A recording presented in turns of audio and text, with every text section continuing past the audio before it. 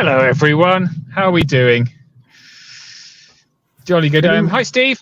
Other Steve. How you doing? Not too bad, mate. Can you Jolly see good. me? So, well, I can not see you. Just a black square where you exist. Square. I do exist. You do exist. And the reason, just to explain to people who, if anyone said there's 7 people watching, hello, 7 people. I'm in a car, which is obviously not where I want to be commenting on a Kings of War match, but I am approximately, I'm going to say, 14 minutes away from Mantic HQ because I had to pick up a hire car. It's a very long, very boring story, but my phone is mounted. We're very safe. So Steve is going to be picking up the commentary here. We're due to have Jason Burr joining us from the US of A. But I told him I was going to be 15 minutes late, so he's probably gone off to have a cup of tea or something. I don't think they drink tea, but yeah. So Jason will be joining us in a bit, and I will be in the chair joining you properly shortly. So in the meantime, Steve's going to be picking up once he's fixed his camera. But in the meantime, he's just sitting apparently in darkness. So for this game, we have got Ed Herdzig, who has got Forces of Nature, and we have got James Mitchell, who has got Elves. So we've got a very fast scouting Forces of Nature list, all Centaurs, and we have got a very, very powerful Glade Stalker heavy shooting elf list.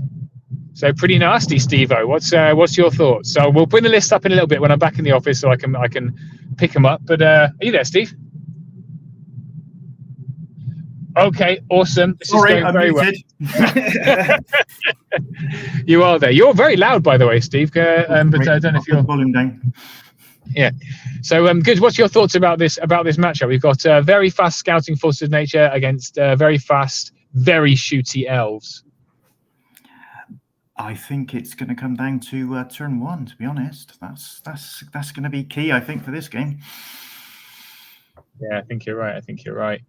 I'm trying to work out. I think it's going to be turn 1, is it? I'm trying to get. Well, it's going to probably scout to a quite defensive position in case James gets turn 1, but he's going to want to get across the board as quickly as possible to really shut down that shooting.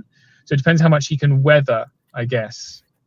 It should be quite interesting because I think I've played both of these chaps before, and they both seem to be very cautious players. So it should be quite interesting to see how Ed reacts to all the shooting, to be honest.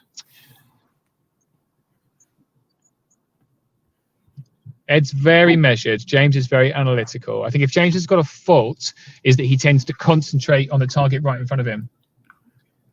Have we got comments there? Volume false. Other Steve needs to be louder again. He says, sorry, turn yourself up, Steve. It's my bad. Hello. Is that better? Hey, that's fine. Yeah. That's all good. Bob, you're very welcome to join us. It's up to you. You've got the link. Okay, so they're not quite. I think they. Yeah, I can't quite see. It looks like Centaurs at the top, and it looks like Elves at the bottom. We'll get some labels on this shortly when I arrive. Yeah, definitely Elves at the bottom. Yeah, definitely Elves at the bottom and Ed at the top. So talk a little bit about the terrain, Steve. What can we see terrain-wise on the board? Well, I'm taking the big sprouty things, which are forests. Trees. Forest. Yeah. Correct. So yeah, that's a very interesting setup with the 2 forests really close together. So what did it look like? 2 forests, 3 hills, 2 difficult, a few blocking. There's a lot of terrain on that table. Is there?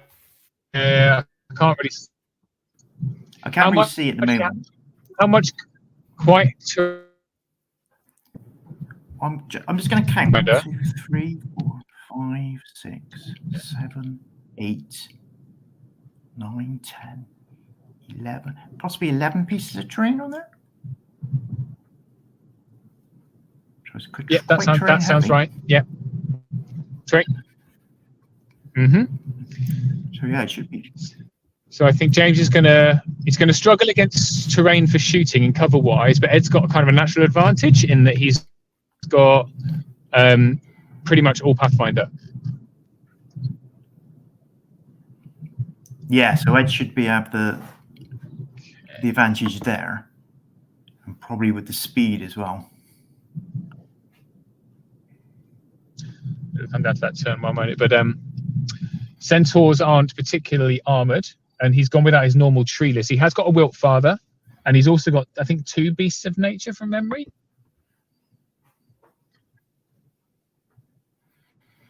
Bob says everyone is cautious against you, Steve.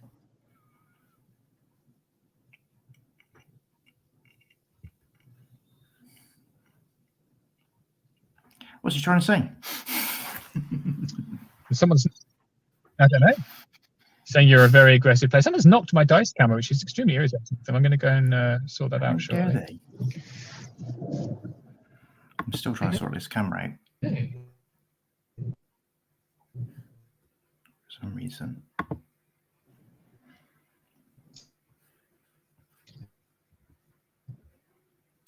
I cannot get the camera to work.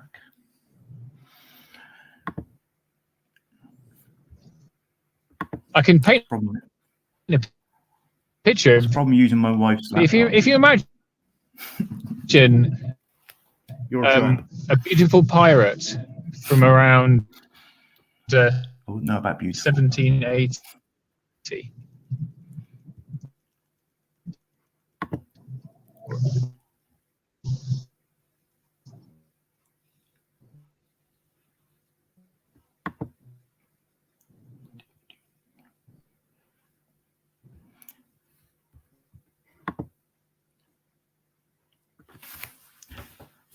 So does it look? Are they actually deploying yet? I think they are, aren't they?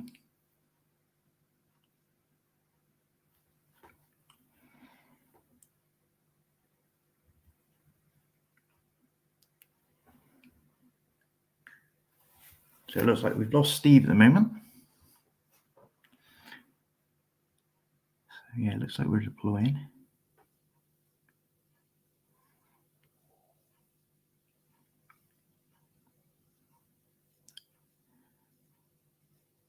This looks like a unit of James's Dracons.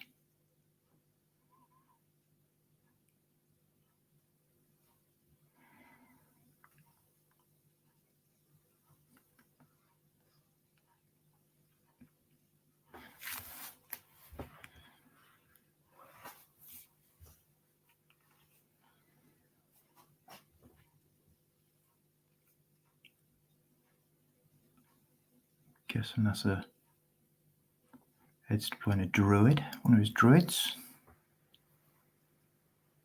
Looks like he's already deployed I think it's a unit of centaurs and a tree man, possibly the Wilt Father.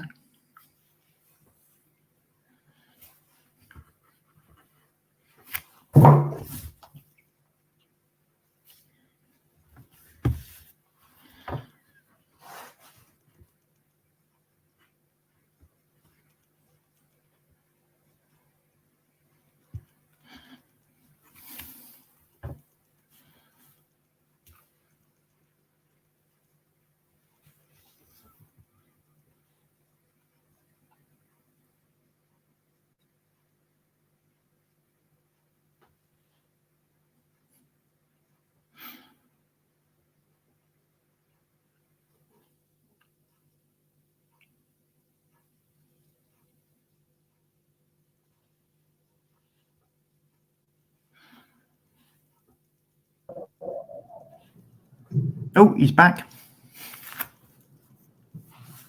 Oh, we have another gentleman. Oh, and another gentleman. Friends. Hello. Whee! Hello. I'm in the car, obviously very safely, phone mounted, and I am 6 minutes away, lads. What'd you let Bob in for? So He looks prettier than me. You're just a blank square. we have. I know. I let Bob in because Bob's paying. Bob's Bob paying. knows what he's talking about. I don't think that's. Hi, true. Jason. Thanks so much for joining us. Hi, Steve. Why do you look so cold?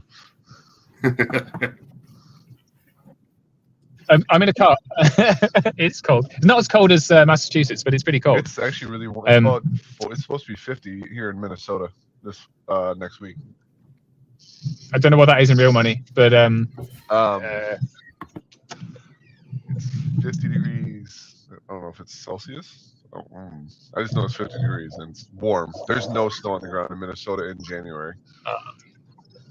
it's reasonably cold here. But I am, like I say, I'm 4 minutes away from Mantic. So what I'm probably going to do is drop off, and leave you in the capable hands of Bob and other Steve.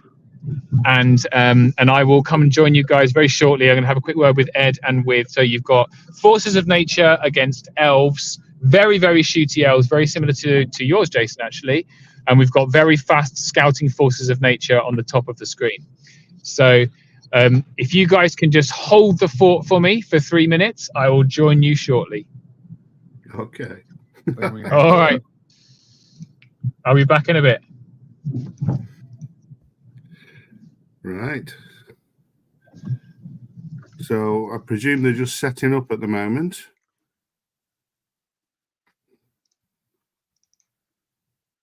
These are James's elves. Yeah, James Mitchell.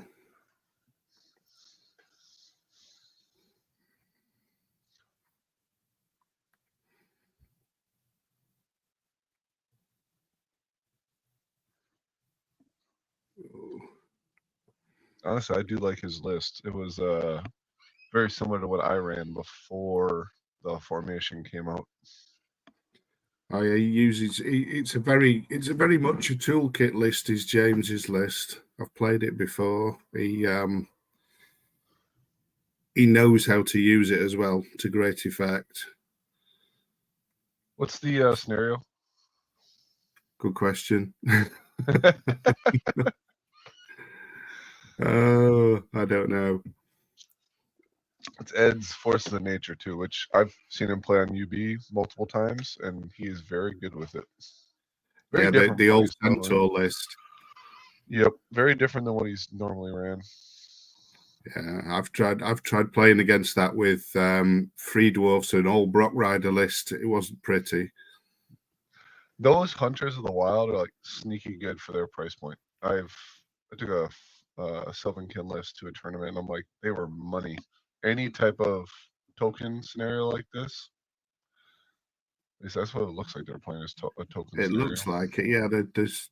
I can see 5 blue tokens and 5 red tokens. So is it one of the bluff scenarios? Could be.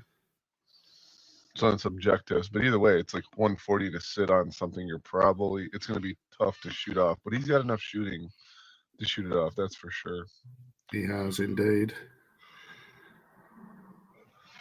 Although from what I can gather, that looks like 2 big forests right in the middle of the Yeah. right-hand side of the table there. So that's going to pretty much blank that off. Yeah. Both 3 hills, some difficult terrain in front of James's big horde in the middle there. I wonder what height those difficult terrains are. Let's see, where we at in the rules pack? To be perfectly honest, I did my usual. I didn't actually look at Smoke any and Mirrors is round 2. Smoke and Mirrors, right?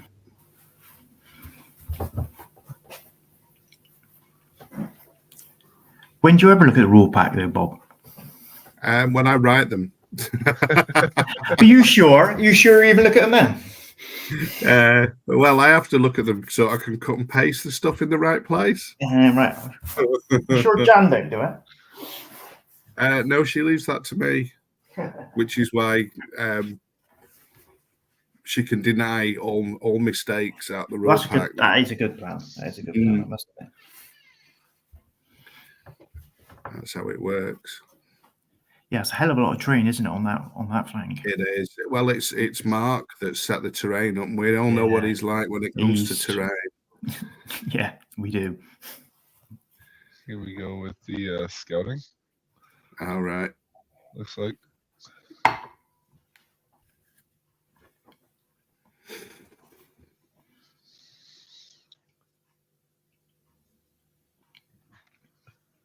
Oh, Oh, somebody moving the camera.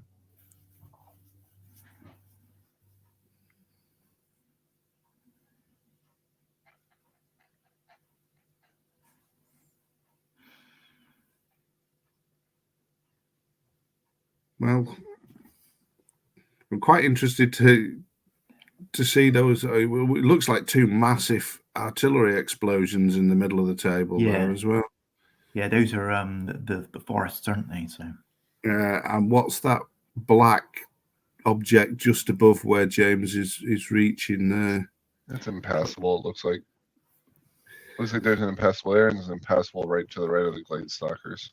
Yeah, it looks like something from Mark's fevered imagination. It's probably the dildo of consequence or something. would not surprise me in the slightest, mate. No. Bob, don't get me excited. It's only 7 o'clock in the morning.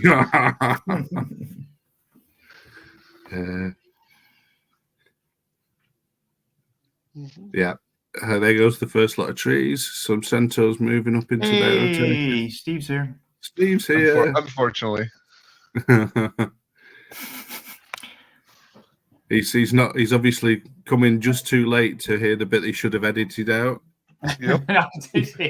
There may be children watching. Is my audio sound okay? Number one. Yeah, it's fine. Perfect. We've still got no visual on Steve, which probably for the best. Hi guys. Thanks, Sorry mate. I'm late. That was really incredibly annoying. Let me tell you.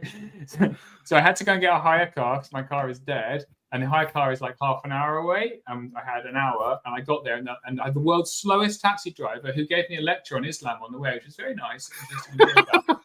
And then I got there, and they were like, "Oh, let me see if I can find your booking." I'm like, "That move on. The internet is waiting." Anyway, so we have got. Well, they've done the scout moves. They're just doing scout, correct? Yep. So let me find Was it the Ed running a load of centaurs, isn't he? Yeah. Yeah, let me find. What the a list. brave man he is, putting together and painting 39 Mantic centaurs. Oh, the Mantic He is ones. Oh, a legend. So He's this is got a James lot of Mitchell's patience. elves.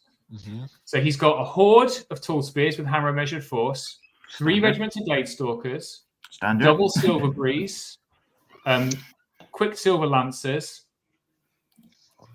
He's got Dracon riders with boots of striding. He's got 2 mages, one of which has got lightning bolt 5 bane chant. The other one is a boomstick mage. He's got a King's Champion that he uses very well. Argus Rodnor and a brutal Dragon Kindred Lord. So Pipes of Terror on Dragon Kindred Lord. Okay, so pretty standard 2300 or 2345 list. Lots of shooting, a lot of fast.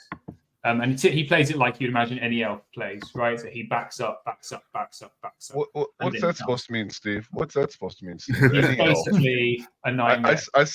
I hear a lot of judgment in those words. So yeah, it's basically this is your list, Jason. Pretty much. I was saying it was my list before the formation came out. It's very similar. I didn't run 3. I've never ran 3 Glade Stalkers. Yeah. But the Silver Breeze troops are great for transporting the dragon to get to wherever he wants. Yeah. And then just cause havoc. It'll be interesting on this table if the Stormwind can get any type of charge that's not hindered. Indeed, because it is a very terrain heavy board, and he's playing. So let me find. I think Ed was at the end. So skip one. In fact, I can probably.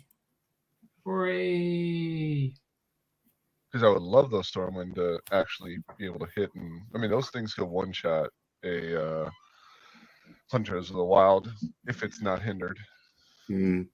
Indeed. Well, let's go back to this. There we go. So looks like James got first turn, and he is doing what supposedly Steve says elf players do and backing up.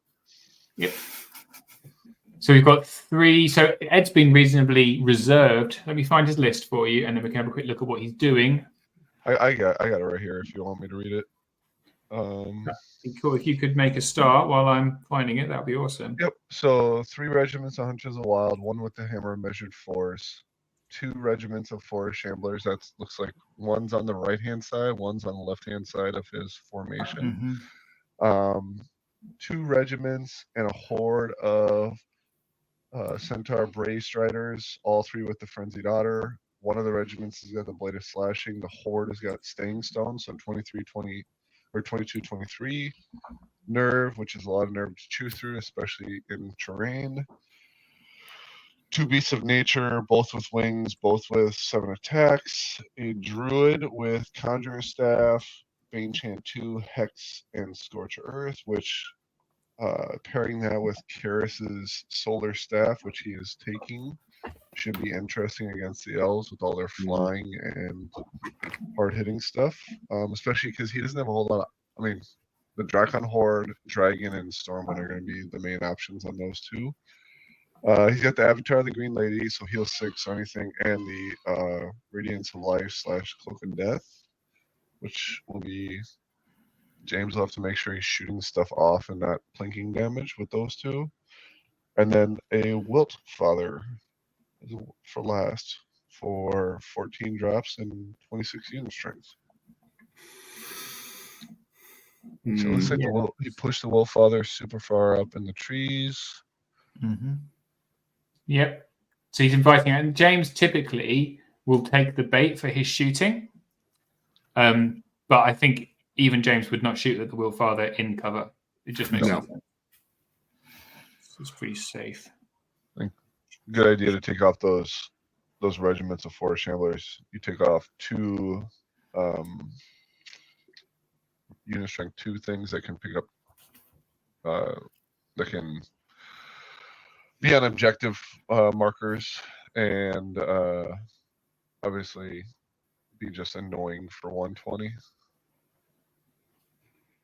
Yeah. I'm just trying to find out. Do we know what scenario they're playing? Or let me find out. Smoke and Mirrors. Smoke and Mirrors. So bluff. It's bluff tokens, right? Okay. Let me write that in the thing. Smoke and Nad Mirrors. All right. Save. Show. Let's go. Okay. So who's he shooting at? The Shamblers. That makes sense. Yeah. Centaurs, I think. So has Ed got another centaur underneath? Oops, wrong view. No, so there's nothing down the bottom of the table. So he has literally deny flanked. Yep. Which Whoa. not surprised with Taylor Shambler's regiment. You sure he didn't have some of his Beasts of Nature on that flank? There was something standing at the back. Yeah, some at the back. 2 at the back there. Those are These both- down here, yep, they are By the dice. Beasts of Nature. You can't just push up hard on that flank. Yeah, staring down the dragon, though, aren't they? That's right, yeah. Is that Karis in Yep, the terrain too? because Kerry's just standing there disordering something. I guess disordering wherever the hell she likes. Some Glade Stalkers, right? She will be Yeah. here soon, next turn. Yeah. If she doesn't get eaten by a dragon. So she's going to have to move out of 20 and then just disorder something. Well, it's disorder, it's 18 inches, isn't it? Yep. Which The Staff of Light or whatever it's called. yeah, I think asshole is what she's called. Anti-shooting is perfect. So, Sorry, can we cuss, Steve, by the way? well, it depends whether my children are watching. It's a bit late for that, really, isn't it? Come on, We've Steve not invited talked Bob on, hasn't he? So, well, you know what to expect. Let's try and keep the language PG there, ladies and gentlemen. Just in case my son decides to watch. And if he is, hi, Okay. Luke. I need to So send my a link two- to my wife first, but then My 2-year-old might come down here at some point and make an appearance. but your 2-year-old's very cute. No, he's an ass. He's a Yeah, jerk. yeah. Okay, so that was so James has completed his first turn with very little effect. 1 wound, it looks like, of all his shooting. Jeez. Right. Appalling. Well, he won't be happy with that because he does rely quite heavily on his shooting. To get Is there turn another- 1 off of a scouting force and do 1 wound is not great. Is that another wound behind the hunters as well? That might be a wound, yeah. Oh, in which case, yeah, because they were on the hill, it's probably another good choice, to be honest. But the Silverbreeze on the right aren't going to be very happy right now, I would say. No. But they do have the Dracons to back them up, don't they? Yeah. But if you send those Dracons in, they're going to get eaten. Oh, yeah. I'm probably going to go and swap the trees on this board for some smaller trees. Mark's very enthusiastic. He bought all this scenery brand new and the mats for this tournament out of his own pocket. The guy is, Mark Cunningham, TO. So kudos to the guy. He's really put himself out there for the community. But the trees are a bit too enthusiastic. I wonder how many times Ed's going to do that before he just flings him. I'm going to go and get some smaller trees for them. I will be right back, my friends. Again, it's lucky. Lucky he's wearing glasses, isn't he? Otherwise, he's kept him in his eye. Yeah, he could have had his eye out with that one. I was going to say, normally I just take the trees off and just put them like, I'm going to play in the trees. We know that these are trees. We're not going to keep them on the board. Ooh, that is very interesting.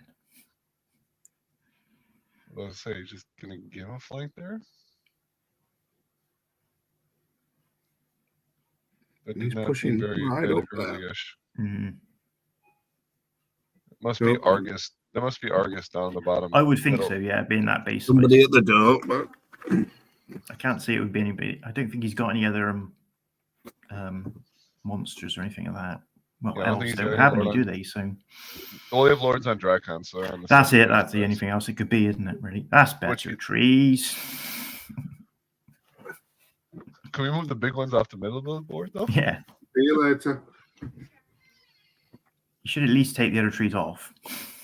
Yes. And he's back. There we go. There we go. That's better. Mm. At least we can see what. So what's the charge range of the centaurs? They've got to be 16. 16.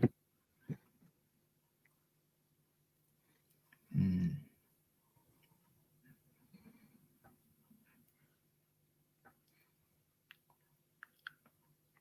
I feel he's going to more than likely just back up again Yeah, I would think so. on the right, Oh, at least on James. the right-hand flank. Yeah, James. I'm thinking. Sorry, He I'm said- an elf player. Thinking what If he sends those dragons in, they're going to be in a whole heap of.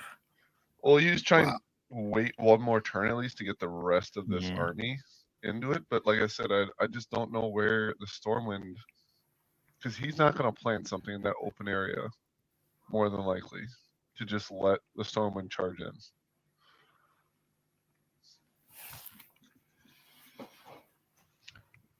And Ed doesn't care if the spears come in,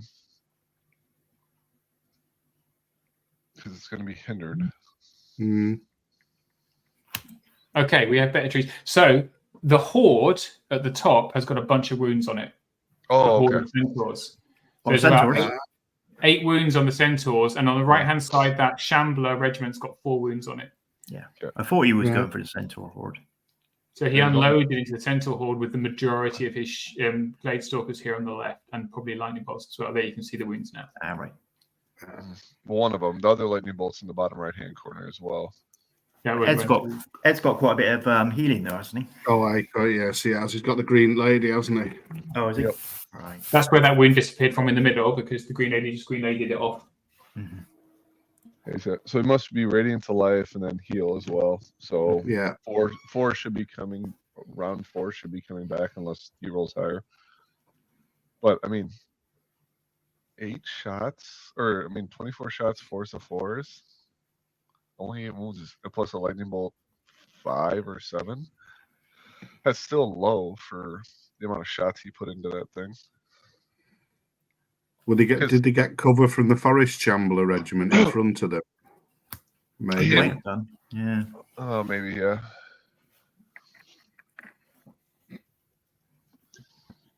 Because you could definitely see them, but they were definitely blocking a part of the unit.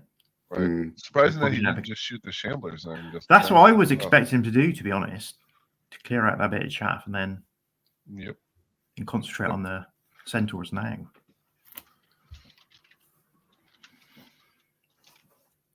And the thing is, with Ed having those beasts of nature on that flank as well, James is going to have to be a bit careful how he comes round. Yeah. They got a really good reach, haven't they? The beasts of nature. Yeah, but they Really? unless they're getting flanks, they're not more than likely not one-shotting things. Oh yeah, And that's but why they're there people- just in case, aren't they? That's the thing. Yeah. Yep. James And that's is gonna why have to he's be a little- concentrated on the horde, right? It's the one thing that can one-shot anything in his army. That's right. Yeah. Mm. So start the wounds now when it's still quite far Mhm. away. Yeah, but with all the healing, it would have. Personally, I would have shot the shambler. One, it's Yeah. not in cover, but two, you can have a chance of one-shotting it at that point, especially since he had scouted up. I wonder if he had action or inspiring near it. Because he just put what's his. He's not Yeah. wrong.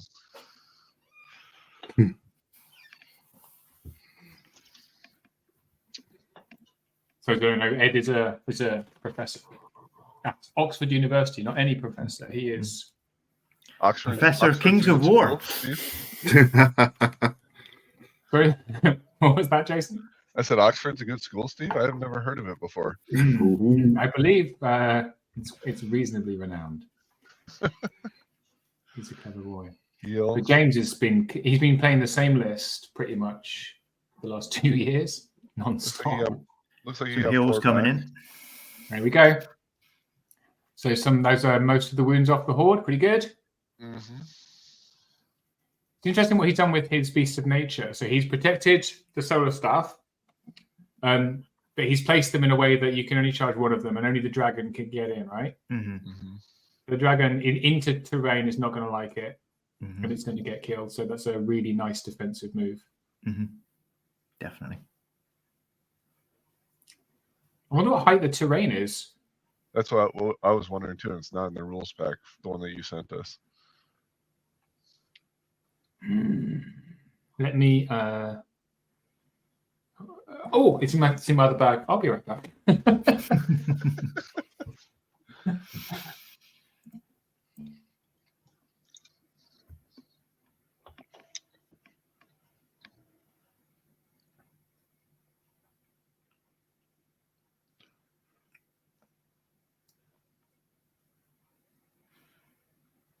There's a lot of measuring going on. But Ed's the master of doing that. Especially if you've played him on UB, he is unbelievable. Mhm. That's all I've only ever seen him on UB, but it's really nice to see him live because obviously some people UB can be so meticulous that Mm. you can miss things on a table where some people are better on a table. But looks like he's backing up on the right, like we talked about, giving himself Yeah. one more turn. We still want King's Champion into the Shamblers, huh? Which means that Mm. they can't. Yes. The centaurs behind can't see, and he's out of arc on the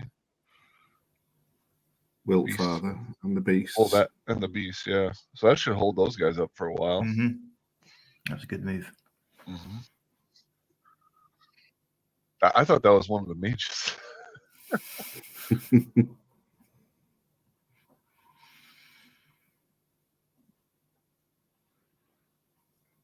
Back Oh, to the- Gladestoker's working backwards. It's height 1. Okay, so it does give cover. It does get cover, and the horde is down to 3 wounds from all the heal. It's good. So they James, did give you, they gave you your Come. room. yeah, I'm literally right in the back. They put me in the only office that doesn't have a person in it right now because they didn't want me rootling around in people's stuff, Mhm. I guess.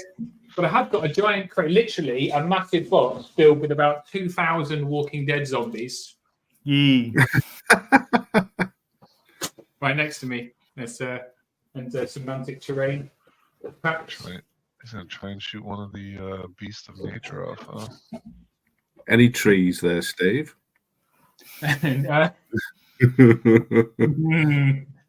Sorry, inside joke. I'll tell you later. So, what's going on? So, He's backing up on the right flank, which we thought he's backed up with the middle glade stalker unit. Looks like he's gonna try and shoot at the beast of nature on the left hand flank. He threw the king's champion into the force shambler regiment, which will slow that unit up, which makes it, and since he's only height 2, the horde behind can't see. So that'll slow up the centaurs as well, because he can't nimble around them. I don't think there's enough space. So is that a troop of cavalry's thrown up there on the left flank, Yeah. facing in towards the flanks of the beasts of nature? Silver breeze, be silver breezing. Well, I think that there's also Yeah. a objective marker up there, potentially.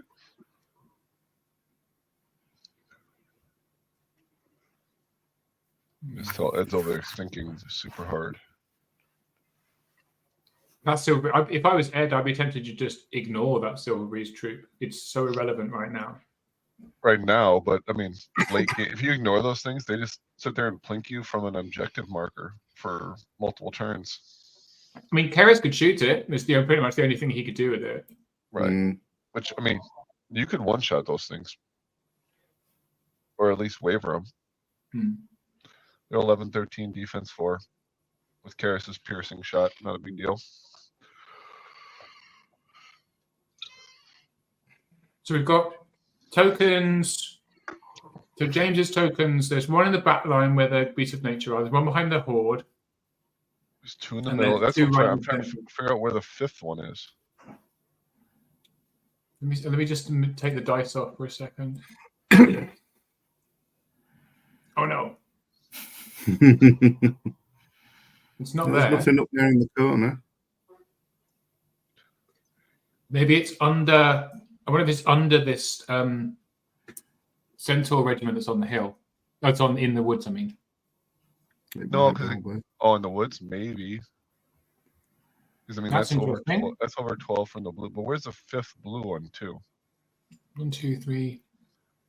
It's going to be under something, isn't it? So that dragon, that's a ballsy move. I suppose he's got the cavalry on the hill, so anything that charges it. But you can potentially defend with the beast of nature. You're going to throw one away if you're going to have to lock down that dragon. Yeah, but it's the same. Can you though? I mean, it might. I don't know if it sticks out far. Maybe you can get the flank with the blade stalkers if it sticks out far enough. A little That's a square blocking base. piece of terrain, isn't it? It's That blocking ring. terrain. Yeah. This statue is a round piece of blocking terrain. So Bob's favorite piece of terrain on this board.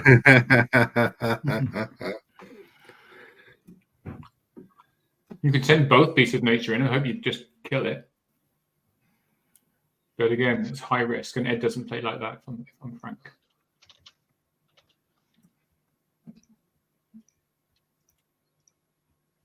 Be interesting to see how it goes. There's some shooting into the beast I mean, of nature. I mean, Steve, honestly, if he throws both in, I don't know if he kills it. It's only on average 7 wounds. Yeah. So he And does. then I he's mean, getting flanked. you Yeah. have to. Yeah, it's like a 17-19. You have to roll boxcars twice on average. Like you said, I don't know if Ed throws them in at that point. It's too high risk, isn't it? He wants to.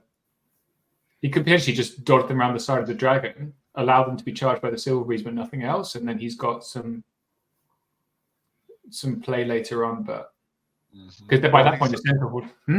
He's still got Keres sitting right there that he can solar staff it and just sit it down too. Even more, if he just he could stick down the silver breeze as well. Let the dragon fly off. Give it the centaur horde. Centaur horde doesn't care if a dragon charges it in the front. I'm a little surprised. Well, I guess now if he charges anything into the spears, he could flank it. But I'm surprised he didn't turn it just slightly so he could get into the backfield on a double charge. So this would be, what's this? Oh, this is James is shooting. Shooting. Lightning bolt. He's back into this download. Yeah, right. Yeah. Like they're in double digits now. Looks like.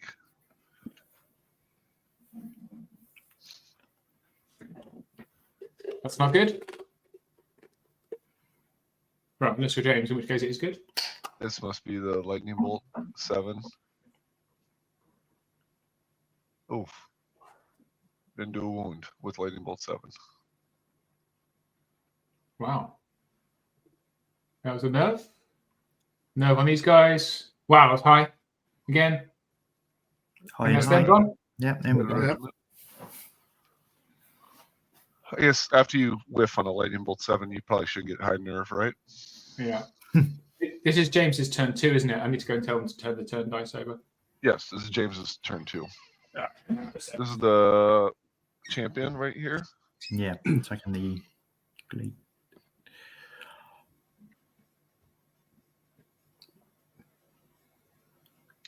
And 3 or 4 wounds on.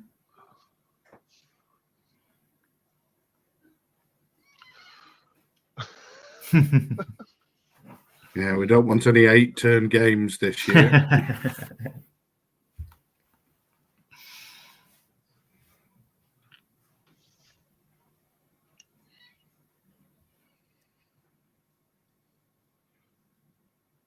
What's he checking now?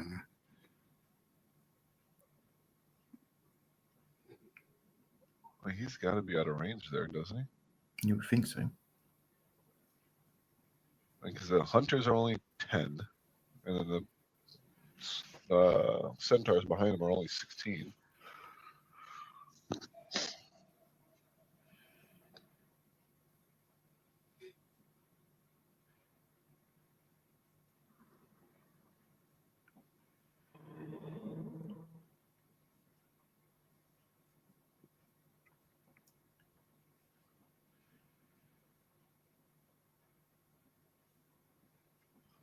Oh, he's making sure they're out of arc. That's what he's doing. Yeah.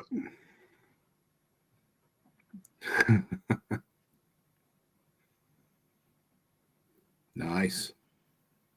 It's after round 3, I think. They just flip all Oh the... no, this one you can burn them yourself. That's right. For smoke and mirrors, you can burn them yourself. You don't have you don't flip them. So I wonder if James's next play, do you move up and burn that token on the right hand flank? I think they have to be within 3 inches of it. I think Ed might have just moved them centaurs. Right, which now he can't do it because that hunter regiment is probably potentially within 3. A beast of nature top left is on 5 wounds. 5 wounds. Which is not a good amount of wounds to be on, frankly. Means one more round and it's in danger of being taken off.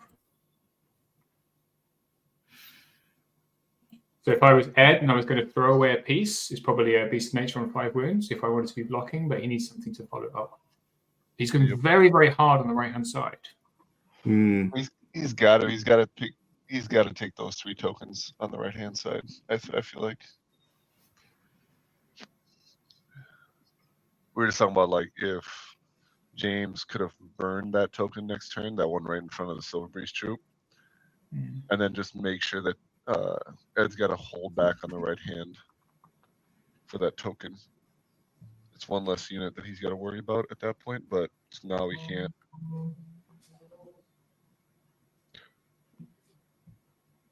So smoke and mirrors is 1 token per round flip. Oh, that's the okay. It's not right. burn it. Okay. Well, when did they flip last round?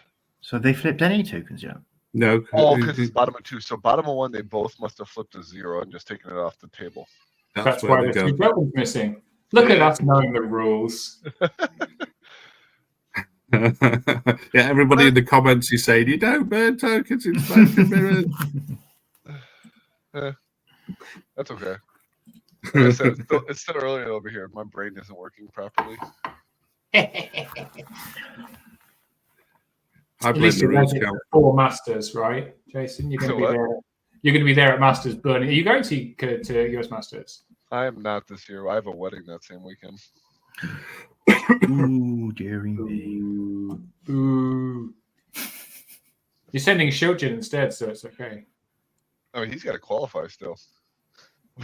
Our top two from our region aren't even going. Me and Sean Troy. I heard those guys are terrible, so it's fine. Yeah. Well, I'm not good, so I'll be the first one to admit that. An excellent plan. All right. Anyway, focusing on the game. Okay. So on the bottom, he's given a flank to those Gladestalkers, to those Hunters of the Wild, isn't he? He could probably unhinder it quite easily, but he has given up a flank quite easily. Yeah.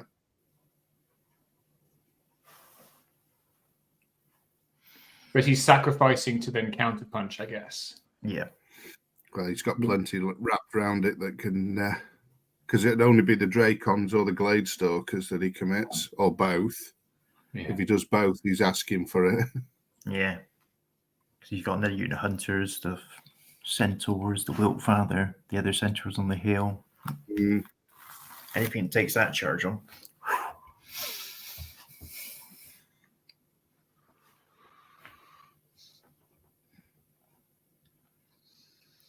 So Ed's using up quite a lot of clock, I would say, in his turn 2. Let's see where their clock's at. At 40. He'll be, I mean, he's plenty of time, but It's just interesting to see what he's going to do on the right. This is going to be the real crux of the matter. well, he's put James into a hard position where he's going to have to charge something or he's going to get squished. I wonder whether the Dracons will go with striding boots into that back regiment. Yeah. The back I think you're right, John. Yeah, it wouldn't surprise me. There you go. Because he Now could, if he I've- wanted, put the Dracons into that regiment with the spears as well. Mm. And that'd leave the spears in not too bad a position. What's Ed going to do with these beasts of nature? Is the question. It's like Piccadilly Circus, isn't it? Well, here's the other question. If he backs up with the champion, could he potentially and pivots? There you go. Oh, he's going both Done it. into the dragon. Given that that's what I said I would do, that's a terrible move. Don't agree with that at all. Well, what's actually going to be able to get into the beasts of nature Gladestalkers? afterwards? The Gladestalkers on the Gladestalker. flank and the cavalry in the front. Assuming it doesn't kill. If he Right. can see around if he can see around, well, he'd probably be able to see into the left hand, the one with 5 wounds with the cab. He couldn't. I don't know if he can see the one on the right. That's a risky move. What I was saying though, if he backs up the champion and pivots, could he see around that regiment of forest shamblers to charge the horde behind? Which the champion with phalanx could hold up that that horde cavalry? Yeah. And then Is the just King's kill it. Champion the one behind the difficult terrain where the No, King's Champion is the one that charged into the Forest Shambler regiment right there in the middle, like right in the middle. Oh, I see. I Yeah. don't think he can actually see the horde, can he? Well, if he withdraws, and he doesn't care, he's just trying to hold up the horde at that point. If he There is no withdraws, There's no could withdrawal. and So pivot, could he then see? I don't think if he pivots, he can see down. It's just one of those things potentially. We have no withdraw being played, by the way. There's Oh, no you don't. Okay, sorry. Us in America don't read rules packs. Yeah. It's the main difference between the UK scene and the US scene. Yeah, we just take it for granted that there's no withdrawal anyway. So From there, Ooh, what's this? Oh, that's he's healing the beast of nature. What do I miss?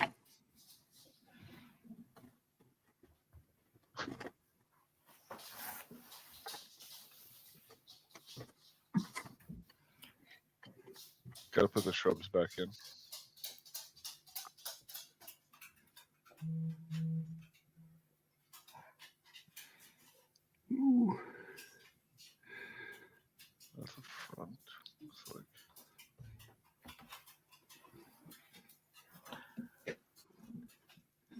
Okay, so this is So you've got to look at the where the tokens are. The Ed's scoring tokens are definitely going to be on this flank, aren't they? So almost certainly, but then maybe he's just running the You do 5 wounds there. maybe he's just running the beast in nature. It's just a holding. It's only turn 2 though. He's got 4 turns of weathering shooting. He can't afford to just stop tokens. He's just going to get blasted off. Well, I think he's just going to keep pushing on this right-hand flank because why wouldn't you? I mean, at this point, he's forced James to make a decision of what to do with those with that Drakon horde. Yeah. That's it. In a sense, though, they whiffed on the dragon, whiffed on the King's Champion. I won't say. Well, he didn't whiff on the dragon. He actually dealt wounds, but he didn't kill it. I don't think he was ever going to kill the dragon. No. You'd have to be really, really lucky to do that. I think he's just trying to keep it out of his backfield / flank. Okay, so we're flipping this one. That is a 1 in the middle. Okay. And James is That flipping one. another 1. There we go. If we can see more of that dragon combat from here. Absolutely not. Fantastic camera. 7 wounds, it looks like to me. There you go. There's the flank. Well, we knew that was coming. Counter back into the Shamblers. Is he going to go in with the cavalry as well? He can't see the cab right now. Oh. Interesting. So he's doing the horde. Okay. Yeah. That's what I thought he'd do, to be honest. Because it leaves the horde in the spears in quite a commanding position. Well, not if they take a whole horde of cavalry. It doesn't. Phalanx. Oh, yeah. Oh, phalanx. I forgot. That's a nightmare. That's actually a nightmare for him, isn't it?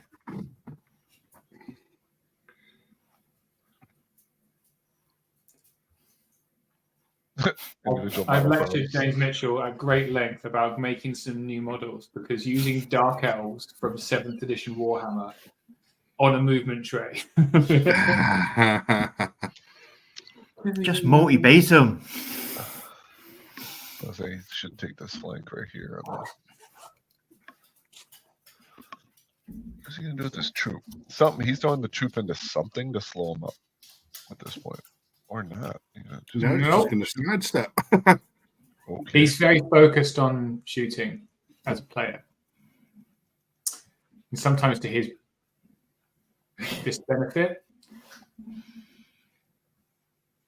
You'd want to, because those Silverberries you could have thrown away very easily to hold up one of the more dangerous regiments on the right. Yep, that's what I was thinking. Like throw him into that Centaur regiment on the far right-hand flank. Exactly. As it is, it's going to be. That's what he's trying to do. Then he's trying to draw one of Ed's units into that bottom right-hand corner and spend 2 turns manoeuvring round. Because even with the free reform, it's going to be out of it a bit, isn't it? The Centaurs will reform, and they're 6 speed 8s. Yeah. They've got 16 inches to charge in. Yeah, maybe. But he still pulls them out of position slightly. Right, he's probably going to shoot the troop and the regiment since the Centaurs are on the hill. I mean, there's a chance to shoot them. Well, they're 14-16, aren't they? Defense 4, yeah. Could get lucky. Wave at them. And right now he's out of charge arc, I would imagine. I was trying to look at that to see if he didn't charge arc at the flank of the dragon. I don't think he checked, to be honest. I think he just moved them. I think he just took the chance, didn't he, really? Because if those dragons and spearmen don't take out, what is that? Hunters of the Wild, are they? Yeah. Defense 5? Yep. Because they're both going to be hindered, aren't they? The spearmen and the... Dracons have got boots, so... right, you probably bought the boots, then.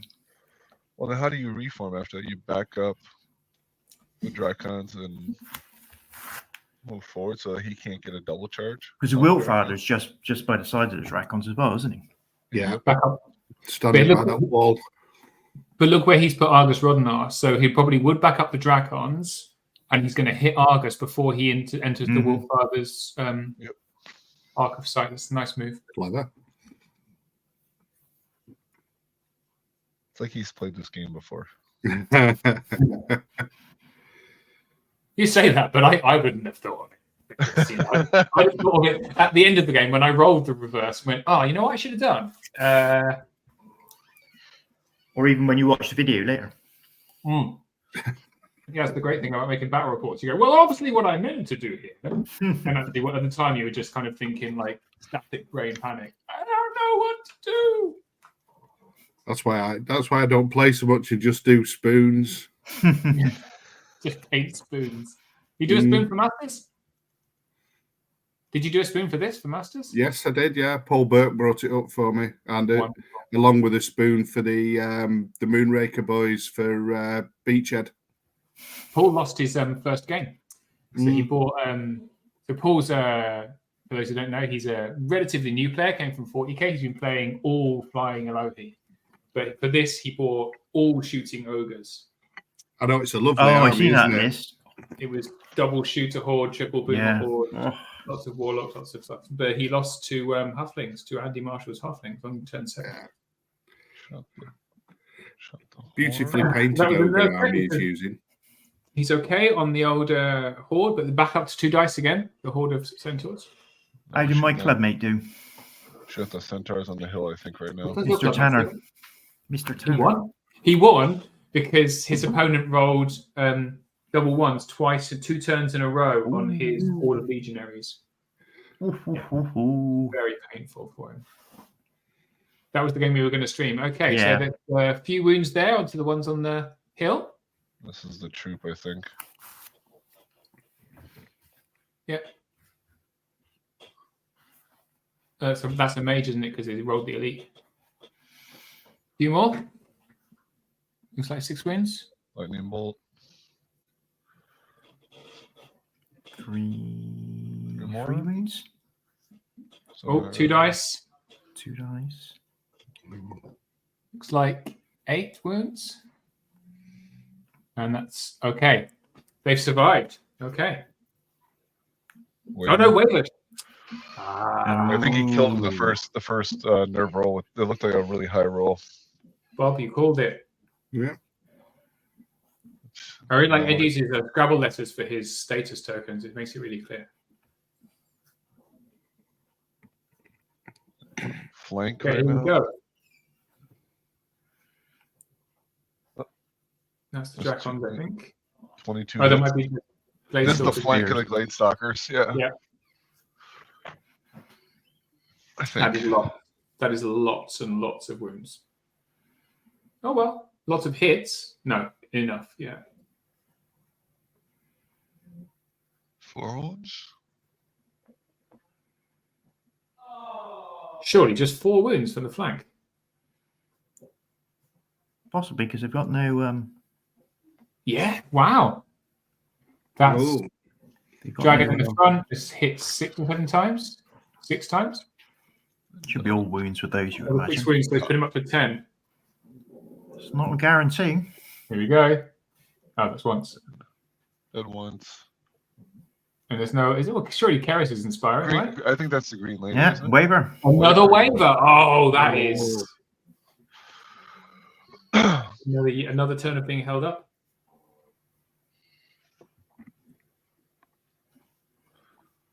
Does that mean the other beast of nature is okay? It's just Yeah. I think he shot at it with the troop of Silver Breeze. oh wow, okay. I'd have been tempted to put the dragon into it, but finish it off. But Yeah, but no guarantee that you kill the one beast. I mean, I think he was going for the kill on the one with the flank. this is the Dracons. Oh, tasty. Lots of hits there. I think there's no chance of this surviving. I would. The nerve just isn't high enough. 10, 11, 12? Right about average? Or no, it's 9s. Should be 9 wounds on average, so a little above average. Yeah. It's a lot. And then the horde to roll. Here we go. So it should be 5s to 4s with elite. That's the problem. It's a lot of dice, and then it's on 5s, and you're like, oh, I've hit 4 times. Those can't be all hits. And they're really on 5s, aren't they? That's a lot of 5s. Well, it should be 10, so that looks about right. 5s to wound. Oh, those are the elites. 4 is the one because of hammer and measured force. Oh, yeah. And that's once, and gone twice. Okay. Now let's see what he does with the reform. He's obviously thought about it. At least you'd think so. Interesting hand gesture. Somebody's calling Steve to tell him that why is this American on the live stream? He doesn't know what the hell he's talking about.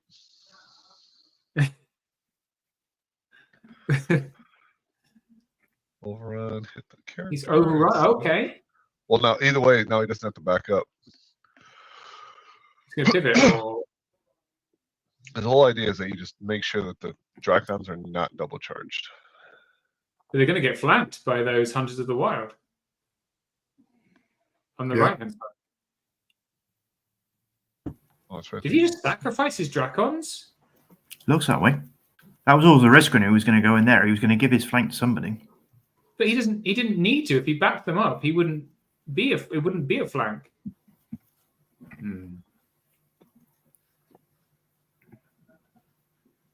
I think it still would be a flank. The only thing is then it would be at least hindered flank. I suppose you're thinking that if I throw the Dracons away, it's 3 more turns of shooting. When it puts the what's it called? The spears in a great position as well. That's true. Looking at Cav, who care about phalanx very much. Because the wavered Centaurs on the right would have been able to flank, but now can't. Let's do some measuring. I'm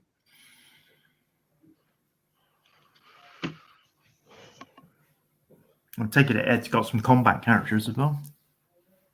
He's got a centaur. What else has he got? Let's have a look. Avatar. The Druid's the one on the Druid. No combat characters. No? All right. Ed doesn't really take that. It's not really his style. No. Who is that person on the Centaur? Behind the Centaurs on the right? I'm guessing that's someone on a steed, is it? Is it a druid on a steed? No, it's the special rule. What's it called? There's a special rule? Hang on. Please bear with me. It's an indicator rather than a character. Oh, right. Okay. It is the Frenzied Otter. Right. So the Frenzied Otter, which gives him re-roll. It's like triple elite once per game. Is it for 3 dice, though? Yeah, so you can elite up to 3 dice once per game.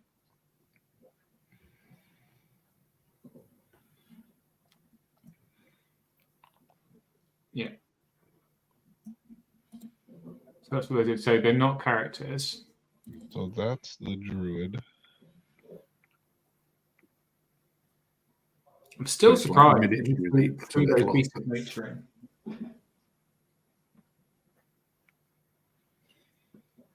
You have to move something.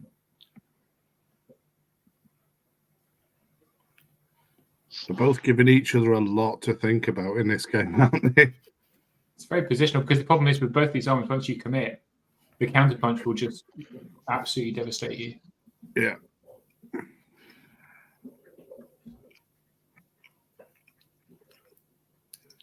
But surely he would want to send in the right-hand Hunters of the Wild into the flank of the Dracons. Yeah. The guys that are in the forest, the other one under his head right now, into the front of the Dracons, and then hold up the spearmen with his horde. I think he's trying to throw the horde into the Dracons, and then he's going to throw the regiment into the horde of spears. Which makes sense. But he's got to get the hunters and the tree herder out of the way to do that, which I don't know if he likes. And I think the horde of spears is too big There we go. Yeah. So that's the right move to make because it really it takes them out permanently. Want to make sure he's not hindered either. And well, they're all Pathfinder, aren't they? Are they? Is that the Wilt Father There's a fence. flank There's a as fence well? right there. Yeah, so that's Dread, isn't it? From the is it Dread or Radiance of No, it's Cloak of Death. Cloak of Cloak of Death? Death. Yeah. It's all Pathfinder. There's no hindrance. It's the wall that might hinder. But The wall would hinder him. Yeah, that's what I was thinking. But he's left the Horde of Spearmen. I wonder if he's planning to kill the. Well, he can't get in there, can he? You can't get in there Because his Horde's too bloody big, that's right? Yeah. But if he's got that regiment of Forest Shamblers, if he kills the King's Champion and then sidestep, then the Horde of Spearmen is stuck as well. Mm-hmm. I mean, they whiffed last time too. 9 attacks. And he's not going to be too worried about the Horde of Spearmen charging anything because they'll be hindered and they'll be wounded on 4s no matter what.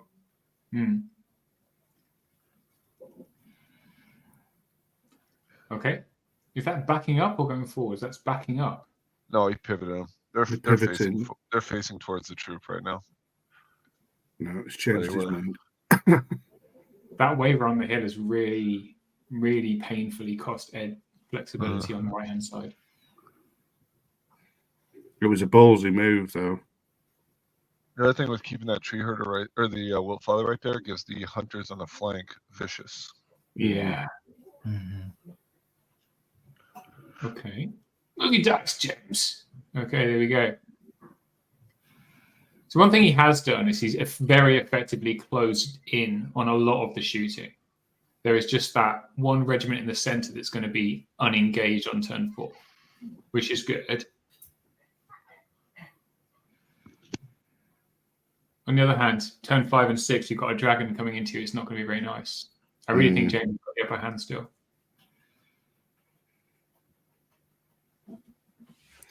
They're going to end up playing across the short board in the centre. Exactly. Potentially the tokens are as well. That really. Exactly, that's what it comes down to because there's quite a few of the red tokens on where Ed is now, isn't it? So yeah, that centaur one could be like a 2-point token.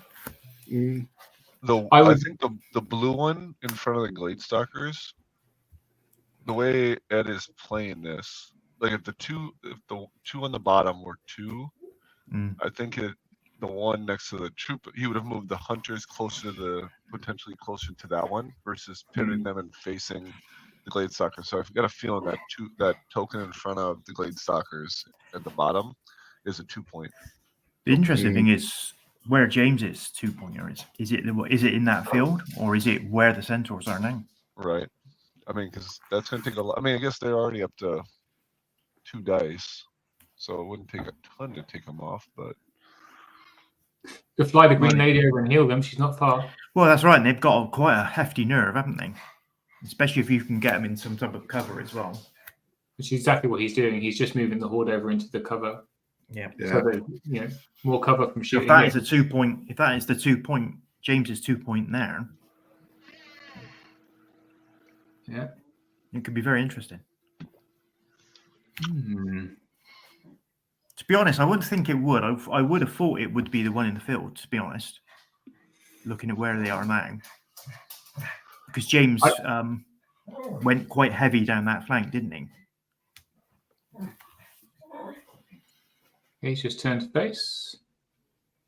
And I said, no, how James is a player as well, where he likes to hold back quite a bit. That's the Green Lady there. So these guys, that's interesting. He's left them on the hill. I've been tempted to back them so they weren't on the hill. Or at least they get cover. Is that the Green Lady? Or I thought the Green Lady was over by the that might be last turn. Is that just a druid then? Oh no, it was Karis. I was over by the. Yeah, Karis is over by the Beasts of Nature. Karis is by the Beast of Nature. You've got the Green Lady behind the horde of centaurs healing them. And then you've got just a basic druid who's got Bane Chant, Hex, and Scorched Earth. Right in the middle. No surge. No surge. No surge in the list, apart from the tree herder. I was going to say, Wolf Father's got surge. Nothing left to say. Just Shamblers, I guess, but he's moved them. I just don't understand why Ed hasn't moved those centaurs on the right hand side off the hill. They're nimble. You could just step them backwards. Anyway, Because he could lose them to the next He lot of will. shooting from them. you will lose. Yeah. them. He scorched. I think he scorched earth the Silver Breeze in the back. Maybe. I mean, James just put a token down next to him. That's the only thing I could think that he did. Must there, have been. Yeah, hindered token. You're right. Yeah. which means that they can't shoot this turn. Disordered. Clever. Nice play by Ed on that. Very good. A little bit of heal Good use, there, of right? good use of a spell you don't see very often as well. That Exactly. I shall write that down somewhere. What have I missed? So it's 2 dice for. How is he healing the beasts of nature? Yeah, no, I was thinking the same thing. Where's the green lady? That's got to be the green lady over there then. That's why he wasn't shooting with it. So the green. So okay, so. But then he's been healing. I'm very. Well, because the first He's turn. been healing the whole- centaurs as well. Yeah, but the Doesn't- green lady was in the field when they healed the centaurs. Doesn't Keris have healing as well? Nope, Keris has No. got nothing but shooting. Oh, right. I'll go and have a quick look. Yeah. Because the first turn, the green lady was in the field, which Hmm. allowed Ed to then heal the centaurs. Hmm. And then once he committed the beast of nature over there, then that's when I think the green lady moved away. He stopped healing the centaurs. This will be interesting. So with the glade stalkers at the bottom, do you shoot the regiment of centaurs, or do you charge into the hunters of the wild? Oh, Because those hunters are what, 3s with vicious, 3s to 2s, 3s to 3s. Mhm. And they're defense 5 as well, aren't they? The hunters. of the Yeah, but I mean, the thing is, you can set it up so that those cav come in next turn. Just more do you one shot, so it's 3s to 3s. Okay, so the little character on the right is Keris. So Keris solar staffed the Silver Breeze on the right hand side. Where's The the Druid green is in the middle, and the Druid just Bane chanted the Hunters of the Wild and went to flank of the Dracons. That's how he's Um, healing this. And the Druid is on the left hand side, and the Dragon just got wavered. oh, I mean, that's not terrible for James. you still get the flank with the glade stalkers. I think that beast nature is going to be dead, isn't it? So Yeah, both these next should just doing a holding action. yeah. But again, it leads down to which token is which. So these are dragons. This is all the stuff into the Dracons he's rolling now.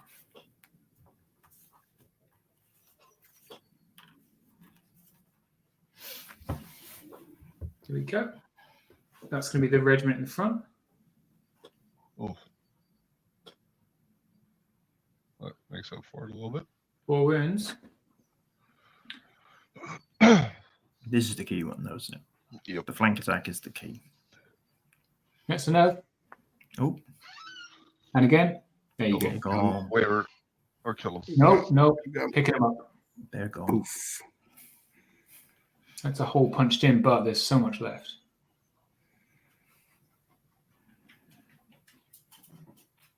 Okay. Yeah. Oh, check that. And they're out. Yep. Mm. Okay. Does Ed have enough? Do you reckon that Spearman Horde can fit into the...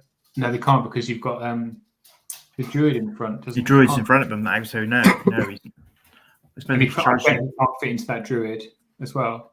I suppose he could. the druid and then into the. Yeah, but on fives and Yeah. fours, there's no That would be brilliant, guarantee. is it? Well, and you're That's probably 10. not even then, you're not killing the horde after. You're not killing the horde, no. And you're going to get flanked at that point, which that's your last big unit strength.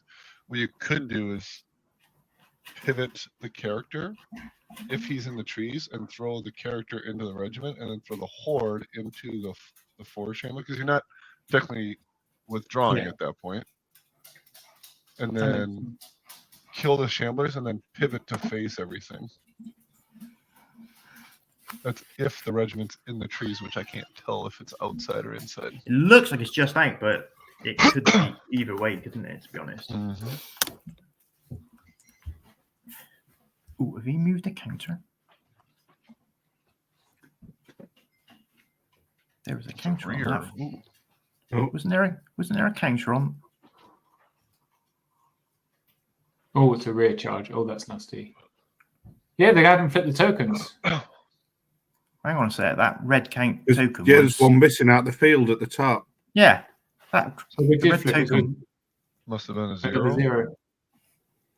Oh, Well, they wouldn't have flipped it though, would they? Because it would be the end of. End of Top- yeah, it's it's top end of, four, so right? they're on- it's still got 3 So they must floating have- about. Yeah. So, I think they just forgot to flip them. They'll remember at some Well- point. Yeah. I'm not going to tell them. no. Quite far to walk to get to the room. So What, next door? I've got to go all the way down the corridor, down the corner. Keeps you fit, Steve. Oh, yeah. got a bad knee. Any more excuses? Kills them. I'll miss the action. Look, he's done exactly what Jason says he should. What a genius. Oh, no, he hasn't. He's thinking about it, though. Yeah, we're talking about Thinking James, it. not me, being a genius, correct, Steve? No, it's about you. James is a very good player. Better than me.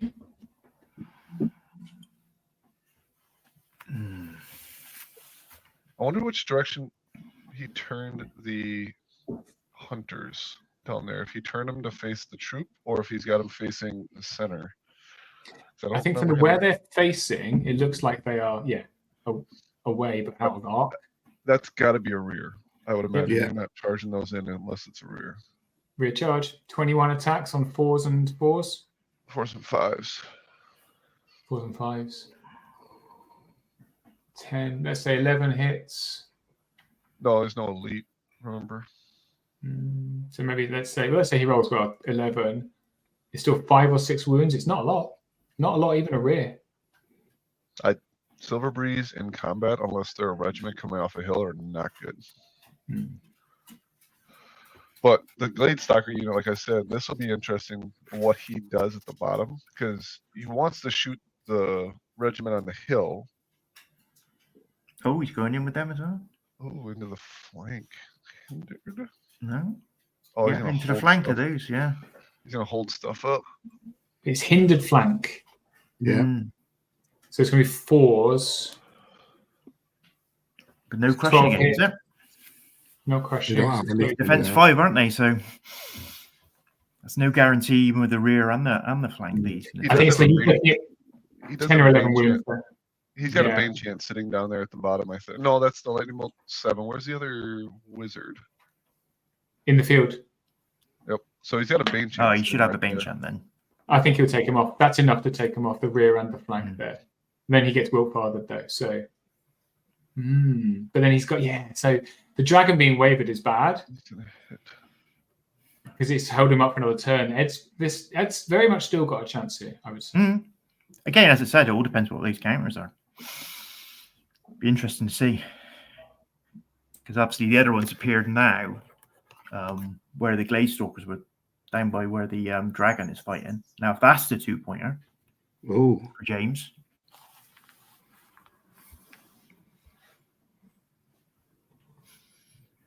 So that's not a terrible move because even if you don't kill him, then you're still facing everything. because we're on what, turn 4 for James now as well? Yep. So I'm not sure that druid dies. Yeah, but at least he's facing everything. That's the biggest thing. The problem is if he kills it, overruns, doesn't kill the horde, then there's a problem. Was he going to get a regiment and a horde into him? Those spears. Druid's only a 10-12, defense 4. 10 hits. We'll be up to 12, 5 13 with wounds. the lead. 6, 7 wounds. It's not guaranteed, but it's a good chance. And then into the Horde of Centaurs who are going to be hindered for days. It's about 10 wounds. 9 some change. I wonder if they've I wonder, he didn't check whether that horde actually fits between the Centaurs. I was just looking at it myself and thinking that exactly the same there. But Ed also didn't check, and I wonder if it had been a little bit more thoughtful when he reformed his Centaur regiment, he could have reformed it so the horde doesn't get charged. Mm-hmm.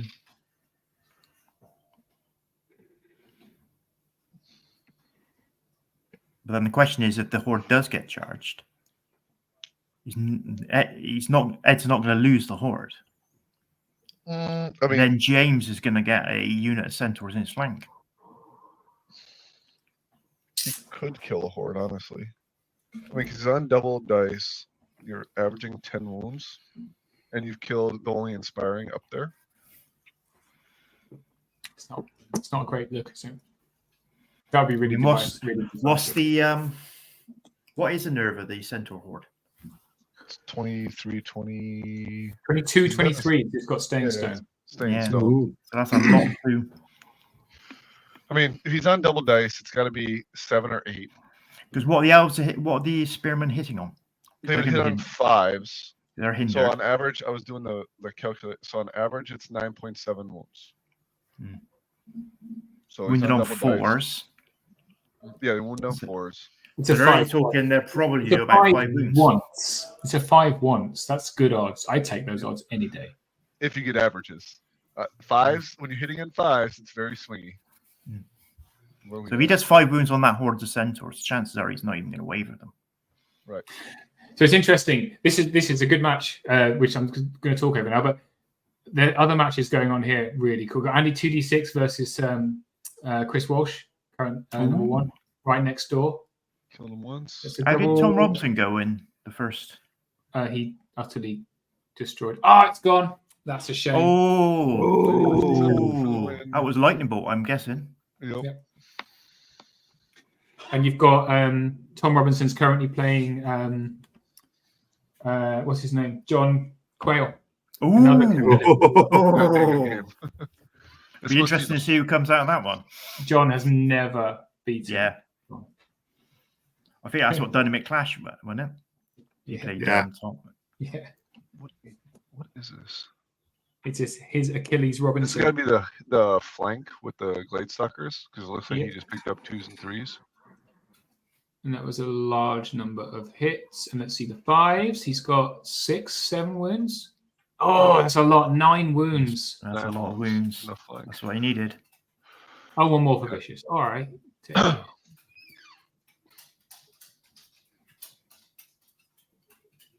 And here's the 21 for the rear. Mm-hmm.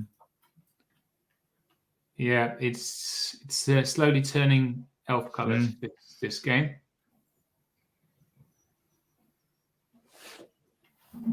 It's an unpleasant colour. It's kind of a mauve. No offense, Jason. Oh, 5 wounds? 4 wounds? A bit Yeah. like, Or a three bit like dice, the colour so- Jonathan Fawkes chose for the Clash t-shirts then. Oh, that's gone, isn't it? There we go. All gone. Got to be gone. Oh dear. Pivot to The odd, that was face. odds on. Oh. Oh, he's frozen. It's okay. There we go. I think it's James has still got his cavalry to bring into the game as well, hasn't he? Yeah. Still got Klaus. Make Voltfather be hindered. Strider, isn't he? What father is he? No, I don't think I so. don't think so. Yes, there. Tree Herder Strider. Okay. Mhm. Screw that guy. No wonder I lose so often. Yeah, he's not got Strider. I'll be fine behind this wall. Oh no. Oh. I still don't know. I don't think. I mean, depending on hit rolls, he could kill the those guys. Well, the thing is, now with that unit centaurs going, there's those 3 blue tokens don't look guaranteed for Ed anymore, do they? No, they don't. Whatever they are, we don't know. 'cause Whatever they've they not are, got them yeah. over. And with James with his highly mobile cavalry still in the game, I just think it's a very hard slog for Ed now. It's Very gotta hard slog. be. yeah, I think Flying? he's Oh no, this is the champion. dragon in that. Or is it Dragon's wavered. That's a That was flank. the flank. I think it's Is he gonna already pop? involved. Is he going to pop this one? No, it doesn't look like he did. No, didn't even. Looks like he didn't even waver him. But I mean, as long as you strip thunder, or do they even have thunder? I think they're all. Silver Breeze, no. No, I'm thinking of the Beast of Nature. No, they're all crush. So Yeah. we'll be back in the Oh, 3s. that's the rear. Dragon. Yeah, we're guessing this is the rear. Ouch. Ooh, I don't That's the think. hit. 23 Yeah, I don't hits. think I've left this beast in nature. Delightful nail varnish going on for James there today. Okay, quite a few missed, quite a few. So nine wounds. That should be enough. That's gotta be snakes. Yeah. And again. And No again. snakes there. He's gone. Goodbye.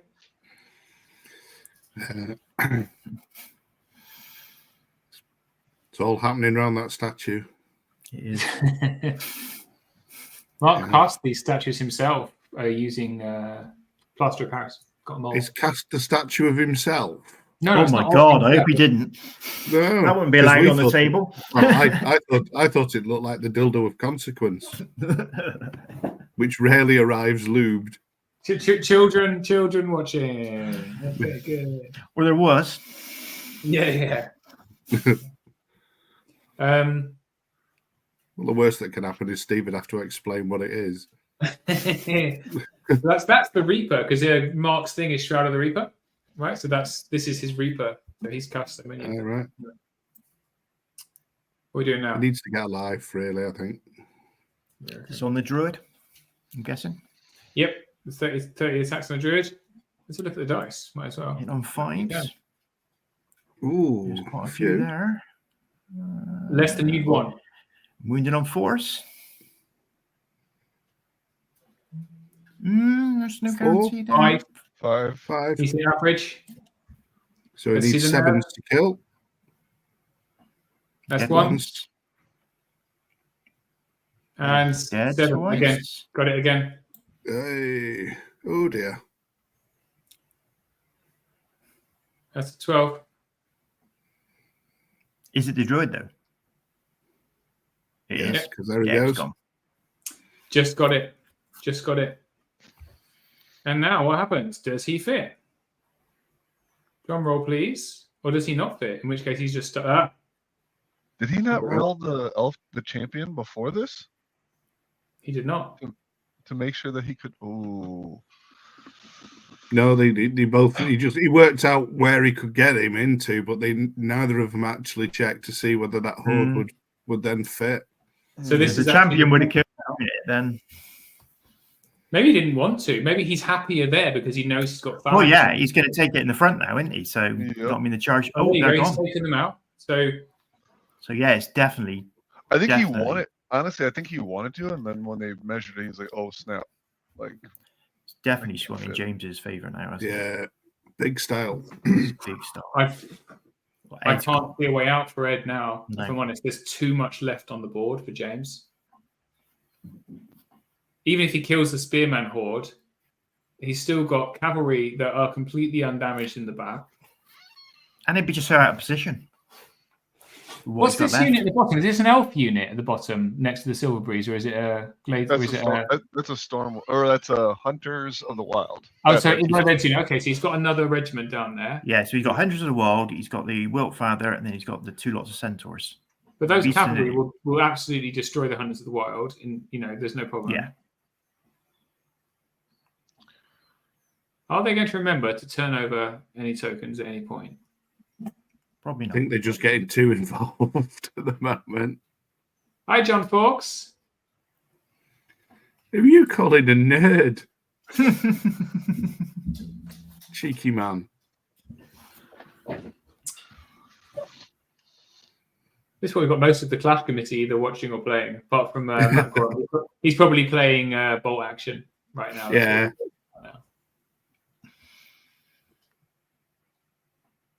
Hello, Jason. When are you going to come to England to play at Clash of Kings? It's the biggest tournament in the world, just telling you.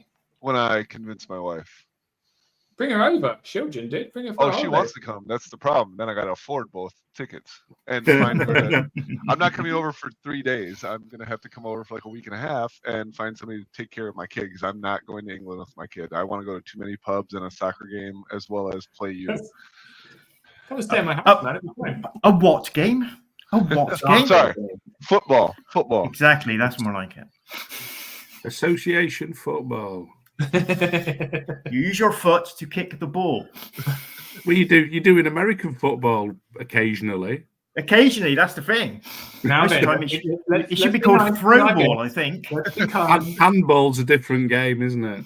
Hey, at least I Throw call ball, it I a think. pub and not a. I call it a pub, not a bar. So I had half of it right. Yeah, half it right. You did Well, very we do have bars in the UK, but only in London. So he's gone into a wizard with his Hunters of the Wild. And me and Bob aren't posh enough to get to London, are we? Bob? No, No, they're at London, they don't tell us when they come in round. Yeah. I feel sorry for Jason. He's faced with the full range of regional accents here. You know, we've got Steve. What you be Strong saying? What you be saying there, Steve? Bristolian. Come by here, down by the Bristle. When, Full on Somerset. And God knows where Bob's accent from. Bob isn't even British. Yeah. Bob's from all No, over. I am technically I'm British. I'm not English. Oh, I have a passport. I thought you were South African. I was born there. Yeah. No. Bob's strong South African accent. South African. Steve, when is Clash for you guys? What is it? Or no, when is it? When is it? Oh, it's 14th to 16th of September That's this year. literally the same weekend as my tournament, so that could have happened. Let's all go to your tournament then. Yeah, Sub we'll just come Clash. to yours. I mean, feel free to come on over. We got my backyard, brisket, smoke a brisket, barbecue for lunch, Oh, sounds lovely. I like the sound of that. and just cooler full of drinks the whole time. Sounds nice. Sounds nice. So we roll. That was the heal. So he's healed the Beast of Nature up to full. Way. Now, who's He's going back on the counter dragon. charged? Is he gone in on the dragon or He's continuing to smack up a dragon. pound the dragon? Yeah. And then he solar staffed the Silver Breeze down the bottom. Here's their nerve. It was something. Some with a 4. It was not enough. I think that's what that is. Not enough. So has the blue token been removed down the bottom, or someone sat on it? It's almost sad. They've given up on turning tokens over. Yeah. Apparently, the scenario is not important anymore. It's just murder time. It's kill now. Turn into murder hobos. Kill everything. I don't know what he's rolling right now, but that's the dragon. Oh, the dragon's gone. Dragon's gone. It doesn't really Ooh. matter, but the dragon's gone. He's No. going for points, I guess. And he's What, going to turn. turn Yeah, 4 turn to face for. the regiment. So it's turn 4 for Ed, is it? Yeah. Mm-hmm.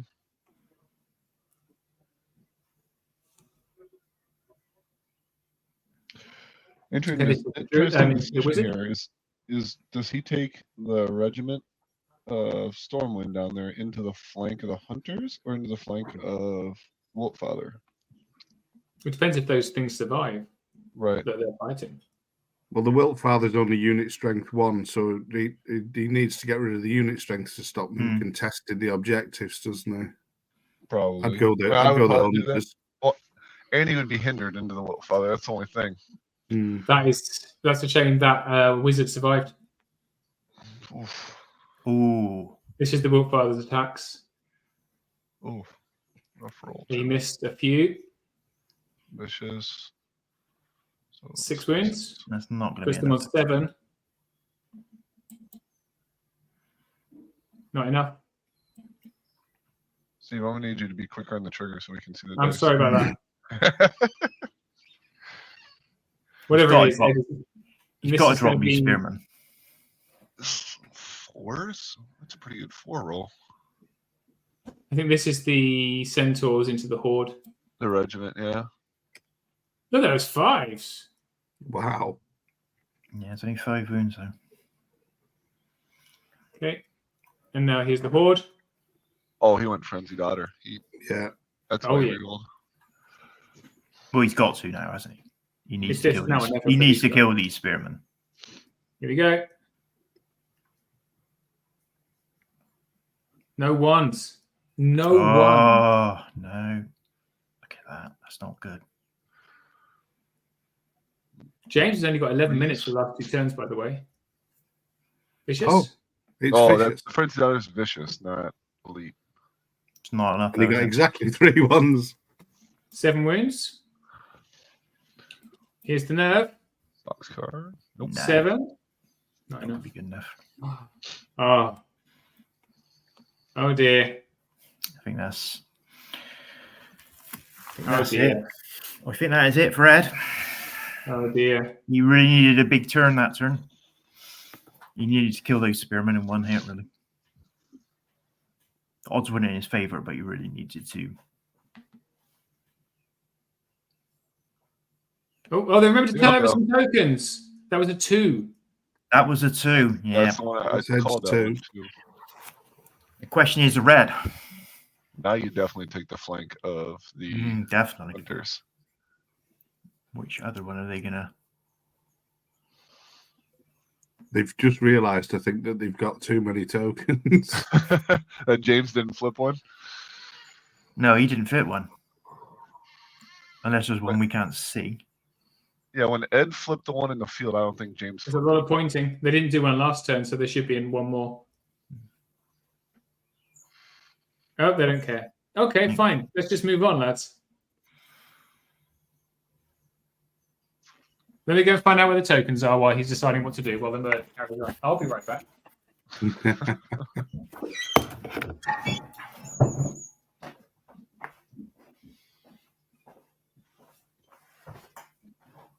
Bonnie. Come on.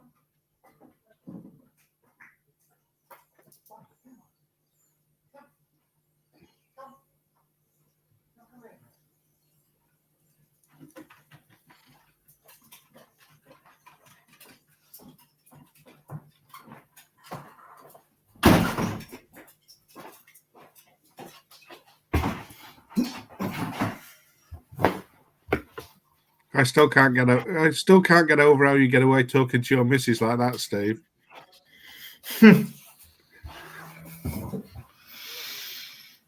Been married a long time, mate. That's what it is. Got the scars to prove it. I wonder how many wounds are actually on that horde. More than 6 and less than 12. Thank you.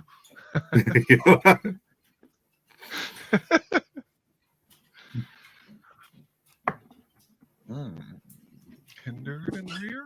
Oh, wow. All right. Everything's going in.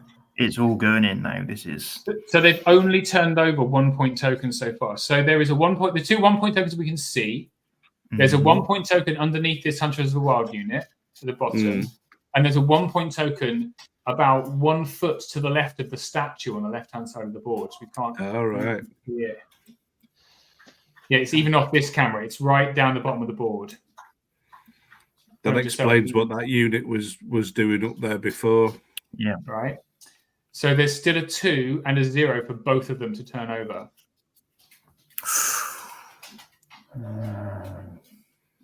And to So be honest, again, he sounds relatively upbeat, to be honest. He's like, there's still a lot to play for. And we're like, no, we're looking. What game is he playing? well, what Ed needs to do is murderize everything on the top there and then turn round, and that's then the he can that's march. That's March the back to his champion. tokens. Did you see how many wounds were on the horde to start, Steve? The horde of spearmen. Yeah. No, the horde of centaurs. There is 15 wounds. Wow.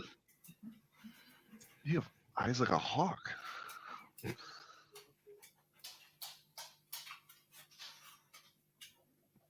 Oh, And it's a dice lot. number 4. Very many more. When you've got 4 dice down, that's not a happy place to be. No.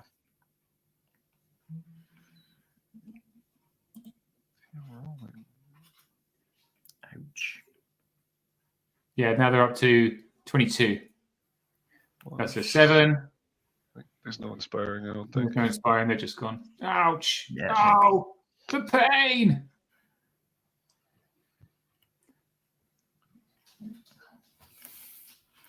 Then the other centaurs are going to go as well, and the hunter's going to go, and Ed will have not a A lot. druid and a wilt father. Yeah, it's just a wilt father wandering around by himself. I honestly thought Ed had the advantage in this game. I just don't think he scouted hard enough. Well, the turn that he gave the rear to with the troop, and he lost that unit. I think really because he lost that one, that hunters. He lost the centaurs on the hill, which he, like you said, he didn't back up off the hill, Steve. And then, Yeah, I couldn't believe he left them on the hill. To be honest, that was critical. They were wavered. That was critical, especially with a scenario like this where you're trying to hold tokens. Yeah. You Because if always he'd threw have that backed it unit off, away. he's covering that token at the back, even if it's That's right, even yeah. if it's a 0, you've got to cover something. Well, James would have known, would he, until the tokens flip. So Yeah. even Yeah, if he's just using them as a bluff, then right. It's just a rear charge. So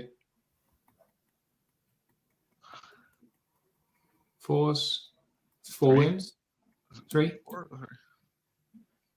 See the nerve roll. 7. 7. At least a kill. Yeah, there you go. 9 once. There you go. Oh dear. Easy game when you roll 7s and 9s for nerve.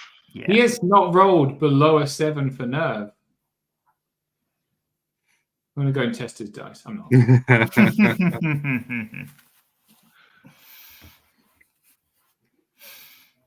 Interesting. We've got a 14-year-old player here today playing Undead, the youngest ever Masters player. Oh, Brendan. People are saying that all he does How's he is roll 6s. Yeah, he only rolls 6s. How's he doing, Brendan? I have no idea. I was picking up a car.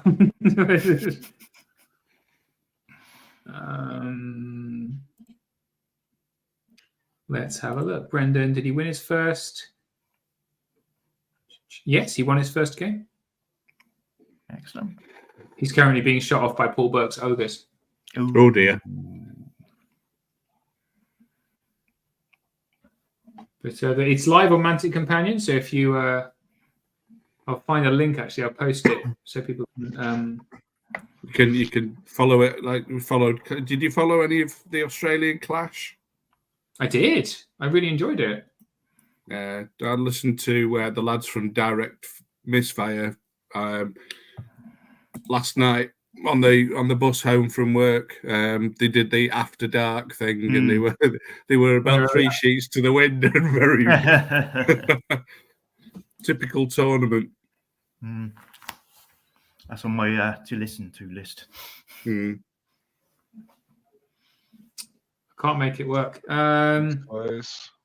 Oh, Dead hunters. that's them gone as well. Yeah, it doesn't appear to have any army left.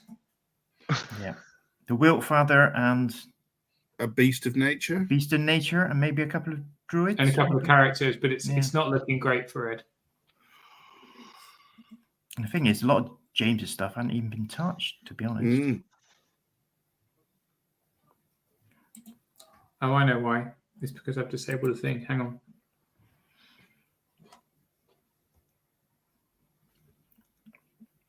I may disappear shortly, just in case, to warn you.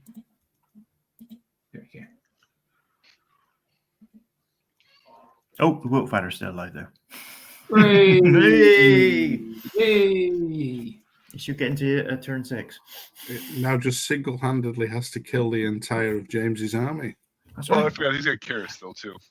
And Oh, yeah. capture all the tokens. Easy.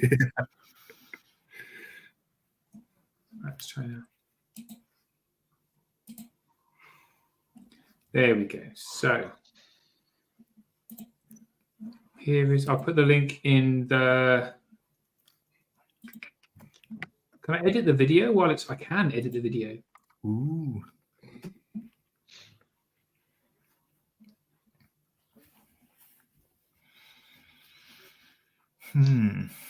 Go ahead.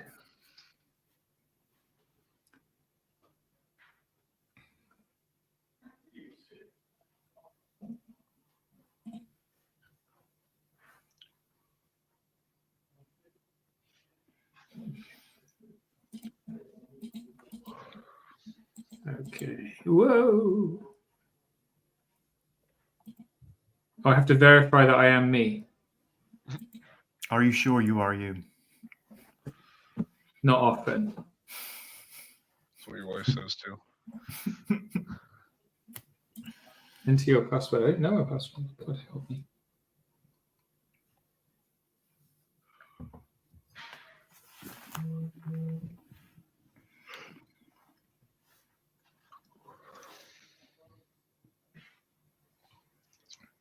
Let's hold up the beast of nature a bit.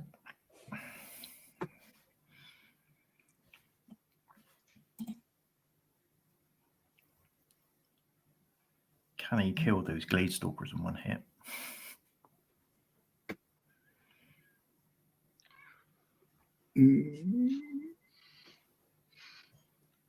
Yes. Yes, he's got them. Ooh. Right. Wow. What is that Okay. red token? If that's a 2, That could be interesting. it could be very interesting. I still think James will have it, but it might not Yeah, be because so. He's got plenty of stuff around, but he's got. Depends if the bottom right, which of those 2 tokens on the bottom right is a 2, which one is a 1, right? Honestly, it doesn't matter because James's cab at the bottom, he doesn't even need to kill Wiltfather. He could just move the cab over on one of those. I mean, they're nimble, so nimble 18. Right. So He gone as well. if that's the 2 at the top, you don't take the horde into it. If the 2's on the left, then you take the horde and move it closer to Wiltfather, and you can probably contest 2 of those tokens, the 2 1-point tokens in the middle with the horde. Oh yeah, you got to remember the 1 points, haven't we? So Okay. I mean, he's got enough to. 6 forward, He just has to 3 make sure he back. doesn't get greedy. 3 back. Wiltfather.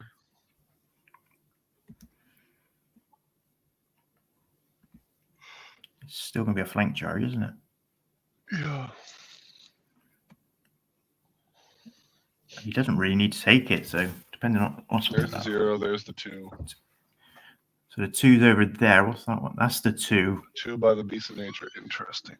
All right. And Ed's 2's all the way over the right-hand side. And Yeah, I'm yeah, not yeah. sure. Those silverberries can get to it quite easily. Yeah. They're little true. But that is where that 2 is, where the centaurs were. Mm-hmm.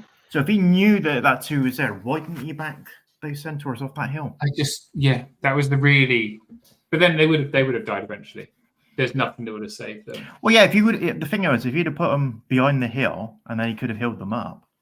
Then But the healer was just too far away. I forgot Argus scores now too. Mm-hmm.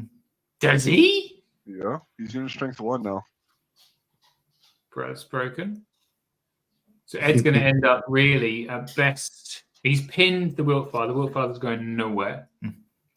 Oh, the Wiltfire could go down, to be honest. I think This he's is already turn wounded, 6, isn't right? he? This Yeah. is turn 6. Yeah. Yeah, it's turn 6. Yeah, I don't think they turn the dice So over. it's 1, 2, 3 to James and 1 to Ed at the minute. If the Beast of Nature backs up.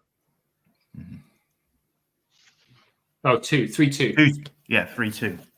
3-2, and there's nothing. That's if it ends on 6. And nothing Ed can do about it, really. Realistically, there is no chance of changing that result.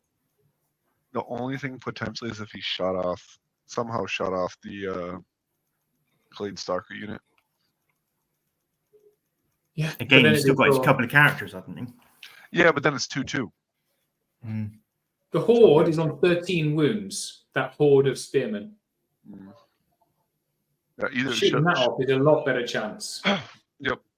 Well, the only thing is with Karis, you'd probably be shooting into cover because the Solar Staff does. Willfire's gone. Oh, Willfire's dead now as well. So. Oh dear. So that's the end of James's 6, wasn't it? This was James's 6. Is on the These beast. are the Silver Breeze. That one wound. Oh, good one. Okay. 6. And he's okay. Over to you, Ed, with your 2 At the units moment, left. he's got 1, 2. James is How on. much time has he 4? got left? James has got 1 minute left. That's why he moves so fast. Yeah, and he's on 4, isn't he? Is he 4? Yeah. 3. He's got at 3. right now. Oh yeah, because that's a 2 at the 2 stand. Ed's He's on just gonna- 3. Okay, Back on fine. for a 2. And take the 3-2 loss.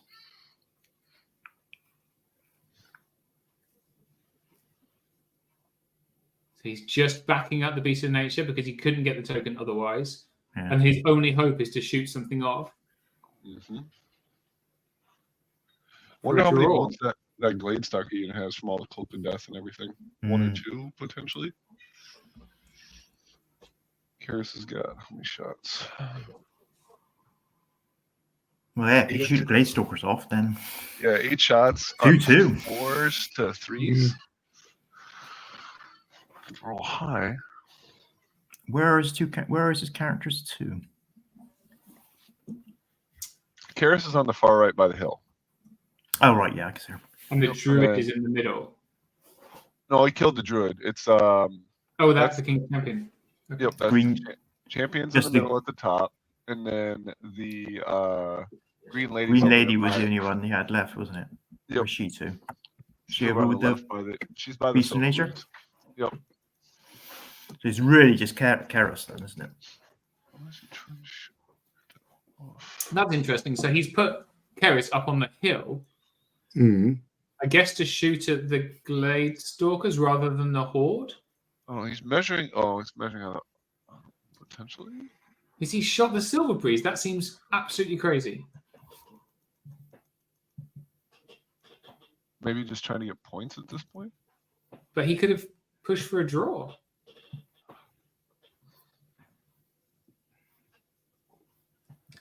He's taking off the lowest nerve, I guess. That's a heal onto the Beast of Nature, keeping it alive for those 2 points. All right, what are we shooting at with Karis? Oh, nerve on Silver Breeze. Dead once, dead twice. Or not dead. Nope, that was it. Dead. Didn't even take him off. This turn 7? No. Yep. No turn 7. 3-2. So 3 to James, 2 to Ed. Mm. There you go. They were just measuring that one too. I was like, Yeah. Bit late now. I really think if Ed had used Keris on this Horde, he had a much better chance of taking them off and actually drawing. I mean, King's Champion's right there, so they're still inspired too. I think actually going after the Glade Stalkers, who are Yeah, the not Glade inspired- Stalkers I would have thought would have been the best bet. Yeah, because I mean, honestly, that's going to be your draw more than likely, and they're uninspired. And they're on quite a few wounds by the look of it. I can't see Couple, quite how yeah. many. Cloak of Death. Cool. I'll let them count up their scores, and then if you give us 5, I'll bring them in. In fact, I'll go and get them to have a quick chat now before they do their scores, and we'll have a 5-minute chat and see how we go. I'll be right back. Fun. Hopefully, there's some Fun players. game though. Mm. Very interesting game. Once he one What shot. do you think about the? Oh, go ahead. Yeah, what do you think about the amount of scenery for a tournament table? I don't mind it. I don't mind the amount of teams. Yeah, same here. It's just the positioning of it. It's all on one side. I feel like, which is weird to me. But I don't mind the amount. The amount I think is actually pretty good. I'd be very worried if I came up against the heavy shooting list on this table. I mean, Ed just did it. Yeah, yeah. But I mean, it is. I mean, it's that sort of arc of hills and woods on one side, and then the other side's got a hill, a statue, and there's what, 3 walls I can see. Right. Two Hey walls. guys, Anthony, Thank you. in my cauldron of peril. Very warm in there. It's very warm, and that's all the excitement from your game. I have to stand. Hi, gents. So we've got James, we've got Ed. Hi. Hello. Hello. Good game. How do we feel? I felt like Nice game, fellas. Yeah, it's good. Yeah, it's enjoyable. I think like Ed's got quite a lot of things to go forward, lots to cover, and it's basically trying to shoot his stuff, not let stuff get to me that's more than one unit at a time, sort of thing. Yeah, I mean, basically the elf shooting did the job as usual. I would say. yeah. In spite of the cover and in spite of dead defense 5, and I kind of didn't play my centaurs very well. So in the end, they had to charge the phalanx unit, which of course is the one unit you don't want them to charge. Yeah. It's a couple of things we looked at. What was your thought process behind both beasts of nature going into the dragon? Well, I thought 2 against the dragon, they can win. And, you know, I actually didn't have, I committed 2 beasts of nature and the avatar on that flank. And I thought it was tying up a lot more. So the idea was that would let me win on the other flank. Well, that didn't happen. The plan was a good one, but the execution wasn't so good. Yeah. You know, in the end, actually, I won on that flank with the dragon because he sent the knights across. So, Yeah. I mean, you know, that was okay. That worked out probably better than I expected. The knights were only really there if you decided to charge my Glaystalkers. So kind of thing like, well, if you charge my Glaystalkers, you might not rout them, but then you also got my knight to play with as well. But if it's going to go for the dragon, the Glaystalkers could flank and the cavalry would free to go somewhere else. Yeah. I knew at that point the cavalry should not be on that flank. They were more useful elsewhere. Ed, did you think about backing up the regiment that was wavered on the right, on the far flank by the? I just completely forgot about it. That was the plan.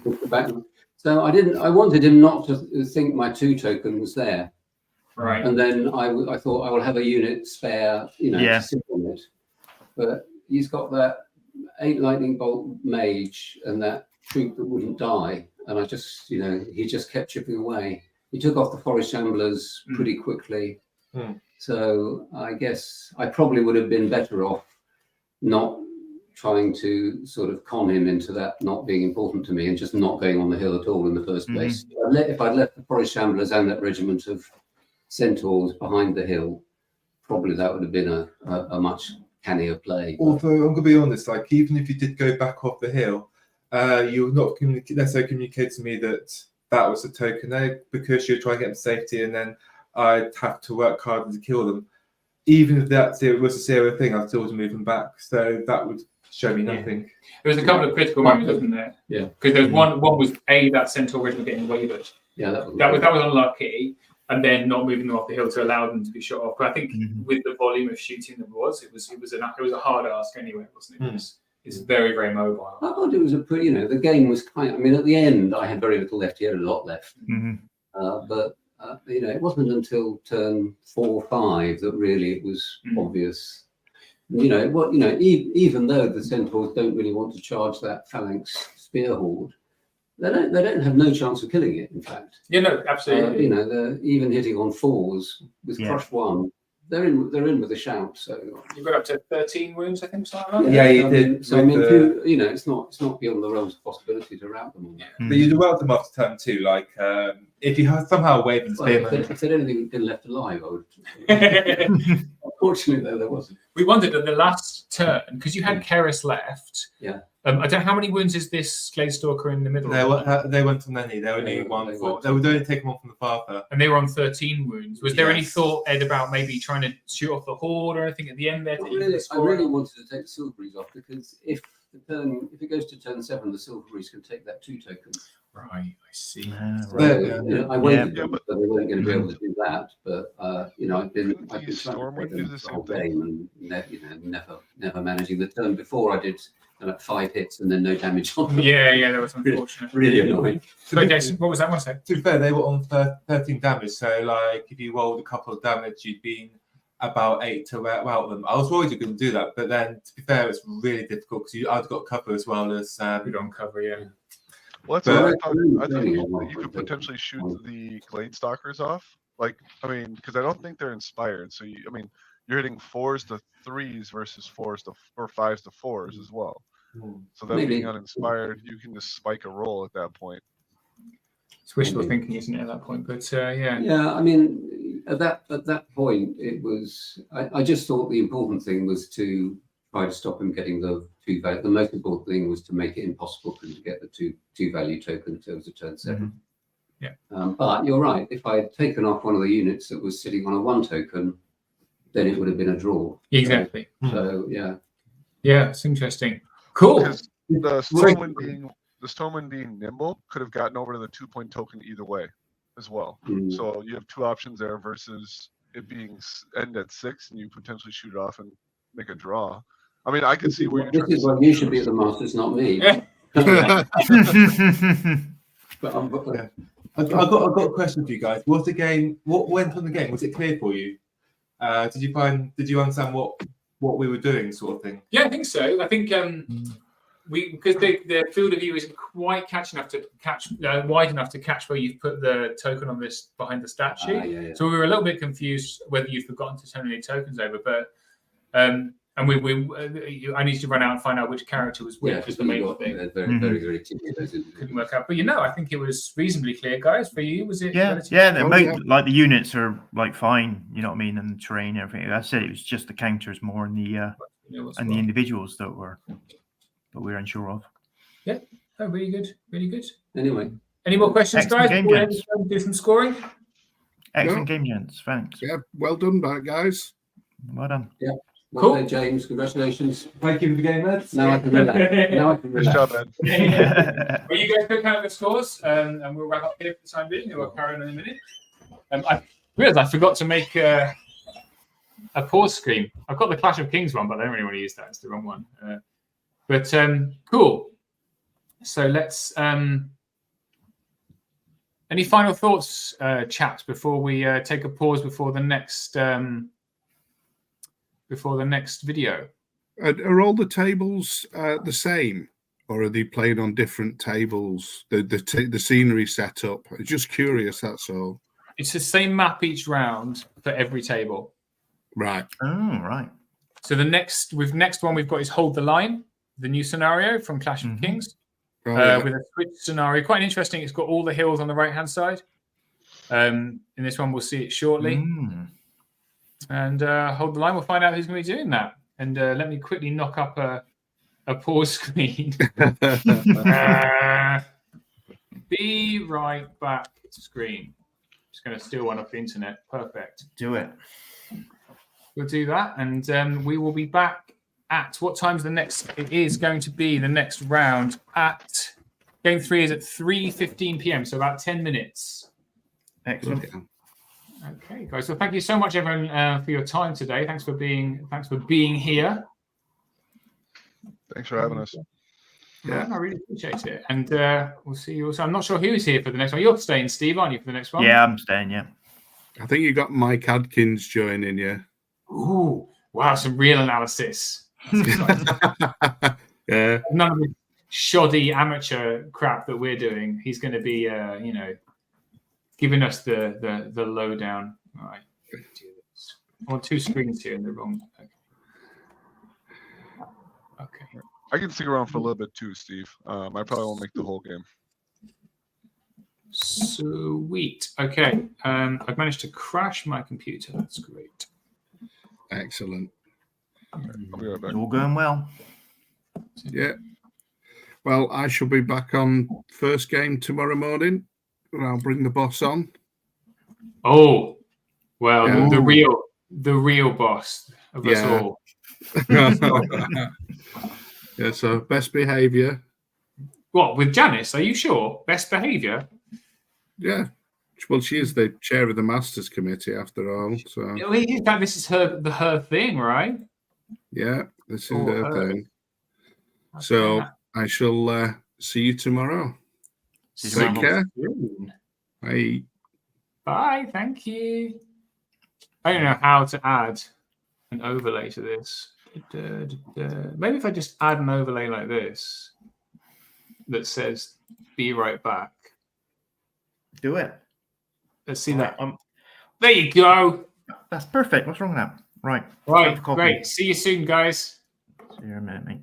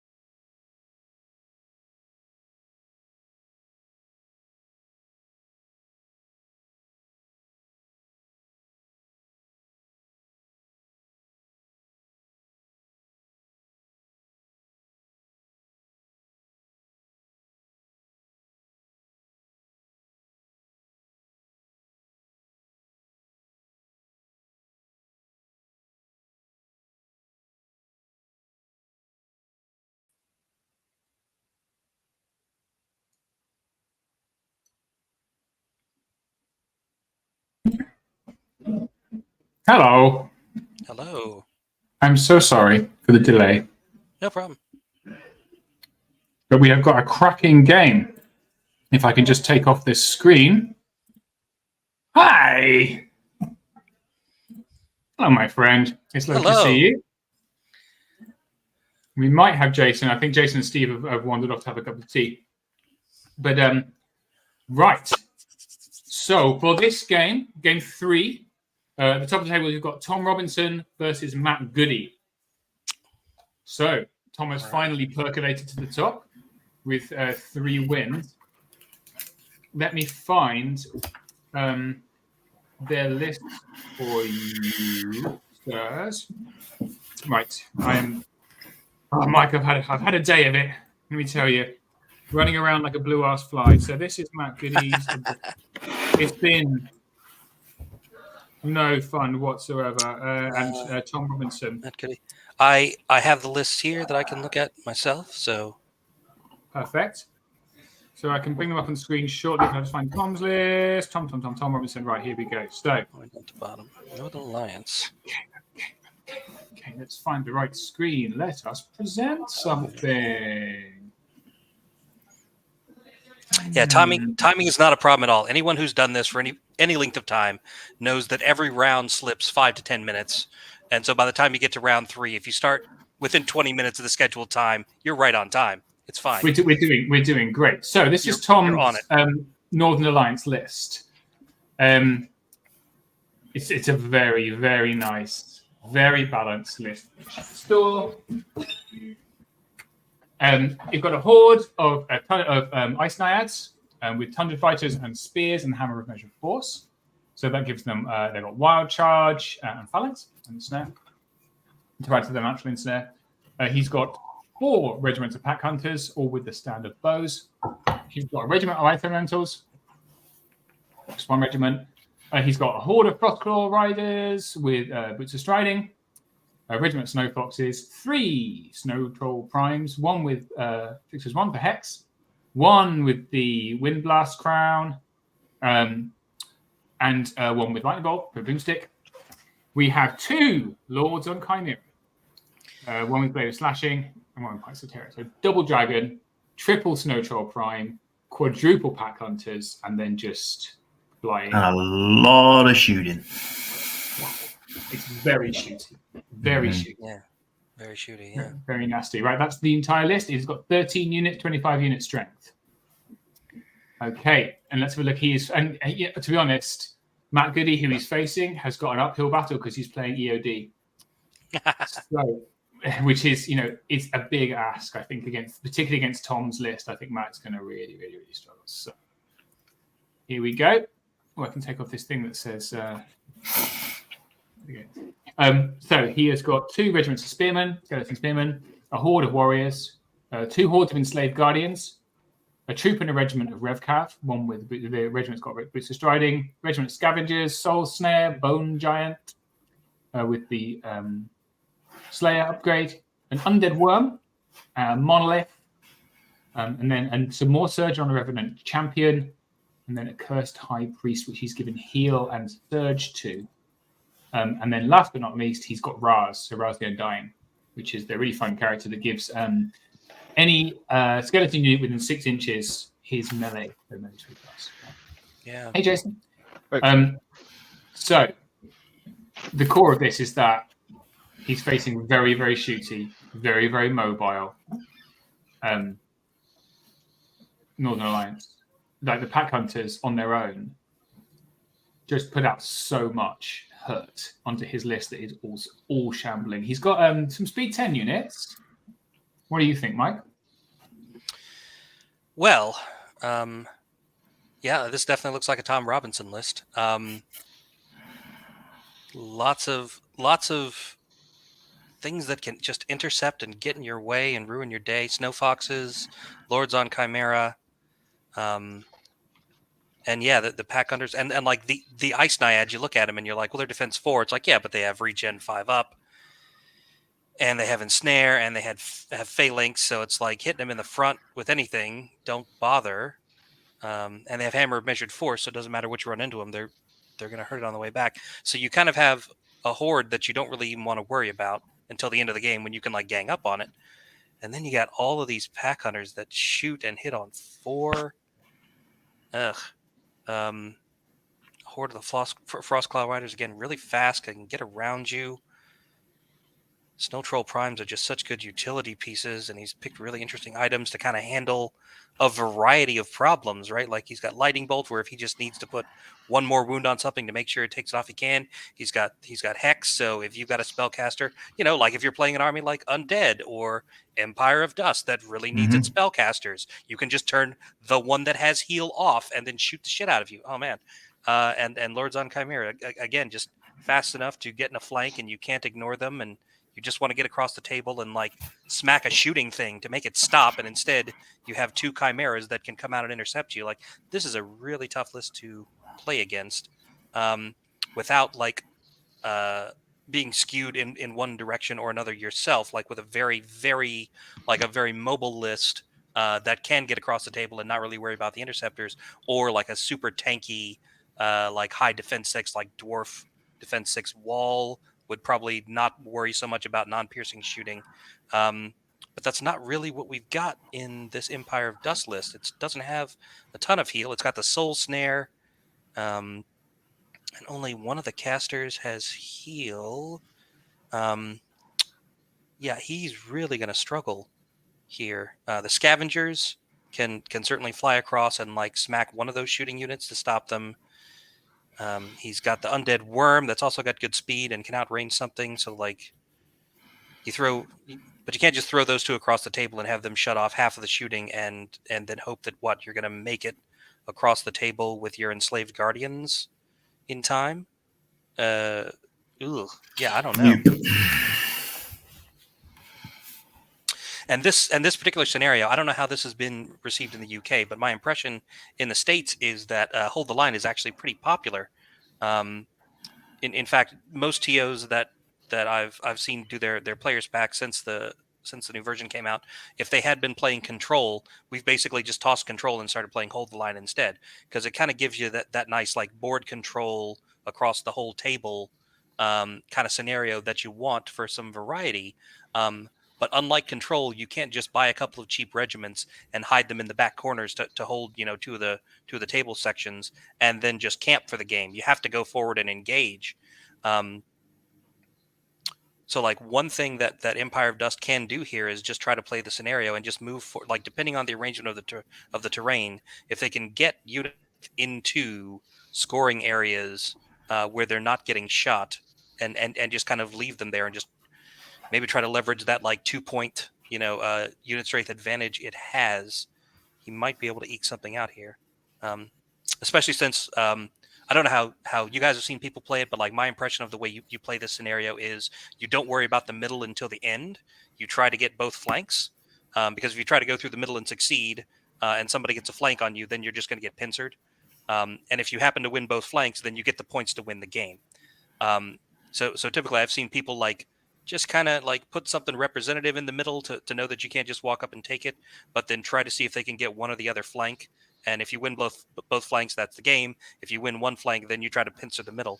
So I think maybe if Empire of Dust plays it smart and uses the terrain to stay in cover and like only tries to engage on flanks, he might have a route to victory here, but we'll have to see like how he deploys. I don't know. What do you guys think? In saying that, he's busy deploying right in the middle of the board. As you are saying, well, he's got a chance if he deploys on the flanks, and he's like, right, putting all of my stuff in the middle to start with. Which is kind of the problems with these like slower undead lists is they don't tend to split evenly. Like you can't just kind of put half the army on one side and half on the other and have them work, because they kind of need the characters. And if you've only got a couple of them, you have to kind of be near them, or since they're slow, you kind of have to cover each other's flanks, and you want to bunch up with them. So yeah, this might not be a great scenario for the kind of list he's taken. Although now he's putting something over to one flank. You can win the scenario if you go hard to one flank and hard in the middle and just kind of, do that with it and meet in the middle. Yeah, Meet around that third of the table line. Yeah, do a refuse flank. I think it's the only thing he can do, really. He needs to refuse flank. We see Tom's put his ice knives down right here on the left. so right on his right-hand side, and he's got one of the Snow Troll Primes with them. So he's looking, and I think if I was Matt and I was looking at that, I'd be like, all right, I'm not going to bother. I would have gone straight for the other flank. I would have gone straight for the other flank where the hills are. Yeah. He'd have so much more protection there. He'd be able to hide some of his units. The thing about the pack hunters, they are shooty, but they don't have steady aim. So they want to move up because they have the Thunder 1, but they're probably going to be hitting on 5s most of the game because of the moving and shooting. They've got no steady aim. Okay. Yeah, you kind of want to park them and just let them stand. Yep. The problem is they're speed 5, so half the stuff in the game is faster than them as well. So there's the balance to, and granted, they are 24 inches. That's it. So where he's deployed them, he's just going to want to stick them in that forest and just sit and pew. Yeah, concentrate fire. Pick out a unit, take a unit out a turn. Yeah. Well, so it's not the Horde of Ice Knights. I'm so sorry. It's both pack hunters on the left hand. That's the Horde of Ice Knights. He's stuck right in the middle. Ah, right. Yeah, he's saying I've seen your refused flank, and I'm going to, meet it with a refused flank of my own. Yeah, if this were control, then you could like Empire of Dust could just hug the back line and stay out of range of the 24-inch shooting. But since it's hold the line, they basically have to walk forward into the shooting range of the pack hunters to score at some point. Yeah. Tom's got one of his Snow Troll Primes on the right hand opposite these hills. He has put... Where has he put one of his chimeras? I'm just going to have a quick look at the board because we've got... The camera got shifted, so the board is missing a little bit of the left-hand side of the board. So let me have a quick... I'll try and adjust the camera without knocking it off. I'll be right back. Okay. Yeah, it might be all the way on the far flank we can't see. And good on the UK Masters folks for having terrain maps with 3 hills instead of 2 hills. Just to change it up a bit.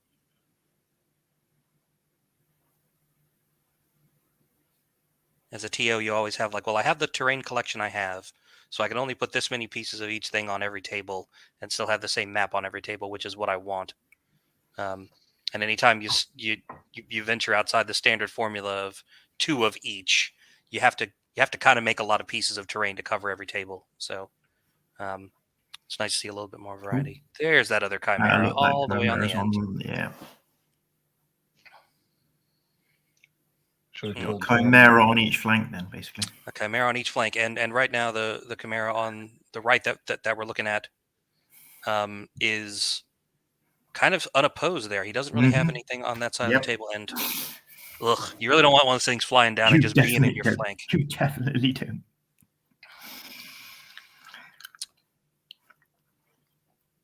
This is not looking good for Matt already. No, has he put down his dragon yet? Not Undead Worm. I think, isn't that the big 75 that's in the middle of the board? Yeah, I think so. Yep. Okay. So that's a Soul Snare. I think he's got another unit of the Enslaved Guardians and the Dragon to go down. Okay. It looks like Tom's got his Ravens to go down. Yes.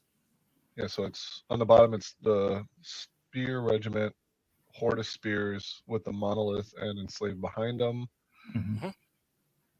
The Scavengers are 2 down from there. Is that another regiment of spears? Between them, he does have 2 regiments of spears and 2 regiments and 2 hordes of enslaved guardians. Yeah, right. That looks like the other regiment of spears. And then there should be a Rev Cav troop and a Rev Cav regiment. So the So troop, the Rev Cavs in the field, the regiment, and the troops on the flank. Yeah. Is that better? Over there by the chariot, I think. Yeah, that's cool, mate. So I just had a quick chat to Matt while Tom went and got a drink. And he was like, I was trying to work out which side he was going to go on. So I decided I was going to plump for the left, but then he put all his stuff on the left as well, and now I'm screwed. I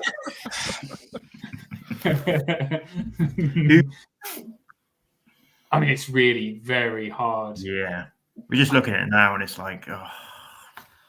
Because this chimera at the top right is just going to come shooting down, and there's nothing to stop it. All he's got facing off against it is a unit spear. Well, and he can just keep that Snow Troll Prime over there on that flank and Yeah. just take that point and just be like, all right, 120, Definitely, I don't care. Mhm. Yeah. And then I win either other table section and I win the game. Yeah, those.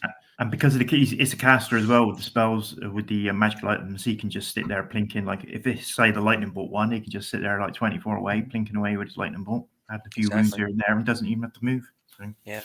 And I think with Tom, with most players, you can bank on them making maybe a couple of mistakes. Tom don't make and mistakes. then you'll capitalize on it. Having played Tom very recently, he just doesn't make them. And it's very, he makes no mistakes whatsoever. And that's very difficult if, if that's what you're banking on. So it looks like Tom on the roll to go first. Well, there you go. Okay, lads. Matt is a good player. I mean, I played him. He's a he is. Yeah, I played him at the the Reaper tournament at the end of the year, and he absolutely creamed me with this Empire Dust army with slight changes to it. But he is a good player, especially with the Empire Dust. But yeah, Tom's on a different level, I think. I think so. Yeah, no, this is a pretty good Empire Dust list, I think. Like, it's got a good variety to it. Yeah. Roz the Undying is a really good utility piece, just because you think you're fighting plain old skeletons and it's not going to be a big deal, and then all of a sudden they're hitting you on threes, and you lose a combat that you thought you were easily gonna hold for another turn. Yeah, there goes Chimera. Boom, gone. Right down the side. Yep, and turn. Yeah. So there it is. Like turn one, first move of the game. Basically, here's a really big question: how are you going to answer this? And Matt doesn't really have an answer for it. He's got a regiment of skeleton spearmen. Yeah. Whose answer Well, even if he answer. turns them, advances them towards the Chimera and surges them in, you know what I mean? What are they actually going to do? Other than ground it for a turn. Exactly. I mean, I guess at least they have faith. Well, there's no guarantee they'll even ground it. True. Being skeletons. True. Yep. Hitting on fives, wounded on fives. Yep. Yeah, there's no Bane Chant anywhere in this list, is there now? Plenty of Surge. But if he doesn't do anything to it, then he's got free reign, hasn't it?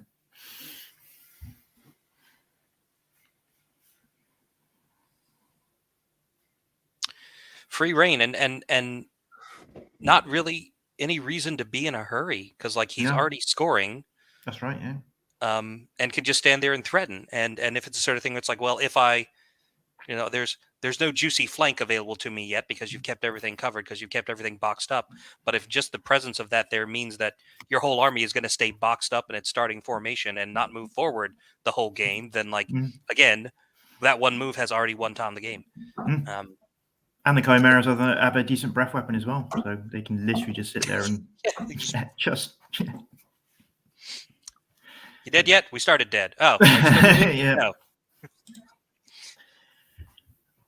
And mix that in with the pack hunters. Yeah, the pack hunters aren't the best at shooting, but if you're getting a few hits with them and you get the breath weapon in as well, that's like I said, a unit going a turn.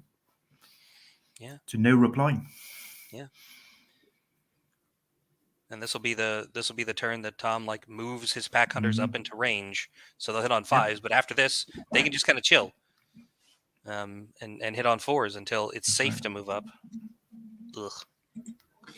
So it's in news of the rest of the table. Currently on top, it's actually not Tom on top. It's actually Brendan Heath, who is our youngest ever. Oh, well done, Brendan. I didn't realise he was top, but he was playing James Mitchell, who we saw in the last game for James's Elves. So Brendan's Undead versus James's Elves. And I've got to say I favour James in that game, but we'll see. And then we've got Tom versus Matt Goody, which is the game we're looking at. Last game, we had Jonathan Quayle was playing Chris Lynch, both of whom were tipped for the top.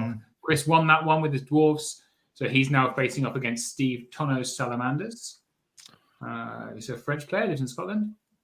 And then on the next table is Richard Luke's Basileans versus Andy Marshall's Halflings. Oh, so Rich is all of those players down to Rich are on 10 tournament points, and then they're stacked by points killed. So 10 turn points. What scoring system are you guys using for the Masters this year? King of Hearts. King of Hearts. King of Hearts. Okay. Right, so the TO is Mark Cunningham. It's Mark's scoring system. It's basically it's like a football scoring system. I have to look up specifically what it is actually because it's important. So you're 5 for a win, 3 for a draw, 1 for a loss. I see. Okay. And and that's it. It's a clean win, draw, loss with deciders being first on scenario points, second on kills, third on VP attrition score. Yeah. And so there's no bonuses for anything. It's just 5-3-1. 5-3-1. That's what it is. All right. It has its bonuses and it has its disbenefits, but sure. Are those results posted anywhere that viewers could peruse, or are they? There is a link underneath the video to current results. Fantastic! Look at you. Tell you what, on the Mantic Companion, because we are fully corporately branded at Mantic HQ. I'm stuck in an office at the back of Mantic HQ, surrounded by Mantic stuff. Now, I will take bids on terrain packs. I'll send them to you very cheap. I've got a box of 1,000 Walking Dead zombies. What else have we got? There's a box here that just says Ronnie stuff on it. Grab it. I'll have that one, Steve. Is it rum? Is it all rum? Or It's empty. Oh. We'll fill it up with stuff. I think it's like a stationary storage room. But anyway, it's very warm. Sneak into Ronnie's room and fill that box up. I think it's locked. Oh. I'm just turning the heating off. I would hope so. But anyway, so it looks like shooting did a bit, but not a great deal. So the 2 Pack Hunter Regiment shot at this skeleton regiment,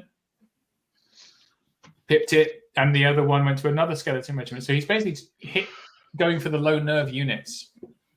I guess. Looks like he put a couple of wounds on that RevCav troop all the way on the left. That's about it. Just a little bit of blank shooting. Can anybody see the scavengers? Oh, is that who that is? No, I don't know. Can you speak of it yet? No, that's definitely a RevCav troop. And that's the undead dragon, I think, behind it. Or the worm. The worm. Yep. And there's the charioteer. Scavengers in between the horde and the regiment. Yeah, that might be them. And then there's his mounted character. Matt's mounted Revenant champion. Yep. Mm-hmm. That's where he was, hiding behind the chariot. That's why I couldn't find him before. So where are the scavengers? Has he deployed them? I can't see them. I hope so. Steve, what'd you ask? Where the scavengers are? I think they're between the horde and the regiment. Like where he just moved the wounds token. I think that's them. It's either that or the one right to the left in front of the soul snare. Scavengers that's a swarm regiment. They should be long and thin, though. Right. Are they next to the monolith? Is that 2 regiments of things next to the monolith? I guess he has regiments of enslaved guardians, right? Yeah, those are hordes of enslaved guardians. Hordes of enslaved guardians. Those are the hordes of enslaved guardians. Oh, you're right. Yeah, they are. Ah, right. Here we go. There they are. This is moving. We found them. Aha! The thing what flies, yes. I thought that was a skeleton regiment. No, I think the skeleton regiments was next to them. Has he got 2 regiments of scavengers? Or Let me look at the... No, just one. That's definitely scavengers. 2 skeleton regiments. We feel like those are accounted for. Horde of skeleton warriors. That's kind of in the middle in front of the monolith. 2 hordes of enslaved guardians. Those are behind the skellies there. That's his back line. RevCav is over on the left, both the troop and the regiment. Is it a horde of scavengers or a regiment of scavengers? It's a regiment. Maybe they got shot off. We missed it. Maybe. I'm going to rewind on the video. What else would be next to the horde? Is my question. Isn't that the other regiment of skeletons, isn't it? Skeletons? No. He's got 2 regiments of skeletons, hasn't he? Right, but that base looks different. That's than a the other. that is a weird sized base right to the left of the horde. But but a regiment, a swarm regiment, shouldn't a swarm regiment basically look like a Yeah, it's Yeah, 100 like a snow fox. large- Like his snow fox is Yeah. at the top of the yeah, screen. That's what I was 120 gonna by 40, isn't it? The swarm. I thought. So I Yeah, think should- they are to the bottom. You can't quite see them. They're just behind the enslaved guardians. Ah, right. say. But when I moved the camera, I've just moved them out of shot. I'm just looking that's back. fine. In the Jeez, Steve. Okay. Sorry, man. I'd just like to apologise to everyone. Just not to me. General Gaddafi says hi. Yo. What's up, Gad? Here's hi from Scott. Palace of War. And here's hi from Neil. Not, I assume, the Neil. I knew you were going to say that. A Neil Young. Hey, Neil Young. Hi to you. I like your music. Oh, here comes forward. See if we can see a bit more of this view. Okay. Ah, yeah. Oh, you go. there they There's the are. scavenger. There they are. Sorry, I should have thought of that earlier. Why do I have 3 cameras? No one knows. That's the bone giant, the weird base. That's got to be the bone giant. That's got to be the bone bone giant. giant. Yep. Oh, yeah, I remember now. He's got 2 giants stuck on the same base. He's got like the 2 of the old Tomb King giants stuck on the same base to make the Titan. Now I see it like that. I remember it crushing my army when we were playing him. He's taking his time. Could we have our first on-camera clock out? I'd enjoy that. What are we playing? 60, 65 minutes? 60 minutes. 60 minutes.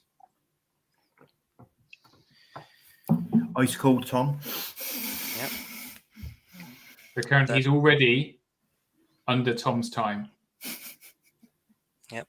That piece of impassable terrain there in Matt's deployment zone is actually helping him out right now, letting him protect the flank of that horde from that chimera. It's exactly 1 horde wide. Yeah. Convenient. And then the monolith kind of sort of protects the flanks of your enslaved guardians. Yeah. Come on, punch the monolith. It literally doesn't care. It will still cast Surge anyway. It cheats. Yeah.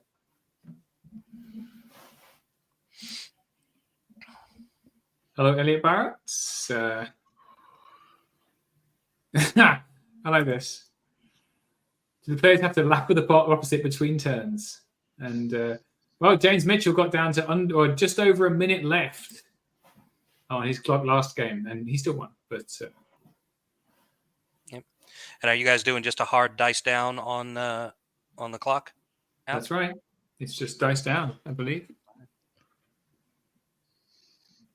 And no withdraw. And no withdraw. Wow. Okay. As it should be. Let's fight. The thing is, though, it's protecting that impassable is protecting the flank, but at the same time, it's not allowing him to come over and support that regiment in even the slightest bit. Yep. So it's good and bad. Like, yeah, and same thing with the monolith. Kind of, it's protecting the enslaved guardians, but it's also keeping them from going over and supporting that regiment and getting that and at least challenging on that flank. yep. I am looking at that's exactly what I would do. It's exactly what I would do in this situation. So the best thing to do in this situation is to come forward as hard as you can into Tom's right, so the bottom of the screen, and just feed units to that chimera.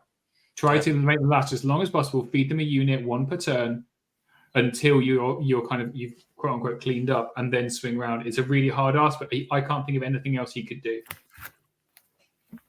Yeah, no, it's definitely the smart thing to push forward as far on that flank as you can. Try to engage on that flank early and delay on the other side, and So hope he's you can win a rolling flank. something that would be drain life, I guess, maybe. Yep. Yeah, because I guess with this scoring system, only holding 1 flank at the end of the game doesn't really give you anything. You have to win or nothing, so you might as well go for it. Yeah. That was it. That was his turn. So he drained some wounds off, put them back onto his regiment, and away we go. Yep. And Tom's going to fly around the side and shoot some more. Mm-hmm. Oh, God. It's so painful. Yeah. I mean, now he's And going to get surged. If anything survives, it's going to get surged into. There's that. Mhm. Yeah, but that's such a But like we were saying, that's such a risky gamble, because you can surge them in. I guess you can surge them into the flank, but then it can still charge forward away from you. And if you go into the front and you fail to do a wound, then it just flies over you, and then it's in the middle of your army getting a flank on something. It's a long bomb surge off the enslaved guardians, I guess. Very, very, yeah. And they'd have to get past the monolith without being able to march. How much surge has Matt got? He's got 8 off the monolith. 9 and 14 total, I think. It's not brilliant. 14 plus the monolith. Plus the monolith. Which I think is 8 or 10. 8. 8 the monolith. Yeah, It's got to be done So first. 16, 21. 21 total if he brings all 3 sources over. So he's got surge 8 on the high priest, surge 5 on the rev champ. Yep. That's only 13. 13. Plus the 8 from the monolith. Right. So 21. The 11-inch surge plus a 6-inch move is never going to make that distance. No. But you get points for trying. So there's that. You do. Not in doesn't- rank. If he doesn't shoot the spears off, though, he could potentially surge him into the flank and move the scavengers over and basically box. Because then it disorders. He can disorder the chimera, and he can't move through the scavengers at that point. Hang on, where have the scavengers gone again? That's lost. They just turned. I don't know if Yeah, they're just down by the they're in the enslaved Oh, guardians. there Just they are. turned I to see. base. Yeah. Yeah, So that's how- I think he couldn't move checked. them 20. Yeah, I think he checked the distance and decided that he didn't like how far he would have to go, or maybe couldn't quite go far enough. So he just decided to turn them and let it keep coming. Meanwhile, Tom is pushing up very aggressively, which is just a Tom thing to do. which is just a Tom thing to do. Yeah, especially when you've got your opponent sufficiently distracted by one monster on the flank that you have to. Yeah, half because of- we're not half of even your army talking about has the other chimera, are we? So Yeah. because we're so Chimera concentrating belongs. on the chimera on the other flank that Right. yeah, you've still got another chimera to bring into the game.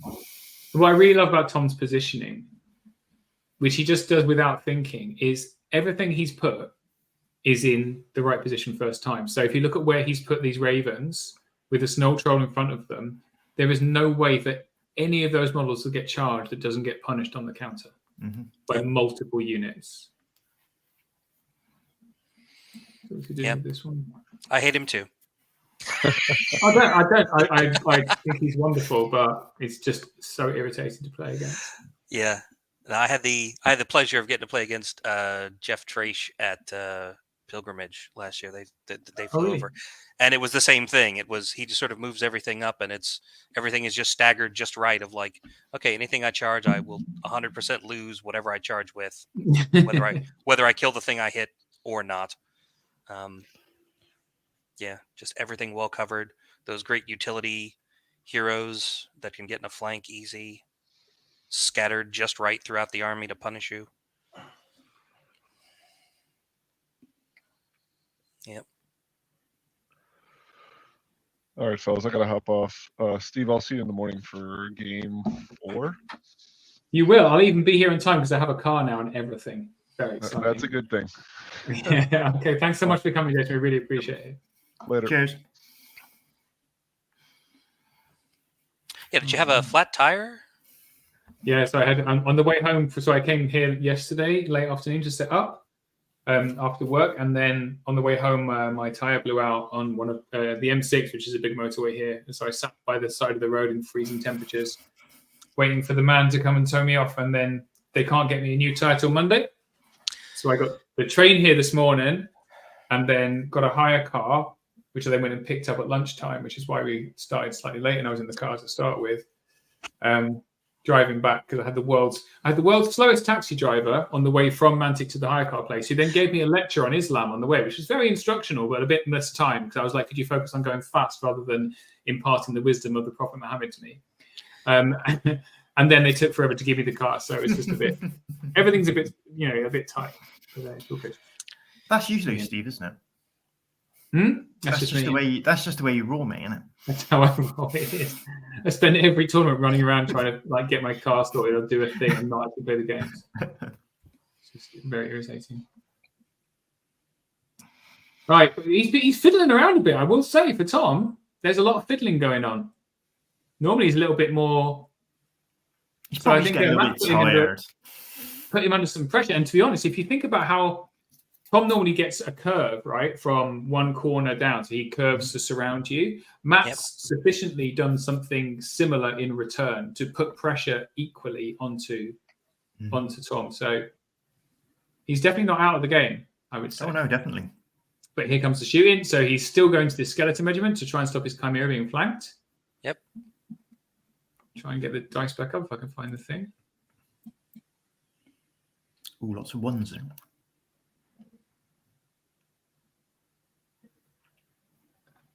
And then probably the lightning bolt from the troll, yeah. A couple more. Yeah. And then we're expecting the breath weapon probably next. Looks like 10 wounds on that skeleton regiment.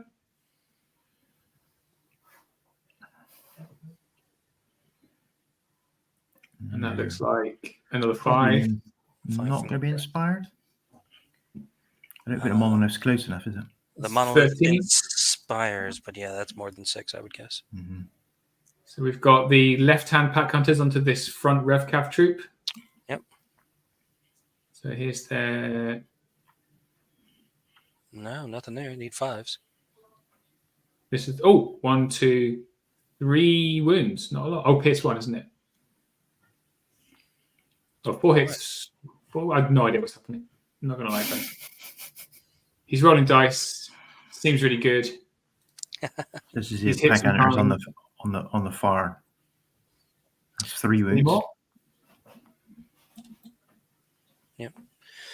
And he doesn't have his ice elementals anywhere. No, they're still too far in the back to be breathing on anything. Nerve. Right, 11. Check. I think that might have been Hex, actually. Oh, yeah, you're right. So he's hexed. The Soul Snare?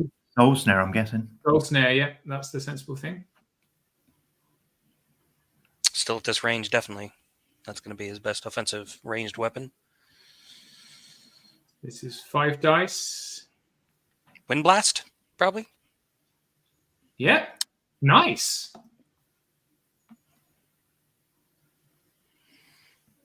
Check in, and some nerve tests, probably. So nerve, that's a 6. If that was on the regiment, that would be enough. That's an 8, followed by a 3. Ooh, 3. Still enough to take him off, though. That's a shame. Yeah, that's the skeleton's gone. Okay. And that's his See turn. what Matt does.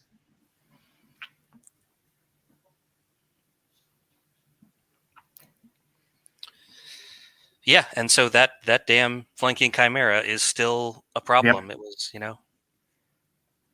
Tom. Matt gonna send the scavengers in just to hold it up. I can't see any other option. Tom, ask the question. And there's no guarantee again the scavenger is going to do it. No, I'm not convinced they're within 20. I think he's probably put it outside 20. Possibly. That's a 24-inch block of the red lines there. Yep. Right? Correct. Okay, and the scavengers are just to the side of it over here. The Chimera is, might be 4 inches inside the other one. I think it's out, but we'll see. We'll see if that's what he wants to do. I'm not sure what else. I don't know what other options he has.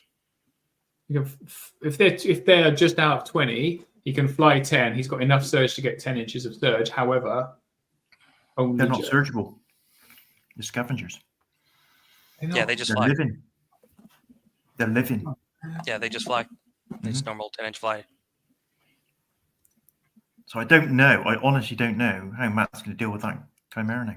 If the scavengers are out, he's got absolutely nothing that can stop that Chimera.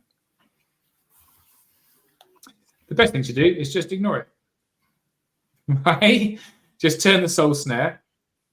Put an Enslaved Guardian regiment next to the Soul Snare. So if it does charge the Soul Snare, it bounces. And then the Enslaved Guardians turn and surge. Done. That's all he can do because the Horde doesn't care, right? The Horde is protected by that. wall. You just got to line your stuff up so there's nothing good to charge. The Chimera can fly over if it wants and start shooting, but realistically, everything else is too far back to support it. It's very out on its own. I think it's a threat that you don't need to care about right now. Could be. Looks like he's thinking about sending his worm into the Chimera on the other side. I think we're looking at whether he's got a flank on that horde of scavengers, a horde of ravens from his bone dragon thing. Because that looks within 20 to me. And if it is, that's a... That would be an unusual mistake for Tom to have made. Yeah. No, Tom's on his phone, so he's clearly not worried. But notice that Tom's got a Beers of War dice bag there. Beers of War was the it was a legendary tournament here in the UK, Mike, which was, I don't know if it was in a brewery, but it was you know, obviously we don't condone alcoholism. We don't condone drinking in this format. He has gone in, or maybe he hasn't. He has. Yeah, he's going against Chimera. And now the wounded Rev Cav, or no, the Chariot will go into that supporting unit. And then he'll give his melee, I guess, to one of them. Anyway, Beers of War, you drank every time something died, I think, something like that. Anyway, it was something crazy like that, yeah. Damn King was asleep during his game and only woke up to do his turns, apparently, allegedly. Beers of War doesn't happen anymore on account of responsible drinking. But so he's gone in, which is the right thing to do, to be honest. He's got to. He's got no option. He's got Raz right in the middle. He's left the Ravens. Yep. He has gone into, I think those are the Snow Foxes. Yeah. Rev Cavalry troop into the Snow Foxes. Because without withdraw, those pack hunters can't go into the flank of the Bone Giant. Or the worm. The flying worm. The flying worm, yeah. Undead worm. And if he gives the worm Raz's melee value, it's hitting on 3s and 2s, which is nice. Because he doesn't care about the Rev Cav on those boxes. He's held back with his other stuff, though. I'm not sure whether that's the best thing to do, or whether he should just have pushed forward, because the Ravens are going to come into them with their boots of striding, make a mess, make an awful mess. I think he could probably do with being more aggressive with the rest of his army as well.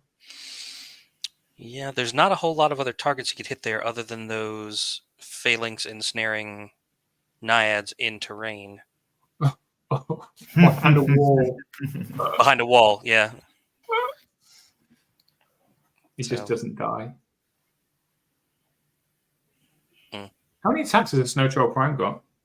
5, I think. Let me double check. 5, yeah. On 3s, crush 2. Yeah, enough that you really don't want him in the flank. And vicious. Yeah, they're really good utility pieces.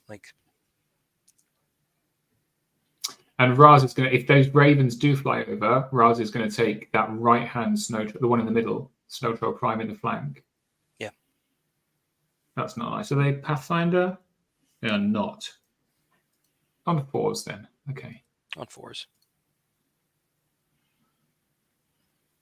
There you go. He's doing exactly what I said. Good boy.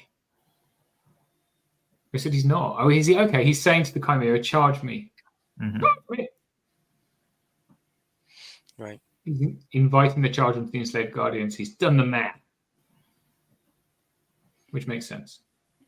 Right. I would be tempted to push it forward a little bit more.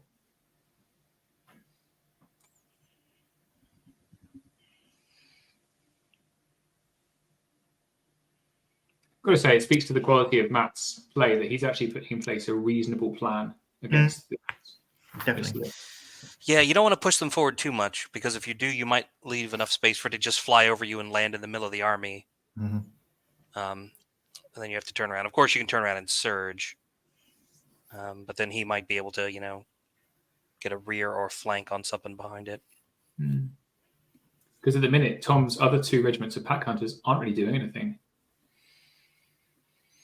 No, they're just holding the middle. They may or may not be within range of the skeleton horde. No, but the forest is in the way. They might not even be able to see. Yeah. I think one of them might be able to see, but it's still cover no matter what they do. Or they have to move and they don't have steady aim, so it'll be -1 anyway. Mm-hmm. So yeah, they're holding the middle at this point.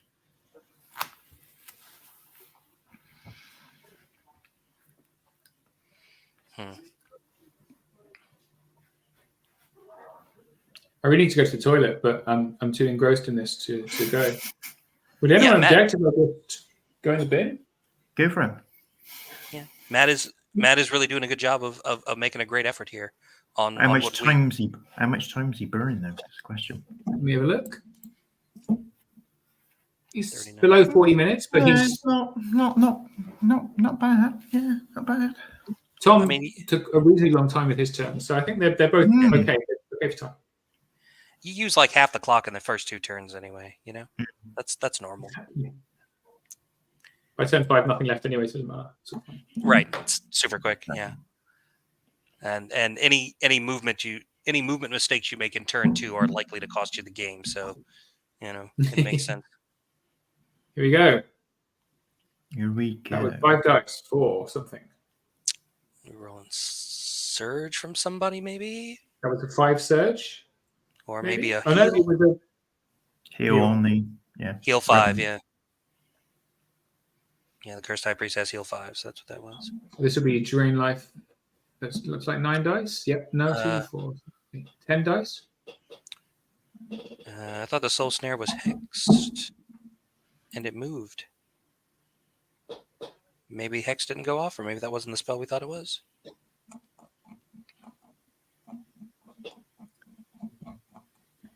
High quality commentary here. So we don't know what's happening, but something is. Some dice were rolled.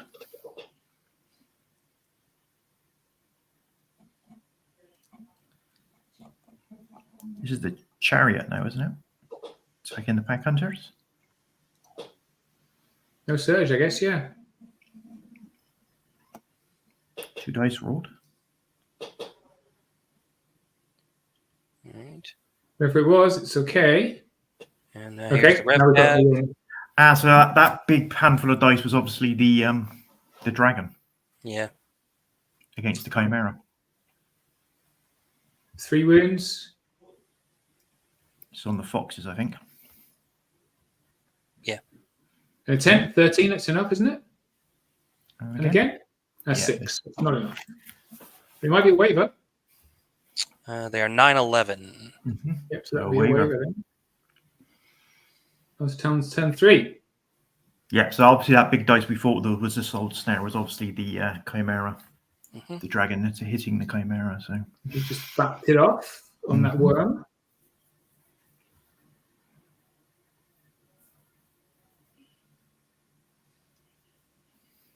Oh, let's go to this one. You can't see anything more. He's having a think.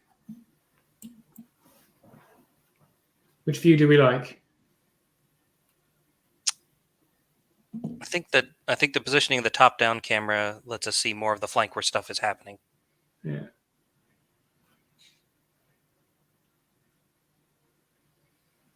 At the moment. Well, from how they deployed, yeah. Everything was going to happen on this side of the table. I'm going to go in position. I'm going to 2 birds, 1 stone. I'm going to pee, but before that, I'm going to push the side cam downwards. I think everyone on the internet needs to know about me peeing. It's important. yeah, I'll be back shortly. Well, see, it's too exciting. What's he going to do? so he's not charging with the ravens, or doesn't look like it, or is he?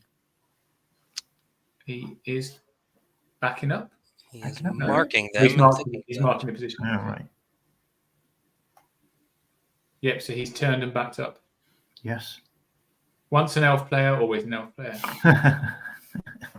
Yeah. No, it's only turn 3. You have your opponent outgunned and outrun. There's no reason to push forward prematurely unless you really want to. And he's going to feed them snow troll primes. That's what he's going to do. Interesting. Right, we were back. Yeah, So maybe. what's he doing with the pack hunters? This is the thing. They were fighting the chariots. Because if he's backed off the chimera, Yeah.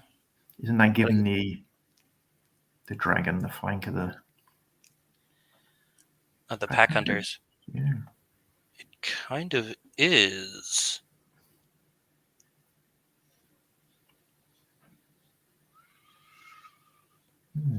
Because I guess because I guess without the withdraw rule, he can't corkscrew with that infantry unit into the flank of the worm. Mm-hmm. Would he even want to, though? Those are pack hunters. They've been punched in combat, so they don't have their thunderous charge. They hit on 4s. Is he just sacrificing? Is he just willing to sacrifice them? Yeah, for a maybe. better position? Maybe, yeah. Because he has positioned in the sense of, like, go on then. Yeah. But then their dragon will still have fly, wouldn't he? If he doesn't punch him. If it doesn't, yeah, exactly. Like, sure, you can send your worm into the flank of the pack hunters to finish them off, but then my chimera is free to fly away. Mm-hmm. He's moved up his ice elemental regiment into the woods, facing that direction. He sent one of the snow troll primes into the rev cav to help support those foxes. Pack hunters come forward, and what's he going to do with his chimera?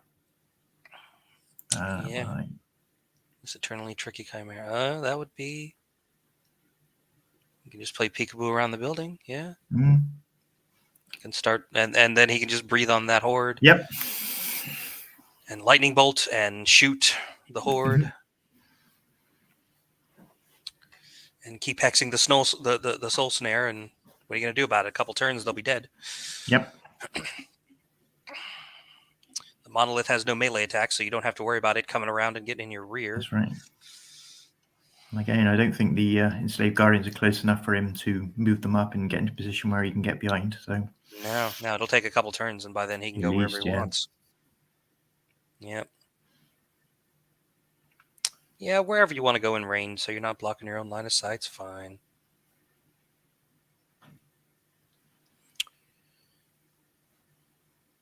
I do think what Matt has tried to do over there on the far left side is, it was really his only option, but like good on him for trying it, right? Like let's push forward, make a mess, and roll dice and see what happens. Yep. Catch a break, maybe. Well, it's a dice game, isn't it? So you never know. You get that spike, a couple of spikes, and it can change the whole balance of the game. Yep. And clearly, he deployed that flank with this sort of like alpha strike in mind. He's got all of his fast units all over there together. Oh, we changed our minds. Change your mind there.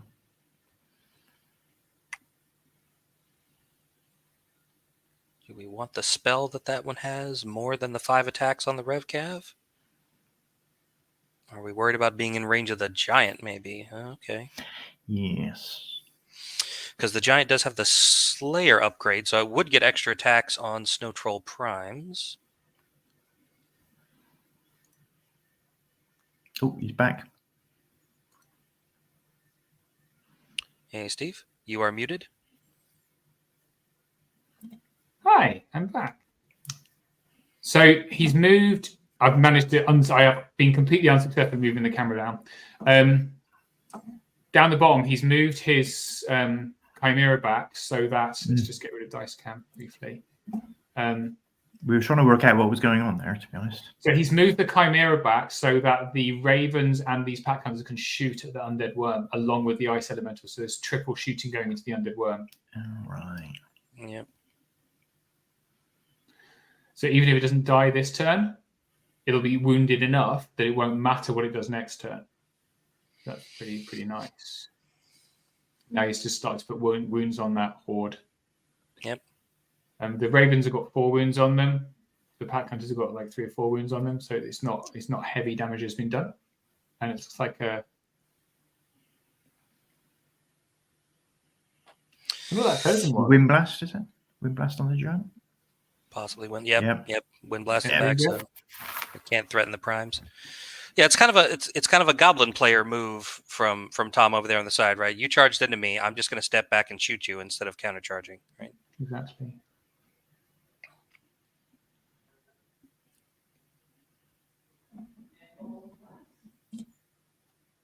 This is damage going on to the chimera.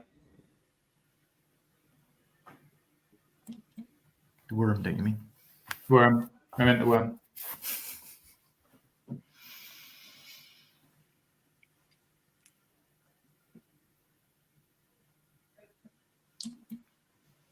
Yep. Oh, we're looking at the rules. Ooh, a rule book out. Wow. Is there a cover question or a moved in terrain type question, maybe? It's the ice elementals, isn't it? It's the difference in height. That's what I bet you money. That's what they're looking up. So the terrain is height 1. The ice elementals are height 3. They will be taking cover because they moved in terrain. So is it 4s or is it 5s? It makes a difference of 1 dice, guys. He's hit twice.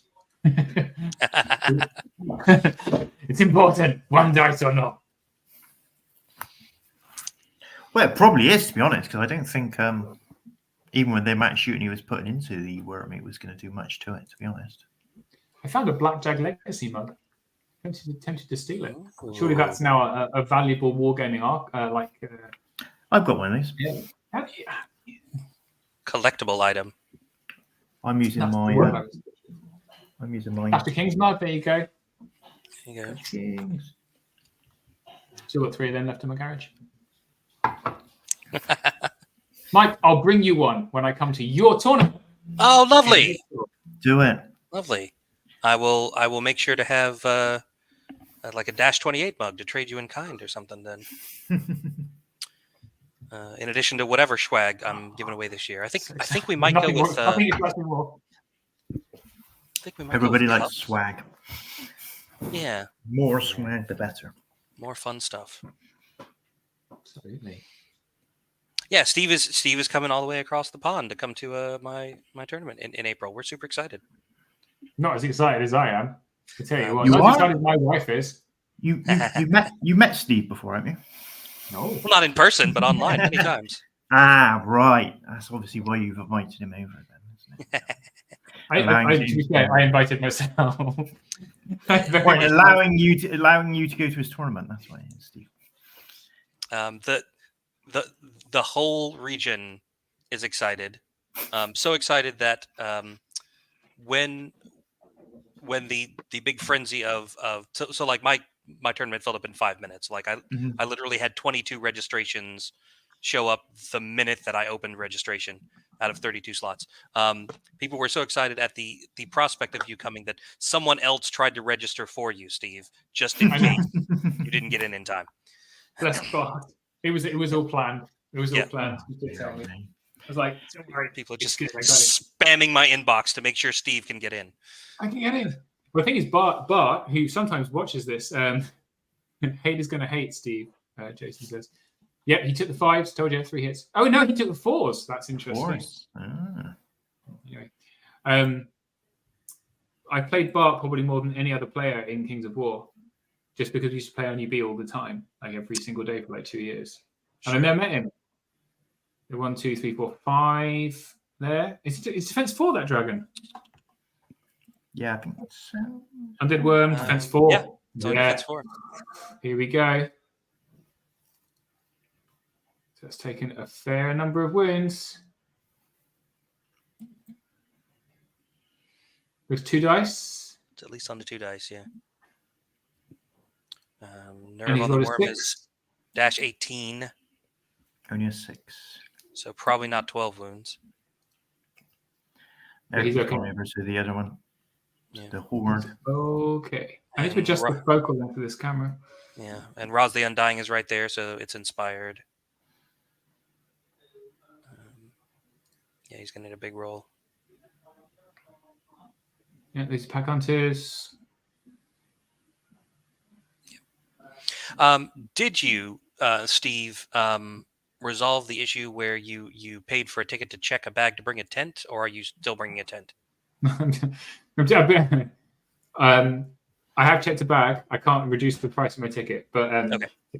I'll just sort out our travel arrangements on this camera on this live stream. But no, if I could use, I'll bring a sleeping bag and stuff, and if I could use a tent, that would be amazing. Thank you. Okay, no problem. There's a nerve roll on Raz. He's okay. And we are into Matt's turn. So everything has lived. which is great. And now he's going to do some shenanigans. Go on, Raz. What's he going to go into?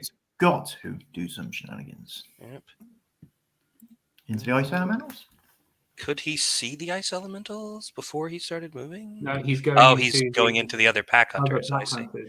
Which will open it up for those Revcav in the forest to maybe charge those pack hunters that Raz is currently engaged with. If they're in range, let's see. But I think he's because dragon can go to dragon. Yeah. There. Dragon on dragon violence, definitely.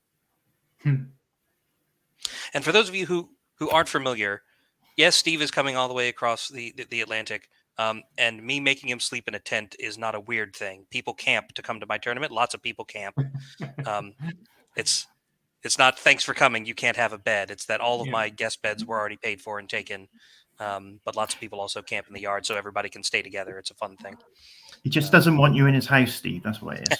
Not that I blame him, but it's more that I don't want to share a room because I'm precious and also if you want to sleep, it's actually better to be outside because the house stays quite noisy until quite late. So if you want to go to sleep before like 2 or 3, having a tent that you can go outside to is better than having one of the guest rooms. But in America, don't you have wild animals? Dangerous wild animals? No, not really. Not in this part of America. Oh, right. The most dangerous wild animals we have are the humans. We are the dangerous ones.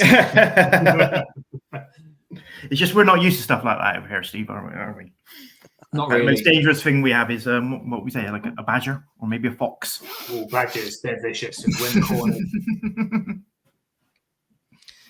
We have plenty of deer, but they're friendly. The biggest carnivorous thing around here is a fox. So this is nice. I think he's definitely still in the game here. Yeah, definitely. So he's locked down in the all shooting. He does need to kill something, otherwise he's going to take ice elementals in the flank. Yes. But those pack hunters are on a lot of wounds. And if Raz gives those Revcav his melee value, use the boots of striding, that means that's 16 attacks on 3s, Thunder 2. Pretty nice. I wonder how badly damaged the Chimera is from the attacks from the worm last week. Not a lot. 2 or 3 wounds. 2 or 3 wounds from that, yeah. So he's managed to keep the horde away from his stuff. He's inviting a charge there, but it's going to be over a wall. Yep. And he's got the giant hanging back, ready to he's come just in. Measuring for that Chimera flank, which is definitely coming. Problem is the horde of skeletons there is on 2 dice already. So that's just not a good place to be. No.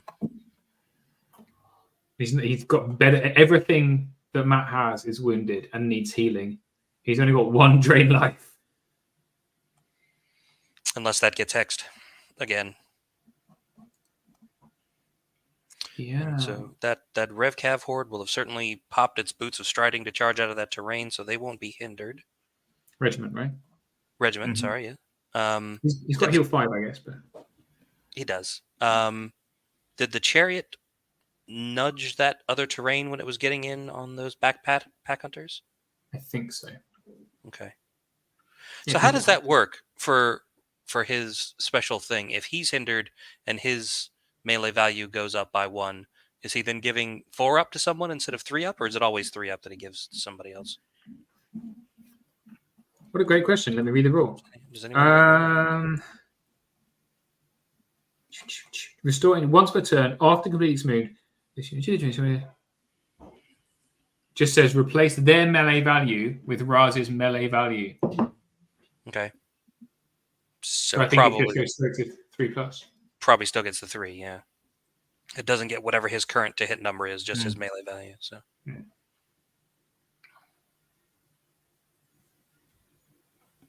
yeah, that makes sense. Some careful placement of a giant there. Uh-huh. That's still a flank, but it looks like from that Chimera. No, it's in front. Nice placement. Just barely, yeah. Just to make sure, smidge it back, just a millimeter. Yeah. Just so you don't accidentally bump it and oh shit. Yeah. There you go. Something's getting charged. But I think at this point in the game, Tom's got 3 more turns. He can afford to not commit the Ravens and just keep bombing stuff for a while. Yep. Depending on how Matt's turn goes. If Matt's turn goes poorly, he's got a choice of targets. If it goes well, then the ball shifts back to the other foot. So we'll see. Yeah. So what are his realistic chances for picking up units over here on the left? We figured those foxes are probably going to go, and that front regiment of pack hunters is probably going to go. Does he get the Chimera this turn? Probably not, right? Only if he rolls like a demon. Yeah. You know? Which is not something that doesn't happen. And we don't expect that the Chariot is going to pick up a fresh regiment of pack hunters on its own. It didn't last turn. It shouldn't this turn. You wouldn't have thought so. Right. Not on 7 attacks. Especially is it hindered as well, the Chariot? I think we it don't is. know, possibly. Yeah. We think so, yeah. So that would mean that at the end of this turn, there's basically an unengaged Revcav regiment and a troop over there on the left that he'll need to reposition. It's going to be hard to get the regiment in a position where it can do anything useful next turn, just because it's got so many of its other units around it in front of it. But the balance has changed now, so that while Matt is into Tom is very much, he's got that curve. He's got the dominant position. He's secured the center very strongly. Yeah. If you think about the scenario, Matt's going to really struggle to claim the center. Yeah, because winning this game is a matter of Tom pivoting that Snow Troll Prime on the right and walking him over that red line, and that's the game. Yeah. Do you know what? You're so right. You're so right. There's literally, oh my goodness me.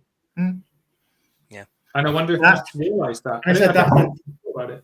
And that's why that troll, that prime was so important, because I think that's the one with the lightning bolt as well. So he literally he can just sit him there and right next to that line and just lightning bolt, and then pop over the line at the end. And there is still a little troop of scavengers. If you can keep them alive, then they are also in. They could be key. Love it if a troop of scavengers won a game. That would make me really happy.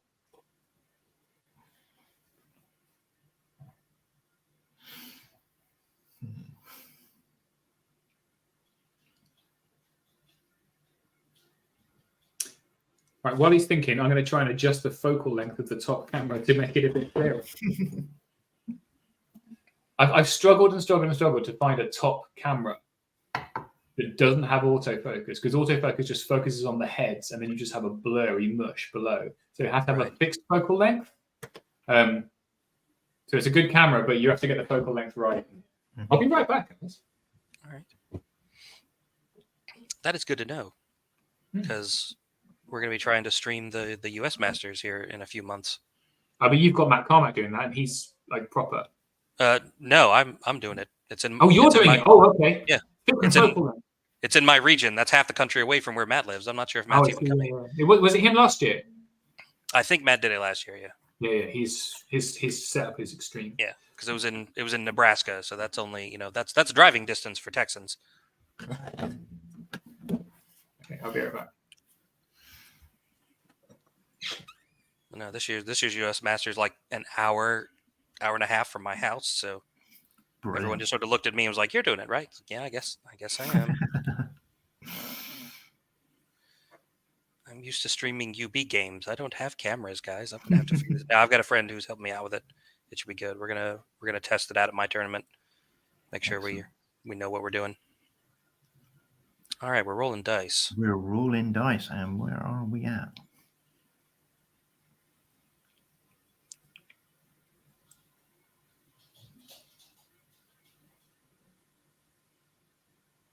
Oh, that's a bit of heal. It's going to be heal on the board. They're still on 2 dice though. Yep. And we're checking our soul snare just to see if we can. Yep. Shall we? Okay.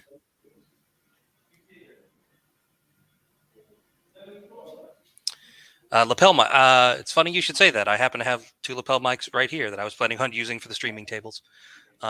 We did that at the US Masters a couple of years ago, where the guys at the table had microphones, and we could just adjust the volume of theirs up so that we could hear what the players were saying if we wanted to, let's take a minute and listen in. So yeah, no, totally some lapel mics. How's that? Clearer, definitely clearer. as I said, Tom leant over to me and said, "Swear word, soul snare." Is what he said. Fucking yeah, it's out there doing work.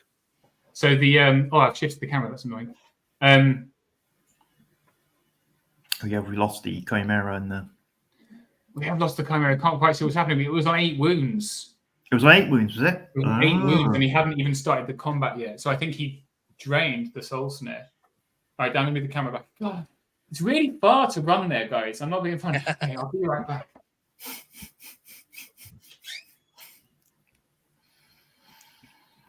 That'd be interesting. He takes the Chimera down.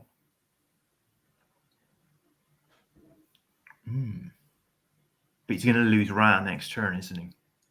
I can't see it. How he's not going to lose Ra. Probably. But I suppose if he blocks with the... If the Rev Cav kill the Snow Foxes, he could possibly block. Yeah, if he just walks forward enough, those trolls aren't going to be able to get in. Oh, the Chimera's gone.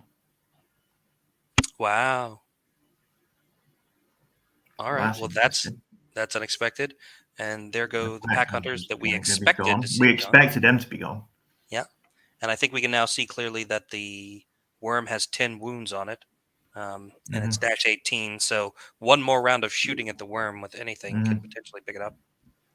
Another 3-4 wounds. It'll be an easy pickup. So, as you can see, the Chimera's gone. Chimera is gone. Tom said, "You're dice in it," and so have the pack hunters. So, game on. And then there go the Snow Foxes. So we expected the Foxes and the pack hunters. We didn't really expect the Chimera. What? No, don't turn them. Walk forward. Or I guess just by turning them, you can probably block out the trolls. Yeah, there's not enough space for the trolls to get in there. So, let's protect the chariot. Unless the pack hunters disengage and back up, which is what they'd have to do.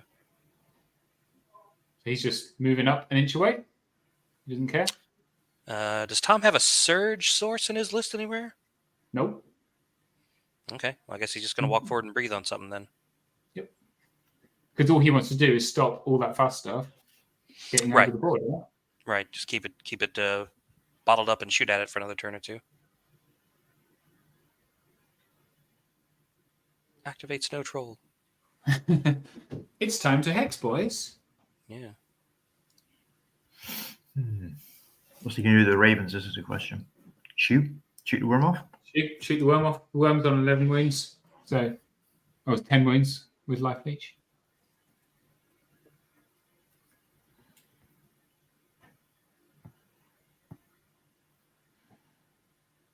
Moving out of charge. Very nice. Yep. Shooty time. So the worm's going to go this turn. And everything else is going to have to engage those snow trolls per turn.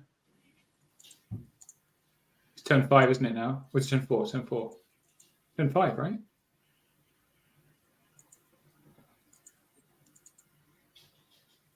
Is it turn 5 or turn 4? I thought this is Tom's 4, but both dice are on 4 and Tom went first, so I'm not really sure. He may have just forgotten to flip it. So it might be 5 then. If this is turn 5, the game's already won.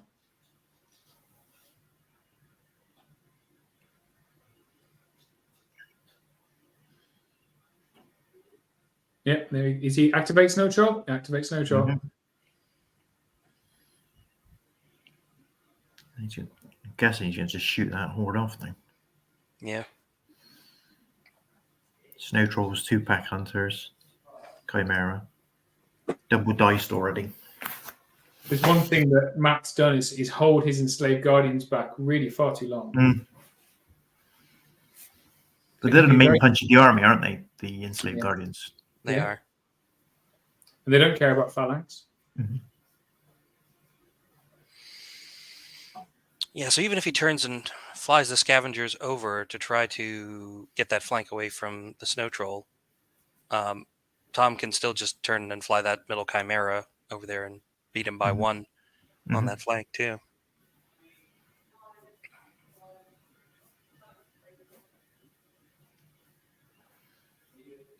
And then we're shooting on the horde. The horde's okay. Oh no, he's still going. Oh, okay. Yeah. Ooh, look at that. It's like 8 wounds.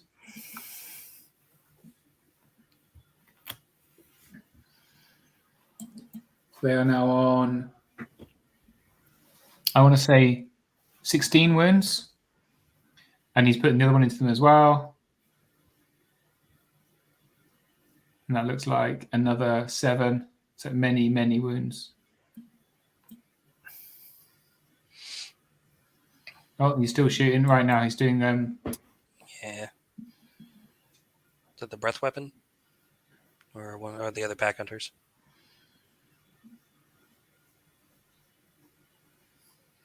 Whatever it is, it's just all going into that worm. Yeah.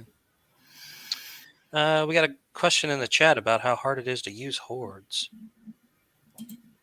They take practice. They do. I guess it depends on what you try to do with them. Like, they have so much frontage, so they're hard to protect. It's easy for people to see them to shoot at them or double charge them.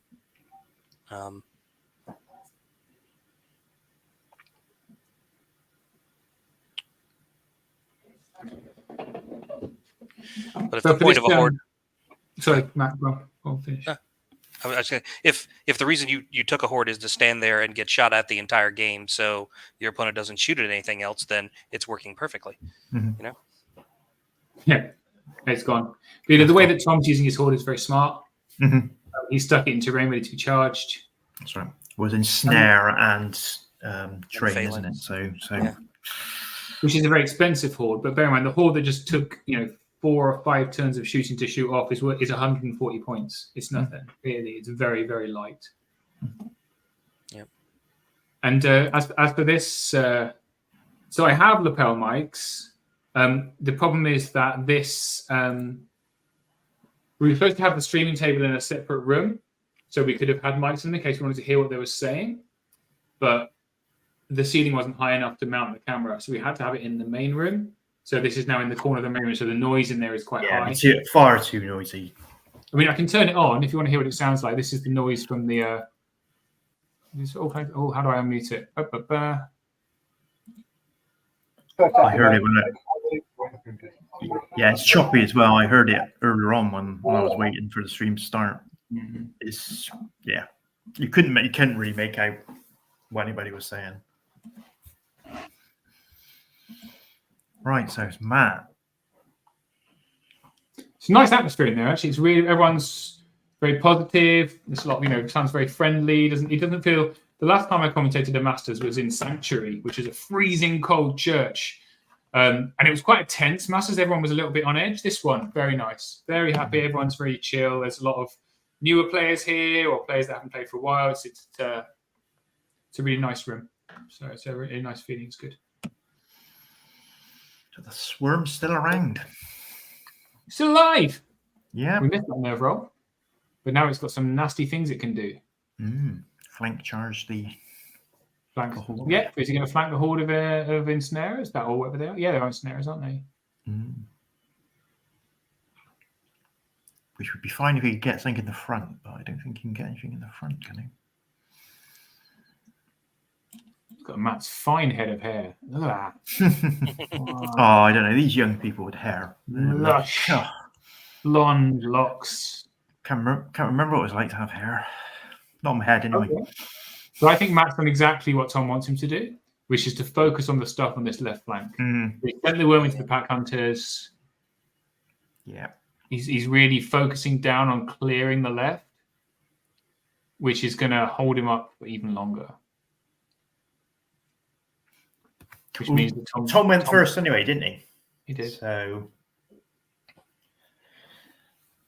Matt can move into the scoring zone second. That was very strange. He put the worm into the front. Doesn't the worm shamble? It does. It does, yeah. So he could have just moved it up and turned it and had that Rev King on horse ride up and surge it into the flank of those pack hunters and more reliably pick them up this turn. I can't tell how many wounds they currently have on them, but Unless he's going to use him to heal. The Rev King doesn't have heal. Yeah, he's he? only got Surge. Yeah, he's only got Surge 5. He's only got the Surge. Oh, he's a Rev King, is he? Right. Yeah. Or Rev Champ. The Rev High Champ. Priest has. Yeah. Where's the High Priest? Yeah, because the worm only hits on 4s. Hmm. Ooh. But I guess he'll get the 3 up from the chariot. Yeah. The High Priest is he dead? I don't see him on the table. Unless he's hiding here behind the giants. Possibly. Could be, yeah. Could have been lightning bolted off. No, I don't think so. He's probably hiding behind the giant. He's trying to decide what to do with his skeletons.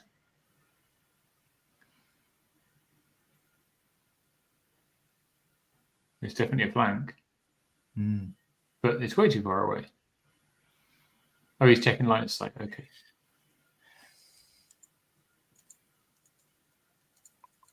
Because you still got what, 2 enslaved guardians, his giant, his soul snare, his scavengers, and his monolith. All in the backfield at the moment. Still talking about hordes in the chat there. If you it depends on the army. So Neil's been, as a newer player, whether you get something. So Ratkin, for example, if you play all hordes, devastating. But you need to really learn how to maneuver them, because it's very, very easy to get yourself blocked up and tangled up. Kings and Men, those kind of big, cheap hordes, fantastic. Orcs. And orcs is even bigger, right? Because they're giant, large infantry hordes. Heavy. Oh yeah, but I mean, a great axe horde of orcs can just. Or a Legionnaires horde, if I just literally delete anything it touches. Yeah. Getting them in is the challenge, but then you give that is the challenge. As you said, you need to learn how to use them. Yeah. I was listening to Jeff Shiljan's List Builder Studio on Countercharge, and he plays very differently to anyone I've ever heard of, where he plays a style of like reactive, where he's taking a charge. So he designs his lists to take a charge and then counter punch. So that's another good one, where you've got a giant 23 unit strength horde, takes the charge, can take pretty much any charge if you kind of negate other people's charges, and then it's all about coming back in and what you. Again, it's by position as well. It's like what Tom's done here. If you stick a troll or something, if you position it right, you're stopping people from being able to charge 2 units into your hordes. If you get the positioning right. So. This one, I think Matt's still doing extremely well at. He's doing very well, to be honest. At punching back, but I think thinking, the long game here, it's a really hard ask for him to get across the middle.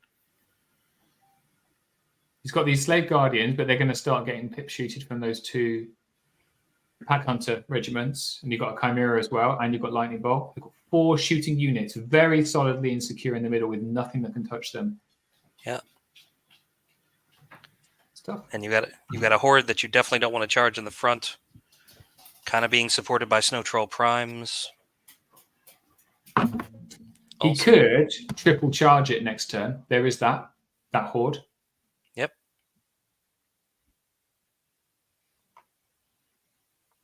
Everything hindered and ensnared on 5s. So, probably 6s for what's he actually sending? Yeah, okay, the enslaved guardians will hit on 5s. Double enslaved guardians and is that skeletons? No. I don't know what that is. Yeah, no, I think that's the other skeleton regiment behind the wall there. Yeah. They love being hindered skeletons. Yeah.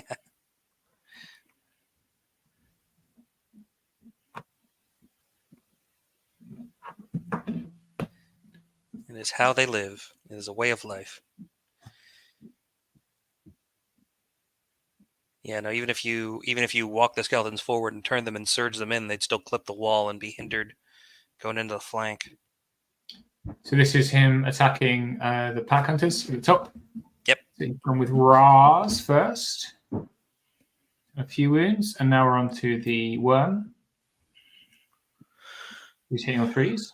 Hitting on 3s with Raz's. Oh yeah. Ooh, 6s. Damn. That was a whole handful of wounds. Wow. And that's an 8. And a 6. Looks like enough. Not enough. All right. So we life leech. Not enough. That's bad. That is bad. Maybe I think wavered. Tom did a wavered hand gesture underneath it like that. Yeah, that makes sense. Wavered. All right. Now we're looking at what, the RevCav troop maybe? Yep, that was it. And over to Tom for his 5. So they're turning both dice over, therefore negating the point of having 2 dice. Good job, guys. You guys are super smart. You can be the cleverest Kings of War players in the world, but can you work out turn counters? No. Absolute genius. So we're into turn 5, yeah? It's just the beginning of turn 5, top Yeah. of 5. Wonderful. Pair of idiots. Why do I bother? All right, Tom, is it time to keep falling back and shooting, or are you going to push forward with something this turn? Why would he need to? I mean, he could send the ensnaring horde in. He doesn't need it, right? But I doubt he will.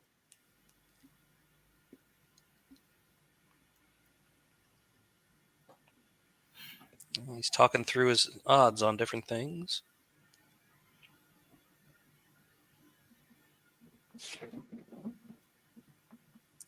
Yeah, here we go. I'm just going to leg it. Because you can't win.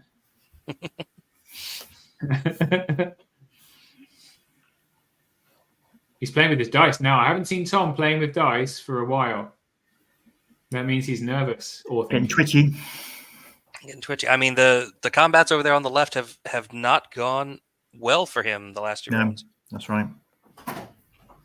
Matt is doing a better job over there than we expected him to. To be fair, because Tom's from the north, Matt's from the south. They won't have played often, if or ever. Mm. Yeah, backing up the Ravens, carrying on shooting.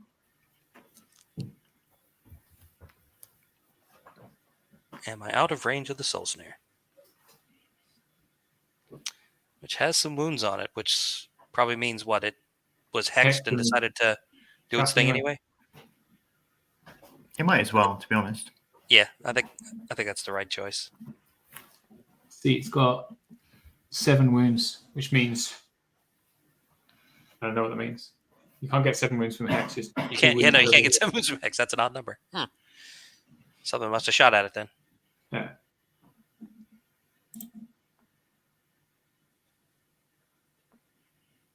Oh, but now everything is in camera for this shot. Oh, there we go. Ooh. Lovely.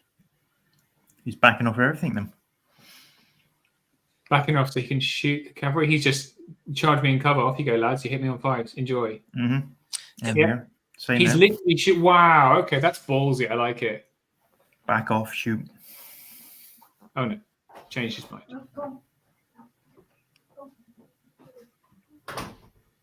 Well, the undead worm has a lot of wounds on it. So, yeah, gosh. Can I see how many?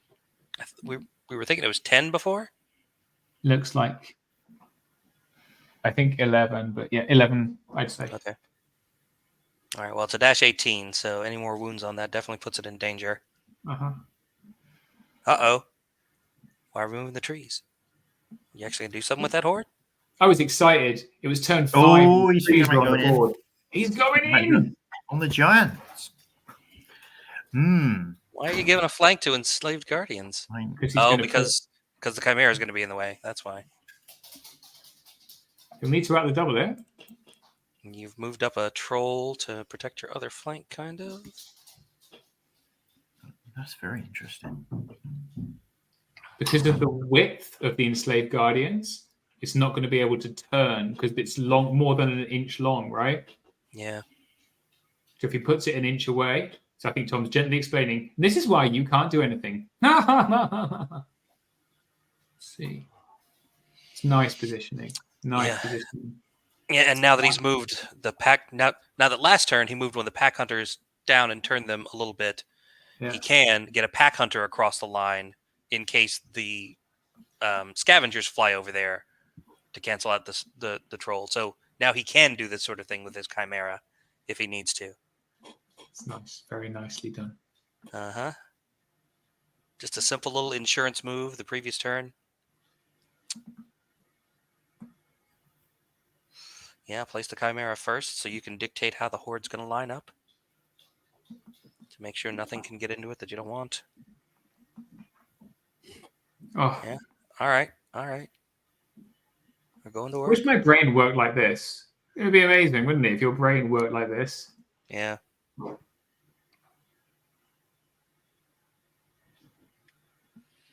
Just thinking about how are we doing for time? Let's have a look. 25 to 16. So Tom's got Well, 25 minutes. 25 minutes left with 2 turns to go. He's absolutely Yeah. fine. Yeah. Take all the time he wants. So you guys are back tomorrow morning with the last 2 rounds, right? That's right. So round 2, we kick off at 10 a.m. tomorrow, GMT. Game 2 is after lunch at 12:45, finishing up at 3.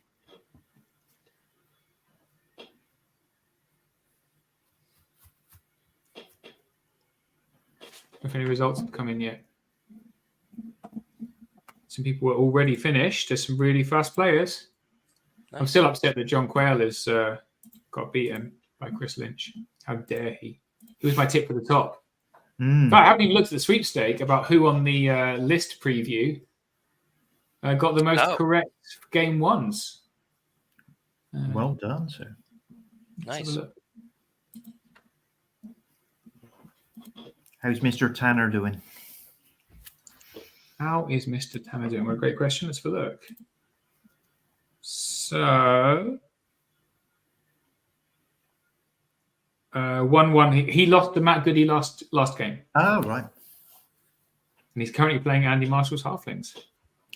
Right. There's no easy games. Even the ringer is Mark Cunningham, who qualified for Masters. So he just chose to run the tournament instead. So this is a very tough room.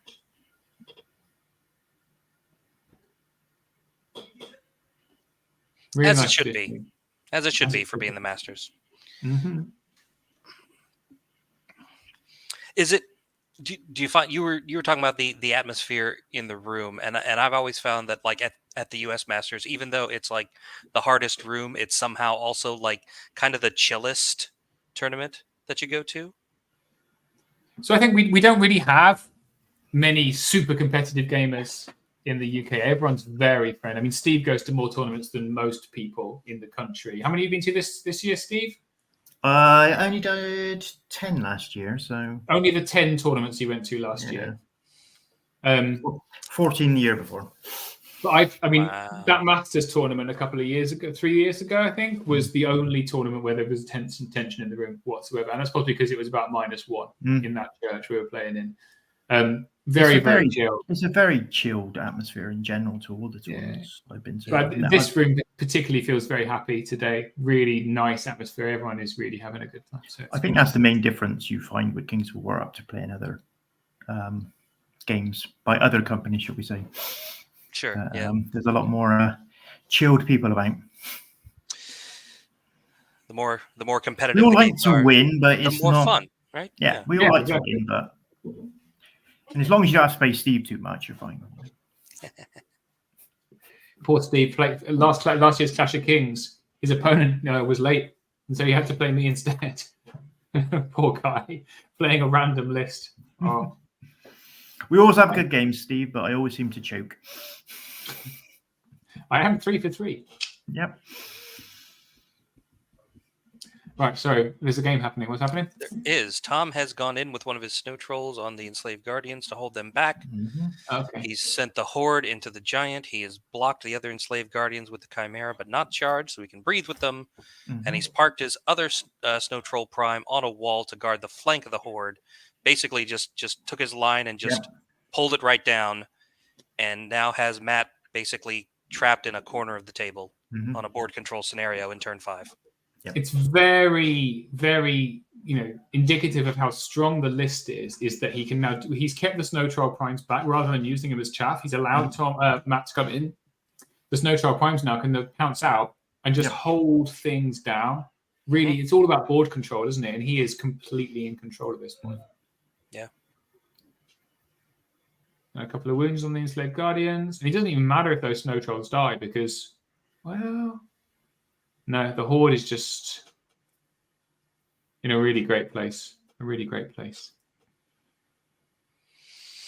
Yeah, it would be ever so slightly better if the peak of the woods was just hinting out the very front of them, so that if the enslaved guardians happen to get free and double charge into them with the giant, that they wouldn't be hindered, or that they would be hindered rather. I guess Matt positioned that way. I'm going to say deliberately. I don't know if it's deliberate or accidental, but it's been convenient. Yeah, I don't know. He did at least check to make sure that the horde was still in the front of the giant when he moved it up there. So he was at least thinking about the charge that might happen. Yeah. So there's like 3 wounds on that giant. He doesn't care. He does not care. No, he just needs to hold it there, basically, doesn't Well, he? So, there goes the worm. yeah, we knew it was. We knew it was primed to go. Snow Actually, troll we prime. expected it to go last turn, to be honest. So, I mean, Matt got an extra turn out of it, what we were expecting. So, I feel like that's a few less wounds on that giant than we would expect from that horde with hammer measured force, though. 30 attacks on 4s. Yeah. Oh, I see, but they don't have Pathfinder, so that was a hindered charge. Okay, now it makes sense. Now it makes sense. Okay. So actually 3 is just under average, isn't it? I guess. Yeah, a little under average. Not so far under average, but a smidge. But again, this is more about positioning exactly the way you want for the last couple turns of the game, rather than trying to kill anything. that's right, yeah. As long as he holds Matt where he is now with the game's won. Yeah, because now that he's fully turned those pack hunters and is ready to walk across the line, it doesn't matter whether the scavengers come out. He can keep lightning bolting with that other snow troll. He doesn't need. Well, yeah, I said he has the other snow troll. The ravens haven't been committed, so they can fly to wherever they need to be. So right. So if as long as he holds Matt where he needs to hold it now, then.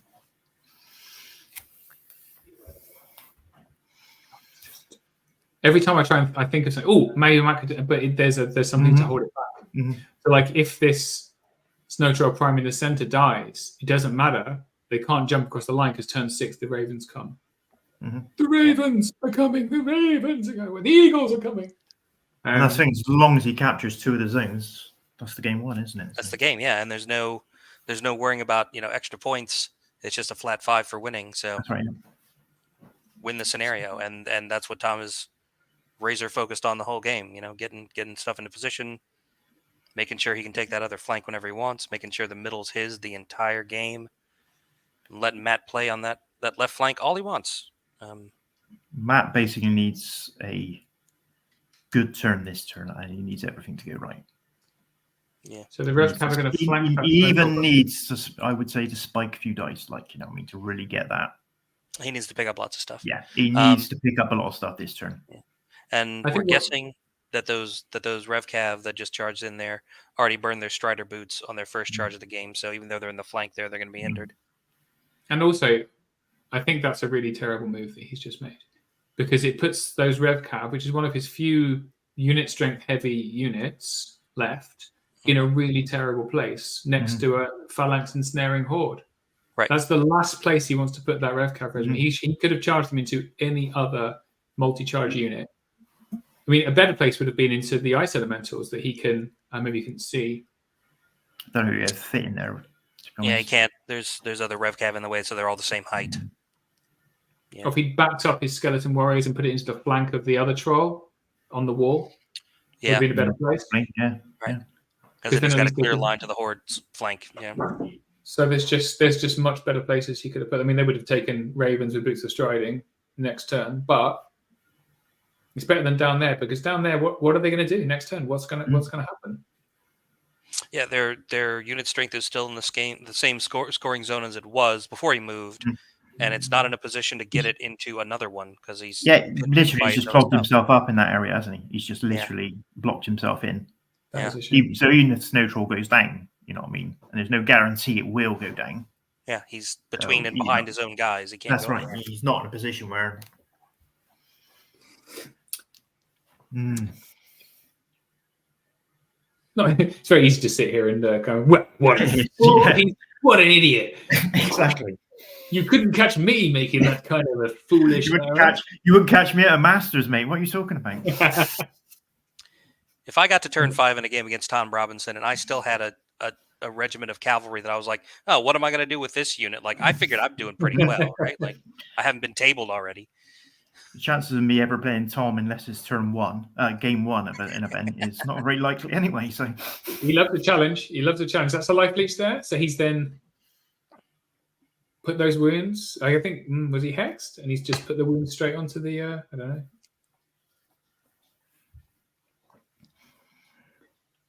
He's healed them off his enslaved guardians, whatever he's done. mm-hmm.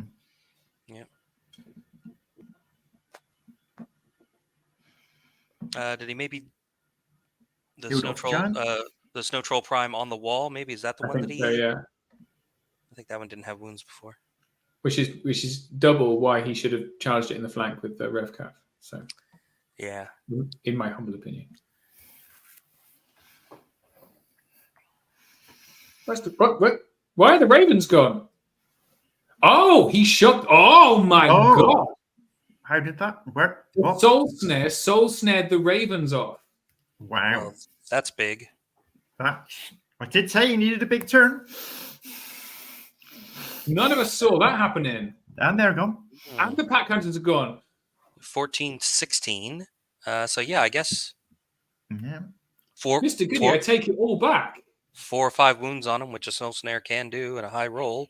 And that's opened up that whole backfield now with a turn to go. Yeah, but Raz is in terrain. He's not got Pathfinder. No. He's not going to be able to get across into the central scoring zone. He's still going to be left with the same zone, isn't he? With all his stuff in the same zone.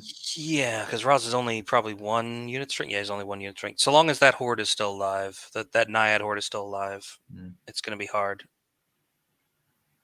He needs to clear out these trolls. He needs to clear out these trolls now. I did not expect those frost claws to go away. No. I didn't even notice they had any wounds. Yeah, same. Yeah.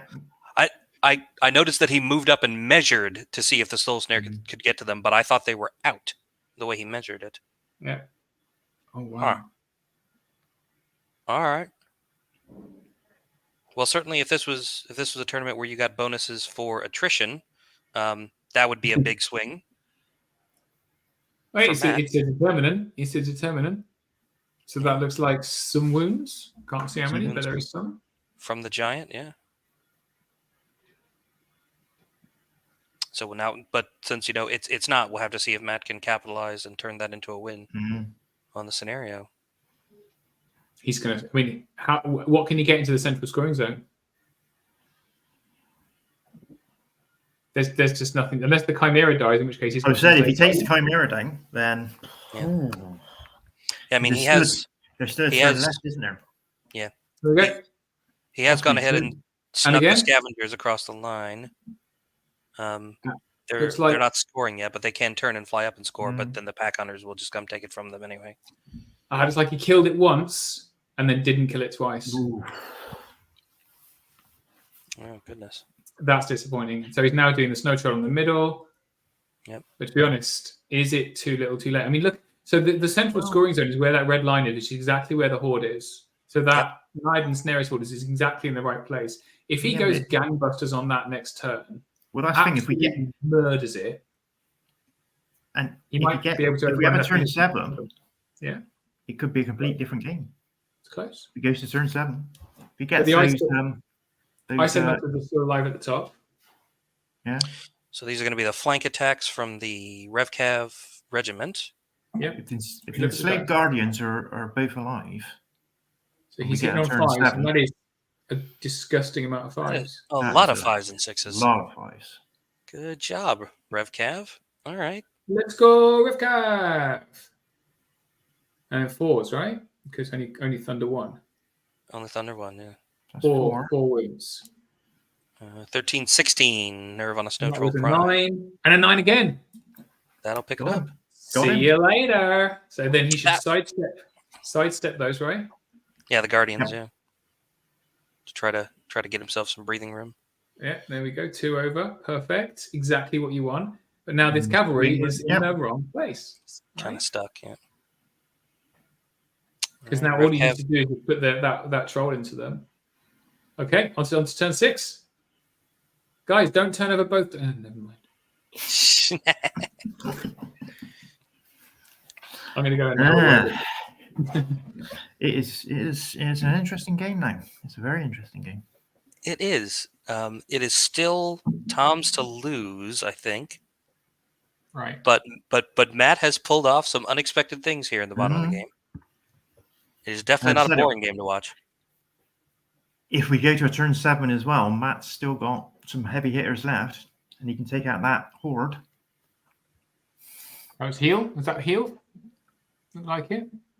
Is it heal in the Northern Alliance list? I don't think so. He rolled 5 dice and then removes the wound. Oh, regen. Yeah, regen. Regen, yeah, on the trolls. Yeah. Trolls. He healed 2 of his 5 wounds. Snow Troll Primes for 120 points are just really, really good. Okay, here comes the second wave. You want to kill the ensnarers? No problem then. You've got to fight me too. Yeah. Some movement shenanigans going on there. I mean, basically just tow the leader point into the forest so you can see through to shoot. And then shoot over your own horde at the guardians or the... I don't think it's in the woods. Yeah. No, right now it looks like it's not. Yep.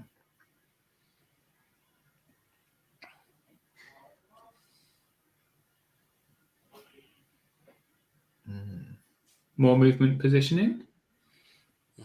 So we're guessing that was probably what, the Wind Blast Snow Troll Prime that died? I would guess. Yeah, I think it would be, but it doesn't make a difference. So it does, because this one can still shoot. Maybe this is the Hex one. I don't know. Maybe, yeah, if this is the Hex one, he can Hex something to keep it from casting. I really just wish in my heart that Matt had put that Rev Cav into the other troll. But... Yeah. I'm going to step away for a moment, but this is still really exciting game for where we thought it was going to be when the game started. Yeah, we thought it was going to be all over by really fantastic turn, play. Yeah. 4 or 5. So yeah, it's just cracker. Especially with the Chimera being so severely damaged last turn. Yeah. If we go to a 7, this is going to be very interesting. Very, very interesting. Because a lot of Matt's stuff is now looking like it's not very heavily damaged. Yeah, he's mad because he's got all that heal and all that drain life and the life leech. He's managed to pull back a lot of the wounds he took, right? And if you can get like the the enslaved guardians into that horde of ensnares, as well as the giant. And Soul Snare as well. Yeah. Because, you can hex a Soul Snare, but who cares at this stage of the game?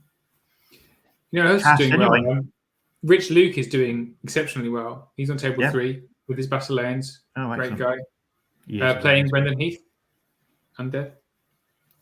So really good. That's an amazing thing. I've never played Rich. Have you not? And he's local to me. He's only up in Cheltenham, isn't he? I've never actually played them. Well, every Wednesday they're playing at Atlas in Gloucester. So pop up and see him. Saitana plays there as well. Really lovely little shop. Yeah, I'm up there in March. For the tournament. Yeah, one of the tournaments there. Okay, so he's moved this other Snow Troll Prime. This is the Lightning Bolt one. So he has towed him into the woods. Yeah. So what's he got left? The Lightning Bolt and the Hex one, or the Lightning Bolt and the Wind Blast one? Well, let's find out. We'll find out. Oh, he has put he's decided to put the Pack Hunters into the woods. So he's going to start doing some wounds on. Yeah, but Enslaved Guardians. What's he going to be able to take out with those, though? To be honest, who knows?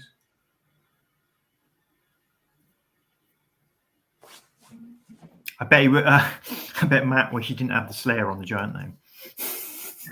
How many people put Slayer on and end up fighting a horde? Yeah. Or unit cavalry. Like Slayer. It's because ogres are so strong. That's why. That was the lightning bolt 3. He's put it on soul snare. He's trying to take a soul snare down. Yeah, and he may well.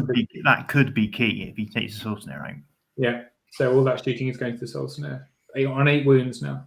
He needs to take it out. So soul snare is a -15 nerve. So wind blast. Wind blast it. Okay, goodbye. So the wind blast, the hex is dead. Wind blast is left. Yeah, Okay. right.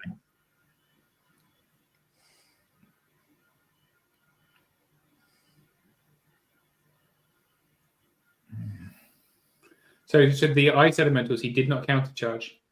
He stepped back and said, "Charge me on 5s, Mm-hmm. or on 3s if you're Russ, or 4s." So the scavengers moved down. Look, he's gone too early, and now he's shot them with his pack He hunters.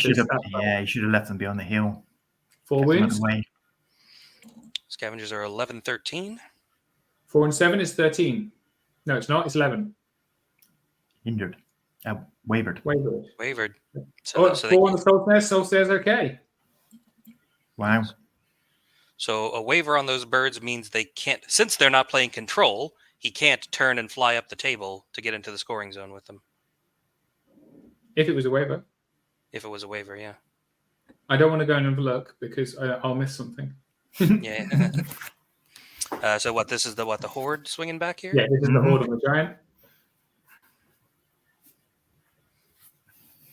Hammer measured force, so winning on 4s. Looks like 9 wounds.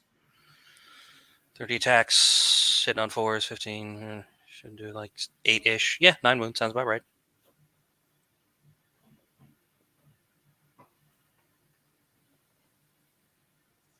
It's okay.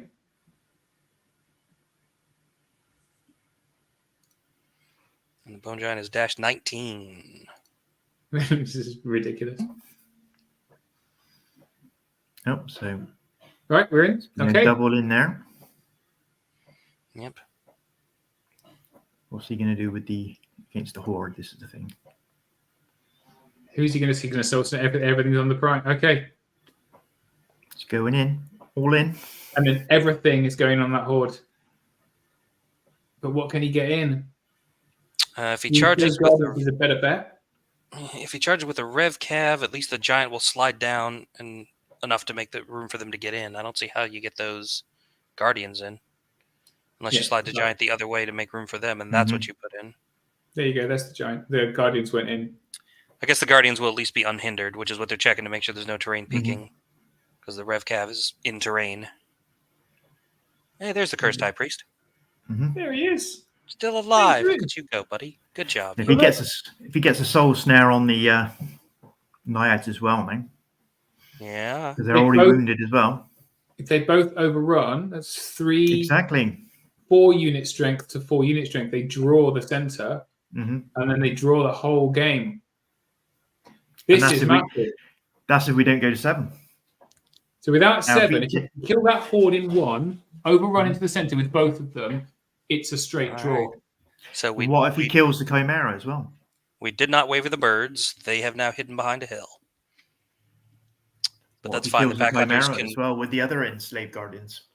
The pack hunters are 2, aren't they? Unit strength 2, right? Yeah, the unit strength 2. Yeah, so he still got that one. But that means next turn they'll turn and walk up on the hill and shoot the birds to death, probably. Yeah, there's not much point in that, is there? Yeah, no, not really, because you've already got that. I'm surprised he hasn't moved the monolith at all. In fact, it's unit strength if 2 he'd now. have flown if he'd have thought and flown the scavengers into the center zone, he could win. He could have won. Isn't the monolith unit strength 2 now? It is. You're right. Why has he left it there? I don't know. What is it doing there? He's not using it to search. Yeah. I guess you just don't think, right? It could have been. Basically, he hasn't been using the search, so he could have followed where the scavengers with the monolith. Yeah, he could have. This is the ice elementals. Where's my mouse gone? There it is. There's some Look at his wounds. time. His time's burning out. He's only got 4 minutes That's an left. 8. There's an 8. That is a reroll, and that is a 9. 9. So That will pick up. Now on the troll. He's not looking good time-wise. Only got 4 I'll be left. okay. He's got 5 minutes. He's turn 6.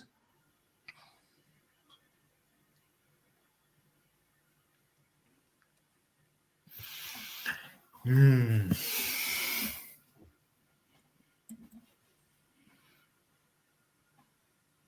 He needs to roll the ones that he is. He's rolling on the horde now. That looks like the enslaved guardians. Yeah, because he didn't roll the d6 for the giant attacks first. So Looks like that's 8 or 9. Chimera. Chimera. Why is he? Okay, fine. It's enough. Popped And him. the Chimera Yeah. go. Okay. oh goodness. This is the thing with the Chimera gone. Is he going to run out of time if there's a 7? Ah! No, Matt, stop pissing around. Get on with it. Right. Yeah, just advance him. Just send them forward as The fast clock as is ticking. and yeah. Just Oh, no. kill the No, don't horde. turn like that. What are you doing? Literally, just kill the horde, man. That's the only thing that matters. Oh. All right, let's see the d6 roll for the giant. No, we're going into the. We're going into the. This is the Guardians. enslaved That's a good roll. That's a really good roll. That's a really good roll. And then we wounded on 2s. On 2s, yeah. 6, Yep, so 8, just 10, count 'em. 11. Fair chunk and the giant on top. That is a lot. Come on, come on. Goodness. Grant's Oh, got 6. 6. Oof. I don't know why we're rooting for Matt particularly, but Getting all of that one. Not a lot of hits, but certainly wounds. and then Nerve is an That was a 10, 10. and a 6. 6. Is the horde They're gone? only- They're only 2022. No, he's not got enough. The horde's still there. Ah, Ah. turn 7. Pause the clock. Is there a turn 7? Looks like a There five. There is a turn 7. Oh. Ooh. All right, folks. Man, this is This is going to be Why a did you big do that with regen the roll. enslaved guardians? This is going to be a Why did really you big do that? regen roll on these naiads. Yeah. Why did he move the enslaved guardians like that? I just think the monolith could have won the game for him, and he's just left it there. Yeah, left it hiding behind a house. And He that could have just crept around and crept up to the middle by now. Oh, if I just back up an inch and make them charge me hindered, will it matter? And Tom's got all the time in the world, right? He's got Yeah, he's got plenty of time. 12 minutes, whereas Matt's got 2.5. Yeah. Look at that positioning. Oh, irritating. Mm-hmm. And again, he's got, because of the way he positioned that cavalry in that charge, is that cavalry's just sitting there doing nothing. Matt really needed to kill more on that Yeah. turn. He really needed to take off at least one of the units, and he didn't. That's Cannot believe he didn't move that unit and slave guardians forward.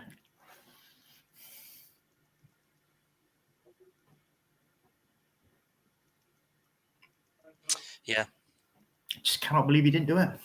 Why did he turn them? okay. When So he he gets- said, okay, nice. Yep. But then How much are you letting into the scoring zone, though?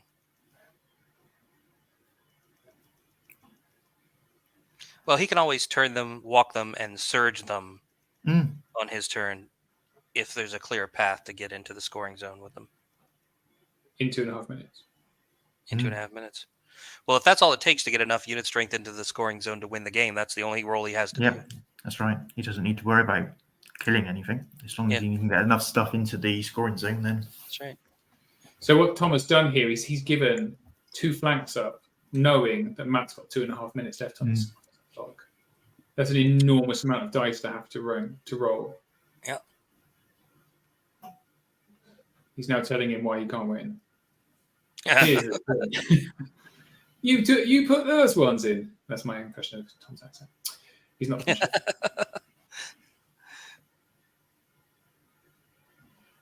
I am not going to tell you that you can just snake it. You will have to roll all the dice.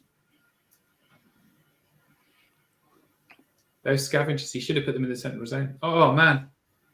Yeah, Shoulda, because woulda, right now coulda. they're doing nothing, right? No, they're dying. Is what they're doing. Do you guys find that in the UK, when if you're in the middle of rolling out a combat but you haven't done the nerve check yet and you run out of time, do your opponents usually tell you to go ahead and finish up that one combat, or do you guys yell stop as soon as the clock hits 0? I think so. Generally. How do you find, Steve? I don't know really, because I'm to be honest myself, I'm not a player that normally gets anywhere near running out of time. Jeremy's awake. It is now morning in California. I am renowned for being a slightly fast player, so. Ooh, what round are we in? Round 3. Top table. I like Turn to 7. This is turn 7 for this game, though. This is can Tom hold on to it? Turn 7, round Leave it to 3. Jeremy. So Matt Goody has got 2 minutes, 38 seconds on his clock. It's turn 7. Tom is holding the center and the right currently. He's got 4 unit strength if this horde dies. And he's trying to position things to stop Matt overrunning into the zone. But I don't think he can. I think Matt will be able to draw this quite comfortably. Mm-hmm. Quite comfortably. If he doesn't clock out. If he doesn't clock out. Yeah. So he's saying, if I put my units here, Right. you can't overrun into the zone with that unit. Right. You can't charge the things that are actually in your way because the horde is still in the way. And this scenario has some language in it about like how it's got to be majority of the unit. Maybe let me double check. It's majority. Right. Oh, is it whole? No, it's majority. I'm sure. This is hold line. Tom's got to be careful because Matt's still got his surgers left as well, hasn't he? It's not majority. It's within the whole unit within. Right. So you cannot be half in a zone from outside a zone. Right. You can't be straddling too. So that's what Tom is doing here, is to show that no matter what happens when you overrun, you're not going to get your whole unit in. So you can't claim it. Right. Nice. And that is the appropriate thing to do at this point in the game, is to take an extra minute to explain to your opponent what the full situation is, so that on his turn 7, when he only has 2 minutes, suddenly there's an argument about whether or not you can put things where. So I would say this is probably actually a nice sports thing that Tom is doing here, using the time on his clock, which is ample, to sort all this stuff out. Because you're right, Steve, earlier, that enslaved guardian horde at the bottom, by turning it perpendicular, inwards, he's allowed the ensnarer horde to block it. Yep. It can't even turn and surge because it's stuck. That's right. Right. One of if those. you would have come forward with that horde, it would have opened up if obviously he was thinking he was thinking about if we were going to have a turn 7 or not, so we could kill the horde. But so even if he kills the horde now, that's right, it's not going to get things in. Yeah. And if he'd moved the monolith around, if he'd left the scavengers in a position to come back, that'd have been 3 more unit strength in the middle. But he didn't think about it. Because now we can't even move that. Right. Ensnared guardians. Right. They're pinned in. They are pinned where they are now. Between a rock and naiads, which isn't quite like a rock in a hard place. It's actually a rock in a soft regenerating place. So, Oh, so close. But Just thinking through things he could do. So what about if Matt charged... So move those skeletons next to the Rev Champion out of the way that's underneath Tom's head. Mm-hmm. Charge in the Rev Cav regiment that are sitting in that grass. Mm-hmm. to the troll. You might be No able to guarantee overrun he's it. going to kill the troll, though. That's the problem. No, it's no guarantee of anything, right? But better chance than And it's anything going to else. be hindered. Yeah, because they're in the grass. And there he is checking it.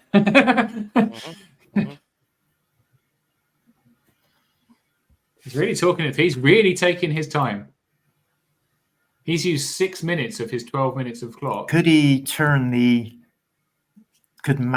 the giant back off the skeletons, turn the giant, and surge him in to the No, troll? because No, you can only Cut turn the 90. line. Yeah. Yeah, he'd still have to get the other unit out of the way, Not without withdraw. and he'd be facing the wrong. Mm-hmm. To stay an inch away after he backed up and turned, he'd have to kind of be facing away the wrong direction. Okay. Mm-hmm. So now he's giving Matt a chance. Yeah. With those enslaved guardians, which seems Odd. there's something. We'll have to ask him what on earth was this discussion about because he's gone deep. Probably something we completely haven't seen that, you know what I mean, will make complete sense, but we're Right. just like, oh? What he's doing now is explaining how his enslaved guardians are going to block one another because of their positioning. Doink. So he is going down. Okay. He's not. Right. You would have to eat, yeah. Right. That when you countercharge, you will slide down and therefore be in your own way and cannot possibly get both of them in. Mm-hmm. So when you overrun, you won't get Both. At most, you'll get the giant and one enslaved guardian. But no, the enslaved guardians that are already in the horde can't get all the way in because the troll will be there. And if the giant walks across the line, there's probably not quite enough space for the giant to make it all the way across either. So the giant will still count as being in the left. Yeah, there we go. So that was a long discussion done. Very long discussion to say, I've got you boxed out, mate. I want to say, by the Checking way, to see if you can get the cavalry in that gap. But, you can't really see from here, but these armies are really lovely, like beautifully yeah, painted. I've seen Beautifully both of painted. these. Yeah, they are. I played against Matt's army the end of last year. It's a beautiful looking army. I think it's really hard to make Empire of Dust look anything other than pretty generic, and because all sandy bases and bones, right? But he's done a very fantastic finely job. done. Yeah. Very finely done. My crappy camera over the internet doesn't really show you that. All right, here we go. What we roll in? Who knows? Some dice. This is the snow. No, Charles. Don't know what's happening. Regen. Was that regen? That was regen. Lovely. Probably regen on the horde, yeah. And now dice. That was the regen. Okay. Regen 4.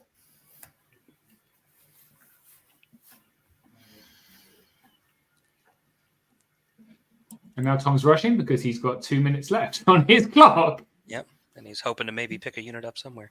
But even still, you look at how the units are positioned now, and Tom just has a straight line, still holding Matt down in one little That's corner. right, yeah. And he's very efficiently stopped any of those units entering the scoring zone. You gonna bother shooting them? Why? Just in case they turn and fly 20 over your head and score in the middle? Maybe? Not sure if they're even close enough to do that. 3 wounds. There you go. And they're okay. They're okay. Scavengers are surprisingly difficult to get rid of. At 11-13, you'd think they'd fall over dead a lot faster. Here he is on 1 minute left, and he's rolling a horde. And he's rushing. And the horde has hammered measured force, so it's going to wound on 4s. Here we go. 1. Fair few. Oh, that's pretty good. 3, 6, 9, 9. 10. 9. 9, yep. 9 on what? Enslaved Guardians? Yep. On the Slave Guardians, 9 wounds. Dash 17. Not enough. 1 away. Missed by 1. So he's taken the flank. Yep. We are heading. Oh, because he's put his character there to stop it happening. Nice. Yep. Nice. Nothing else is doing anything because nothing else matters. Here he goes rolling his dice. That's Chris Mr. Lynch's head. I just said Mr. Lynch's head just popped in. Is it going? Oh, ooh, is it though? Like this. Yeah, who am I playing in the morning? Looks like many wounds. Is it going to be a Tom versus Chris in the morning? I would like that to be the last game if it's going to happen, but you never know. That's vicious, I guess. Still got just over a minute and a half left. He's doing okay. The only comment that matters. Misses the flank. But does it matter? If there's Come on. turn 8, then it would. Come on. A lot of hits. So the Horde's definitely going to die. Yeah. It makes no difference. There we go. Push 2. So all those are wounds. Nice. Many wounds. Mm-hmm. He's actually counting them in his last minute. Good for you. Just roll the dice. Roll the nerve. That's a Good ones. lot. And the box cards to finish. There you go. Nice. Oh, was that double 1? No, box cards. It is a double 6. It's double 1. Double Nice. skulls is double. He's box card, I think. he's picking it up. He gone. That was congratulating him for finishing strong on a 12. No, I think Congratulations. You Because still there's have nothing he can do, right? He Right. can't get into the zone. There's nothing he can do. Can't get in. Walk forward, but Not bump enough. into the enemy. What's happening there? Put him back. I'll go again. Get Hello. What the hell are you guys doing? All right. Well, that is going to be the end of the game, and we believe that is a victory for Tom Robinson on the scenario, holding the middle and that right side. And so that's going to be points for Tom. What do you say? 5-3-1, 10-3-1, whatever the scoring they're doing here. It's a flat win-loss draw. Scoring with no adjustments for scenario or attrition.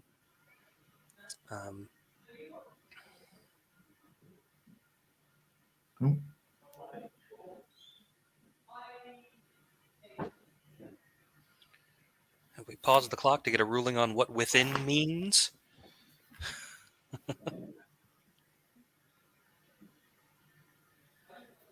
Yeah, not sure exactly what they're doing at this point. But that was definitely close.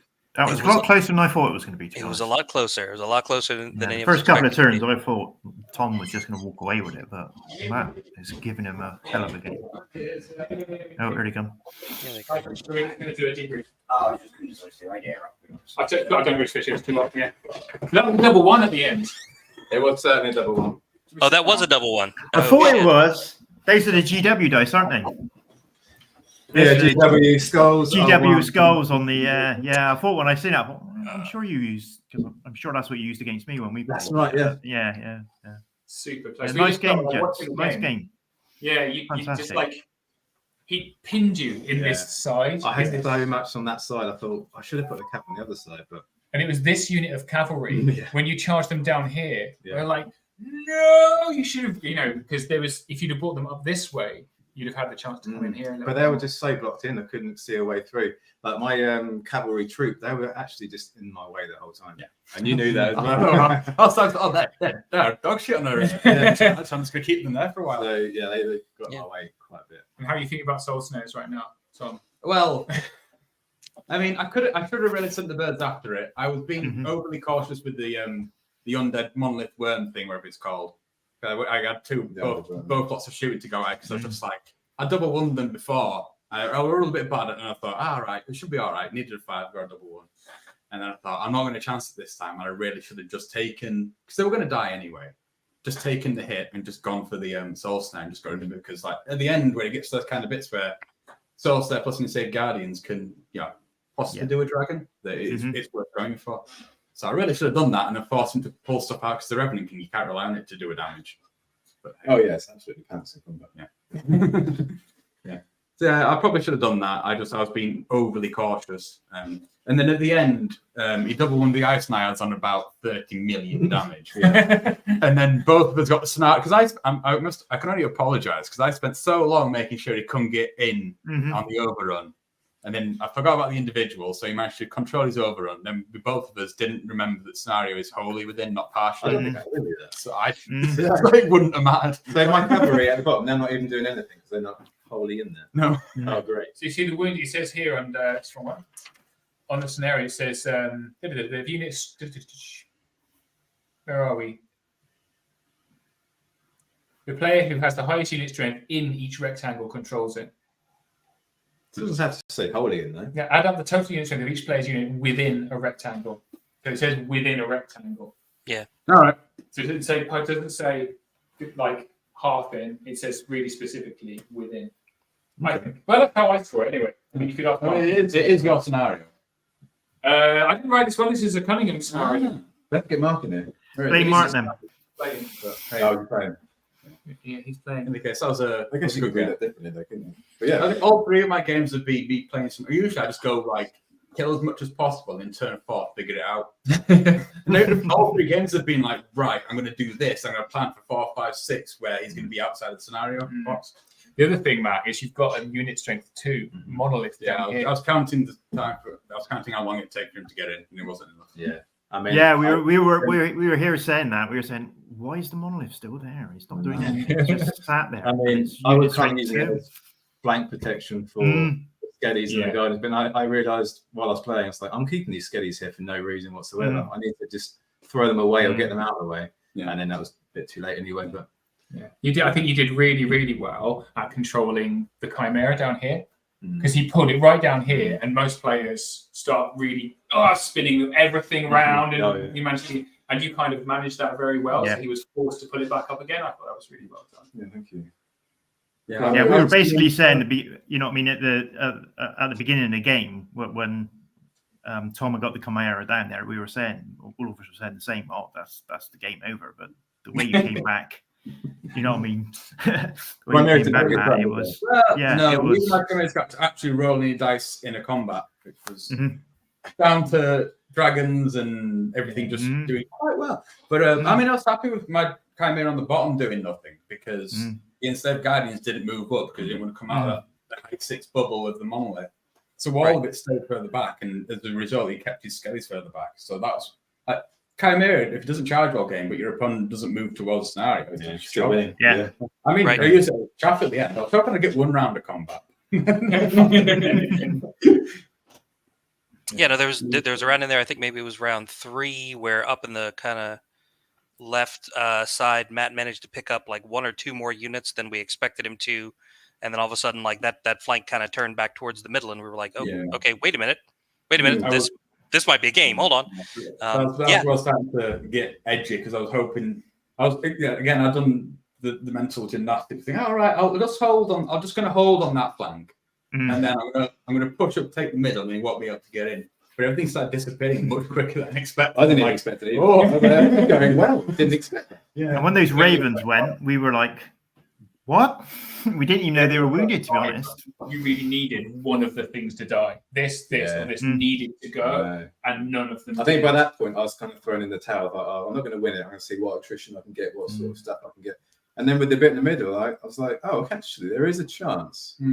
Obviously, not knowing the details of the scenario, maybe there wasn't. We thought there was a chance. We thought there was a chance. Yeah. So hence you had to watch me 10 minutes moving around and doing bugger all the last bit of the game because I thought, oh, Yeah, you can't see it, can you? Spend a bit of time at the end. We were just kind of admiring because also by turning these enslaved guardians perpendicular, you've allowed him to do that to push them down. Whereas if they were facing more this way, you could have moved and surged a bit, maybe something like that. So Yeah, but I was not wanting his troll to charge me. Yeah, and the block me troll's in. about to go in and block. I wouldn't be able to do any surge after that. True. So that's what I was worried about. Yeah. This is where you're in Masters and I'm not. So, Well. cool. Thanks. That was really, really good game. Fascinating to watch. Cool, well, thank you. Yeah, no, it was a great game. Fantastic game, gentlemen. Well done. Brilliant. Any more questions, guys? I don't think so. Great. In which case, we'll let you guys go and top the scores. Yeah, nice one. Cheers, guys. Cheers, gents. Thank you. Congrats, guys. Good luck. Right. Well, that concludes our coverage of day one of Masters here in the UK. Thank you so much to you, Mike, and Steve, for being here all day. Really appreciate you turning up. Tune in tomorrow at 10 o'clock, assuming my car doesn't explode on the way here or whenever it happens to be this evening. We'll see you here at 10 o'clock tomorrow. Thank you so much, everyone, for watching. I hope you enjoyed it. And we'll see you tomorrow. Cheery bye. Take care, folks.